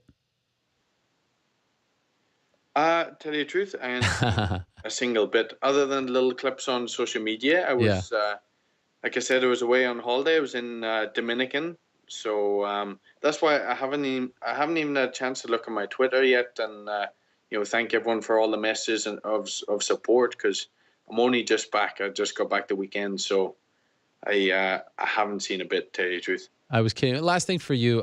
Did you have a chance? I know you're friends with your teammate over there, Joanne Calderwood, who fought yesterday afternoon. Did you have a chance to talk to her? It was a very close fight. I thought it was a phenomenal fight. She came out on the losing end. And if so, how is she doing? I haven't spoke to Jojo. I sent her a message on Facebook. But Jojo's going to be inundated with messages. Can you imagine sure how many messages she got? So I'm sure she's doing good. She's positive. I know there's a 125 division they're looking at as well, which I think it'll definitely be great for Jojo. She's I don't know. I think she's been dieting for maybe about 3 months. Like it feels like she's constantly on a diet. Yeah. So from a fighter's perspective, is quite draining. I think the 125 division is definitely going to be something that's going to suit her more. But Jojo's a tough cookie. She'll bounce back as she always does. Yeah, I'm very excited to see her fight at 125. She looked so good last summer against La Tourneau. So thankfully, they finally opened that up and we can see her at a more natural weight. Joe, congratulations. Very happy for you. I'm happy it all turned out well for you. You got the contract you wanted, the money you wanted, and now we can finally see you back in there sooner rather than later. I appreciate you coming on after the vacation as well to talk about it. So thank you very much. Again, congrats, and hope to see you in action very soon, my friend. Merci. Thanks, Aaron. All the best. All right. Salut. There he is. Irish Joe Duffy, now soon to be French Joe Duffy, who is learning how to speak French, living in Montreal, Quebec, Canada. Great stuff. You see, it's not always guys defecting. UFC picking up a big name and re-signing Joe Duffy, and I think that's a good signing for them in the 155 division, considering his popularity in Europe. He'll always have that connection to Conor. You never know what happens there, but this was a guy that I think that was worth keeping, and kudos to them for keeping him on the roster. All right, one more interview to go. Very excited to talk to our next guest. Amidst the madness, once again, of Mayweather-McGregor, some very exciting news for him. On Wednesday evening, they held the ESPY Awards in Los Angeles, and wouldn't you know it, Demetrius Johnson won the Fighter of the Year award. How amazing is this? Not just winning it, but the timing. Wow, you couldn't script this. Amazing stuff. So we wanted to talk to Mighty Mouse about winning that award and what's up with him. Of course, last time we talked to him, sort of dropped an atomic bomb on all of us. So I thought this would be a good time to catch up with the flyweight champion of the UFC. Demetrius, how are you? I'm doing good, Ariel. How you doing, brother? I'm doing great. Congratulations. Wow, that's amazing. Damn, that feels good, man. I got way more love from, you than I did from the ESPYs. Shame on them. Shame. Yeah, okay, so what happened? So you never actually got to go up and get the award? Nah, man. Never got a chance to go up there and give a fucking presidential speech. I would have, people wanted me to run for president after I gave a speech, thank all the fans and my trainers and everyone who voted. So, it's a little, unsettling. I think a lot of guys who, win the ESPYs and all that shit don't even get a chance to go up there and speak. Like Michael Phelps, he swims once every 4 fucking years. I fight every 3 times a year. So I was a little upset about that. But homie on the left of me had an ESPY. I didn't know who the fuck he was, and I was like, well, I'm glad I got to hear your speech, but it is what it is. Wow. Wait, were you in LA? You flew out there and they didn't let you get the award? In LA, obviously I just signed with Maki Kawa, and he goes, "Here, you need to go to ESPYs. You got to walk the red carpet and get your face out there." And I was like, "All right, I'll go." Went out there, bought a nice little outfit, and went out there and get a chance to talk. And so, did they give you a reason? No reason. I haven't got my asset yet, so I'm just waiting for the asset, and then I'll do a proper speech on my Twitch channel. I'll get a green screen. I'll do something about it. So maybe they ran out of time or something. Okay, here's the other side of the coin. Do you think if Conor or Triple G won, they would have put them up there? Like, do you feel like they kind of gave it to you reluctantly? I don't know, to be honest with you. I would hope not. Maybe they would have, but I think they shouldn't. It shouldn't, regardless of whoever it is. Usain Bolt won ESPY. He wasn't even there. There was a lot of athletes there who won ESPYs, and they didn't get a chance to go up there and speak. Like I said, the athlete next to me, he had his ESPY by his leg, and he didn't get a chance to go out there and thank his fans and thank everybody else. So they're upset. Change the shit up, ESPYs. Yeah. What the heck? Did you actually get to hold the award, take a picture with it, something like that? Nothing, nada. You know, the sad thing about it is that if I remember went, you know, me and Destiny went, and we found our seats, great seats by the way. And Peyton Manning was pretty dope to watch when he did the ESPY. He was a good host. But sitting there, and Destiny was just on her Instagram. She's pretty active on there. And then all of a sudden, you know, they go to a commercial break, and like, best fighter, Demetrious Johnson. I'm like, what the fuck? And then Destiny goes, babe, you won. I was like, I won. Like, yeah. She goes, oh my God, you said that. I was like, no, actually, right now I'm fucking pissed. And she goes, why? You're always so negative. I was like, I'm going to go on stage. Michael Phelps have to give a damn speech. Why can't I give a speech? I have to, you know, the Tom Ford's on my head, and I was ready to go. But, you know, it's awesome to win it. But I just really wanted to get on stage and get, you know, that airtime like all the athletes did. What kind of, like, if you dropped that kind of atomic bomb on us a couple of months ago, what would you have said if they gave you the mic at the ESPYs? Oh, man. I don't know. I mean, obviously, the emotions when they gone through me, I would have been like, you know what? For every fucking person out there who's 5'3", and everybody spits on you and throws you in the trash room in high school, fuck them. And you know what? At the party at the strip club, let's go. Woo! Yes. I love this new DJ. This is the best DJ yet. This is incredible. Wow. I can't believe that they would rob you of that moment. That's a real bummer. So when I texted you Wednesday night, you probably weren't even that happy. You were probably really annoyed, right? No, I was happy, but at the same time, I was a little frustrated because I think every athlete out there deserves to go out there, especially when the ESPY. You know, ESPY is not something to take lightly. You know, I'm very honored. I was, you know, in the best fighter of the year against, you know, Triple G, Andre Ward, Conor McGregor, me, and I think they should have done more. I think the ESPY doesn't really cater to fighting in general, like in mixed martial arts or boxing. All the reels they had of the ESPYs was, you know, football, soccer, baseball, all these other sports. And I'm like, dude, this is the fastest growing sport in the world. Mixed martial arts has only been mainstream since 1993. Not even mainstream, but been around. That's how long UFC's been around. But, you know, back in Pancrase days in Japan, I just think they need to get more love on mixed martial arts. That's my personal opinion. Sure. And that's what I think. I think, you know, me sitting in the stands, seeing the B-roll of all the great athletes from, you know, Kevin Durant to Michael Jordan to Usain Bolt. You know, I don't think I ever saw any boxer, you know, Sugar Ray Leonard or Mike Tyson. You know, fighting is a huge part of, you know, our culture, our athletics. You know what I mean? So I think they need to, you know, straighten their shit up and get some fighting B-roll on that bad boy. Yes. Did a lot of the athletes, because I know there were tons there, did a lot of them recognize you? Did you get a lot of love from them? Oh, yeah. They knew who the champ was. I mean, when I was going out there and hanging out, a lot of them said what's up. And, you know, all athletes respect athletes. Which was the best one? Like, which interaction, which props really stood out? Like, interaction with me, honestly, I would say probably the fans, you know, because all these other, you know, you have Russell Wilson there, you have Richard Sherman, you have Kevin Durant. I mean, the names just go on and on and on. But all the fans, you know, the children and the fans are so scared to approach those guys because, you know, these guys are making, you know, $60 million contract and all that stuff. So the fans would come up to me just like any other person, and they're like, "Can you sign my hat, please? Can you do this and this and this?"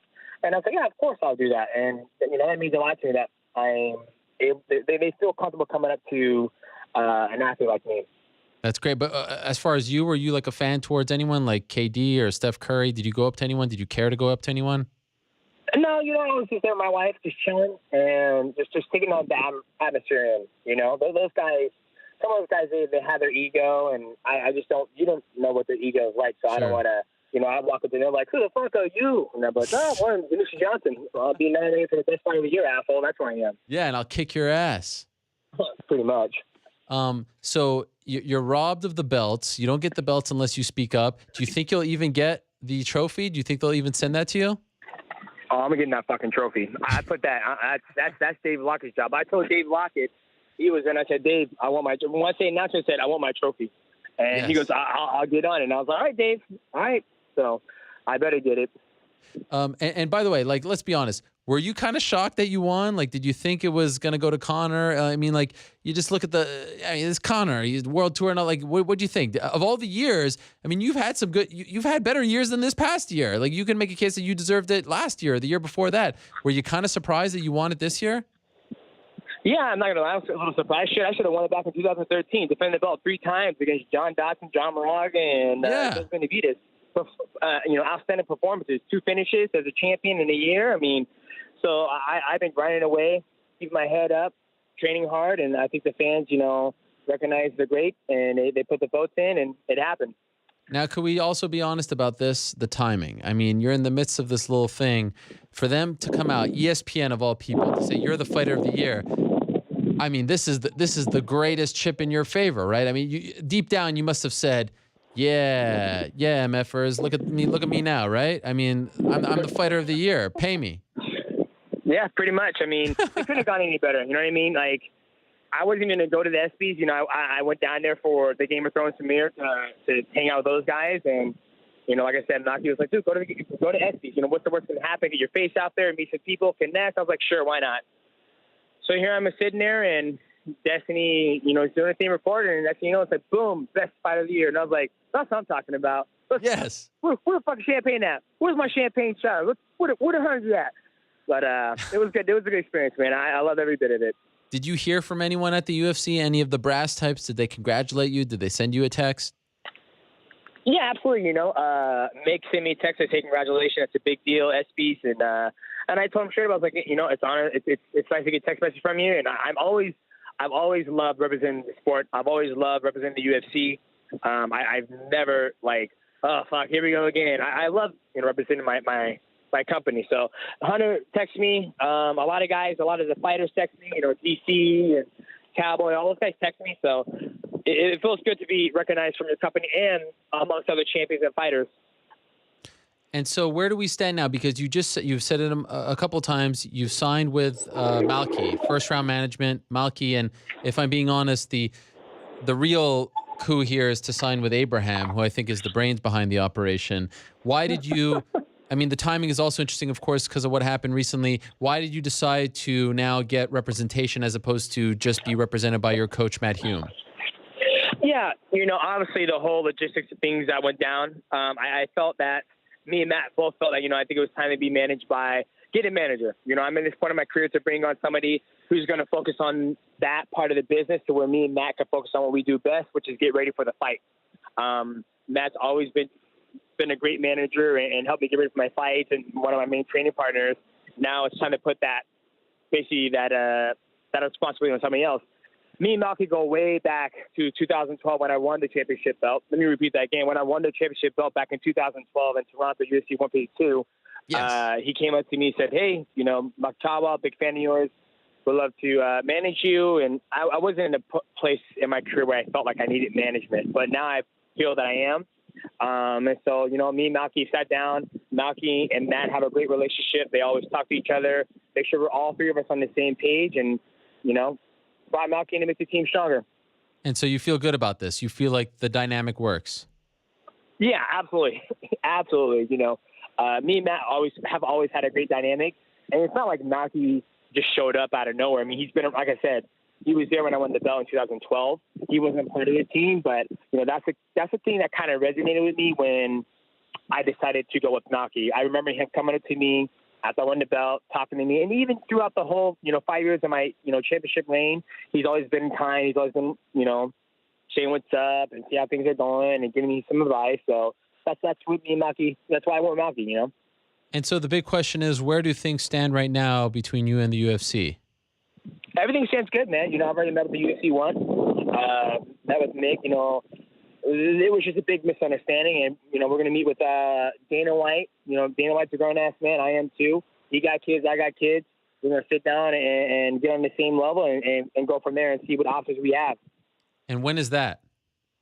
Probably in 2 weeks in Anaheim in UFC 214. So I'll be out there doing some stuff for Metro PCS, and I think Dana's going to give me right in his new jet. Maybe we'll see.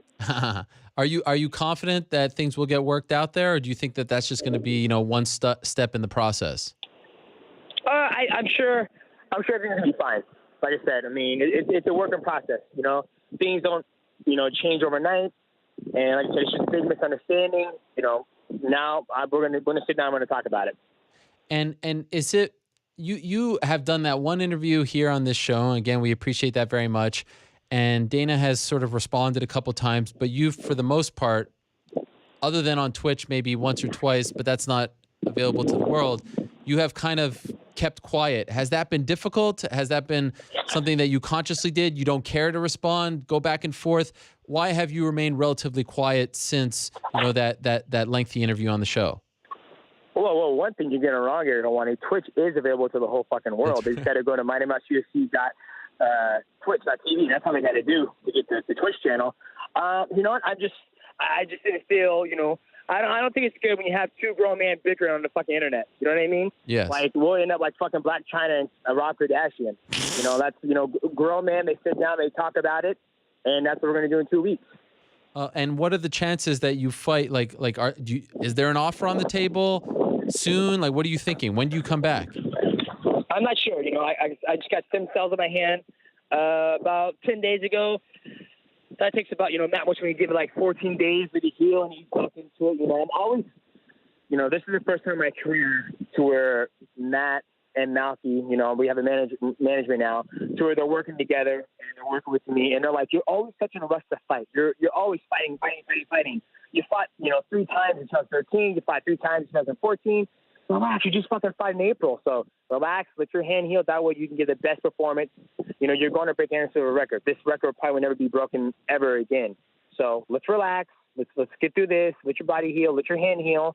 And then we'll go from there. So that's what's on my mind. It's healing, relaxing, spending time with my family this summer. And still training, still working on stuff. Just got done playing soccer, working on my speed, agility, quick corner cutting. So everything is good, my friend. And do you think you'll fight again this year? I mean, is that safe to say? Oh, I'm fighting this year. Oh yeah, I'm fighting this year. There's money to be made, and I want money. and what about Ray Borg? Is it safe to say that he will be next at the end of the day? I believe so. I think at the end of the day he will be next, and then also you got Brandon Moreno taking on Sergio Pettis, a lot of great guys in the flyweight division, and all these guys are future champions. I mean, you think about it, they're 22, 23 years old. Still young, but as long as I'm here, I don't think anybody going to be taking down Mighty. So we'll see what happens. So you feel like you're in a good place now. I feel like you're a lot more maybe hopeful that things will turn out and work out in your favor and get cleared up with the UFC than last time we spoke. Yeah, absolutely. I think so. Like I said, it was a big misunderstanding, and typically when you have two parties not on the same level or on the same page, tempers start to flare and emotions get in the way. So now, like I said, me and Dan, we're going to meet man to man, face to face. And, he got done flying on, Conor McGregor air. And we'll sit down and talk. Can I come to that meeting? Fuck no, you can't come to that meeting. Why? I mean, maybe I'll... No, probably not for the best, right? Yeah, I agree. By the way, what was it like hanging out with Max Holloway and Yancy Medeiros in Hawaii? That video of you drinking the moonshine like 2 days later was incredible. I loved it. Not a care in the world. Oh, man, it was a great time. Me and Max go way back. And, really? I didn't know that. Oh, man, me and Max have hung out multiple times in different occasions. I've always been a big fan of his, and he's always been a big fan of mine. And so it was only... fitting perfect. We had no idea that he was going to be home and we were going to be going to vacation over there. And it just worked out. He invited me to Makaha Beach, went out there, and I hate sharks. That's one of my biggest fears. Sharks, alligators, you don't fuck with those creatures. I mean, you get in the water and it's basically you done. So, I had a couple beers out there and, Yancey brought that sweet ass moonshine, had a couple of that. And Max said, yo, you want to go out there look at some turtles? And I was like, that's a shark's favorite, meal. I ain't gonna fucking out turtles. He goes, it's all good. You was the best, bro. You was the best, man. I got you, man. So I went out there swimming, trying to look for some turtles, and it was a good time, man. It was good. Yeah, much needed, right? Yeah. Oh yeah. But it's always good to get away and not worry about, the sport of mixed martial arts. He's coming off winning his belt, so it was good. We had the whole beach to ourselves. It was basically Max Holloway Day on that beach. Wow. It was a good time. By the way, did you get the 10 belts yet? They're in process. Okay. I ain't got them all yet, but I'm gonna tell you guys, I'm All getting them fucking belts. What game are we playing tonight on Twitch? What can you tell us? You know what? Right now, it might be a little. I'm going to be going to the office right now. This is the midday stream. It's probably going to be a little Final Fantasy 14 Running Born and possible Tekken 7. I got work last night. I gotta fix that problem. And then tonight we're going to go back to Battlegrounds. So I don't know. It depends what the Mighty Subs want. We'll see. Wow. I have no idea what you just said, but it sounds like a good time. And I urge everyone to sign up because... No, we need you. No. Stop right there. We need you to sign up. You know the channel. We're waiting for you to subscribe to the channel, Aaron. Yeah. I'm going to tell you. If you don't subscribe to the channel, I know. Does your wife have Amazon Prime? Does she have Amazon Prime? Yeah, I have it. I have it too. Okay, this is what you do. Link your Amazon Prime account with your Twitch account. Okay. Then you get one free subscription to any channel you want. Oh. Get that linked up. Then you come to my channel, subscribe to the channel, support the channel, my friend. You didn't tell me about this. I didn't know I could link it with the Amazon Prime. You got to make it worth my while. You're always talking above me. You're always cutting me off, so I have to put you in your place. Wow. Now you know. Have you seen my new set where you're immortalized on the set right over here? Have you seen this? That your picture is on the set? It's right there. Beautiful set. I wish I could be there to come and sign it and be able to take a picture with you. It's a beautiful set. Yeah, one day I'd like to have you in here. Now you're doing commercials for T-Mobile. You've got Malky representing you, Fight of the Year. I'm afraid that we may not get you as much. We may not have access to you as much. So I want to keep you kind of as close to me as possible. Well, if you subscribe to the channel, you'll be real close to me now, will you? And you also have my number, so you'll be good. All right. Okay, so this is good. Congratulations on the award. Congratulations on signing with the management. I think it was a really good move on your part. Very smart. And good luck with that meeting. When is it? Can you tell us the day, the time, the place? What can you tell us? I have no idea. All like right. I said, I know it's going to be in 2 weeks, hopefully. And things happen, things come up. So hopefully the meeting goes through. That's Naki's job. This my whole entire career, I've always left things up to me. I've always made things my priority to get them done. But now I'm at this point in my career where I'm not going to do that anymore. The only thing that's a priority to me is me training, taking care of my family, the kids, and also my Twitch. But for me getting my SB work, that's not my priority. That's Dave Locker's priority. Yes. He's the UFC PR guy. That's his job. To get the meeting with Dana White, that's Naki's job. When I had the meeting with Hunter and Nick, wasn't my priority. That was Naki's job. So now to get my meeting with Dana White, that's Naki's job. A lot of jobs for Malky. All of a sudden, he's got his work cut out. He gonna make this money, damn it. So you gotta give him. Listen, it's the right move. You shouldn't be worrying about this stuff. I mean, it's too much for you. I mean, you're trying to break records here. You're trying to win fights. You can't be worrying about this stuff. So it's the right move, 100%. And I hope that didn't create like a rift between you and Matt. I think he probably would agree that it's the right move as well. It's one less thing for him to worry about. No, I totally agree. Matt was all for it. And like I said, Malky and Matt are on the same page. They talk often, which is rare. And, like I said, and Matt was there in 2012 when we won the belt, and he met Malky too. And we see Malky do his thing. And so everything's good. Malky, Matt, me, we're all on the same page. Everything's good. But what about TJ's feelings? I mean, he was already cutting weight. This is what he wanted. Anybody know more about motherfucking TJ Dillashaw? He had a choice. He tried to keep going to do his thing, but he made a decision. So we ain't worried about him. All right, fair enough. Demetrius, thank you very much. Congratulations on the award, and good luck with the meeting. And maybe when it's over, you can come back on and tell us some good news when you're going to come back and fight and rolling in that dough with your new contracts and your new bling bling and all that stuff. Well, maybe if you subscribe to the channel, it'll be sooner or later. So we'll all right, tonight. I promise you, tonight. Tonight. Okay, all right. We'll be waiting for you. Okay. All right. Thank you, Demetrius. There he is, Demetrious Johnson. How about that? Some exciting news for him. That was great. When I got that notification, Demetrious Johnson, Fighter of the Year, this is amazing. In the midst of this, but you could tell just from his tone, much different than the last time he was on. Very important move on his part to essentially say, look, and it's funny, after he beat Wilson Hayes, I tweeted that, look, this is a guy who's about to break the record, who's in the discussion for greatest of all time, and still has the same coach, still has the same manager who was his coach, Matt Hume, same entourage. He's only cornered by two people usually. He has not changed one iota. I know this. I could tell from my interactions with him. And now, of course, the crap hit the fan and needs a manager, but you reach a status in your career where you need a manager to do these things, to be that buffer, to be that negotiator, to be that liaison. And Matt Hume is one of the very best coaches in the world in the history of the sport, but he's not a manager. And so it's important, I think, to get management, whoever that may be, to now, open that lines of communication and do things the right way and be that business confidant and liaison between DJ the fighter and the UFC. Every fighter should have a manager. Even if you're at the end of the totem pole, the bottom of the totem pole, I think it's just important to have that guidance, advice, negotiations. It's a very important development in his story, and I applaud him for making that decision at this time. And I think it's awesome that he won the Fighter of the Year at this juncture, because that's a nice little bargaining chip in his favor. All right, that does it for the interviews. And now we are going to switch. So this is what we like to do in case you're joining us for the first time in several weeks. We are now on Twitter. We're live on Twitter. You may have been watching us today on Twitter, and we appreciate everyone who has been doing so. It's so cool for me to be on Twitter. I can't say it enough. Really love the fact that we're on Twitter, and I hope that we get to work with them for many, many years. As you know, I'm an avid tweeter. I love all things Twitter. So you can watch us on themmahour.twitter.com, and I hope that all show long you have been tweeting us some questions, comments, using the hashtag TheMMAHour.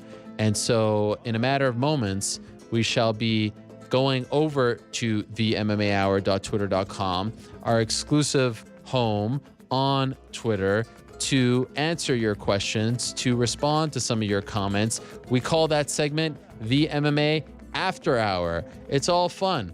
And on top of that, it looks like it's our new graphic from our friend Miles. Looks like it's a late night thing. It's very cool. It's one of my favorite parts of the show.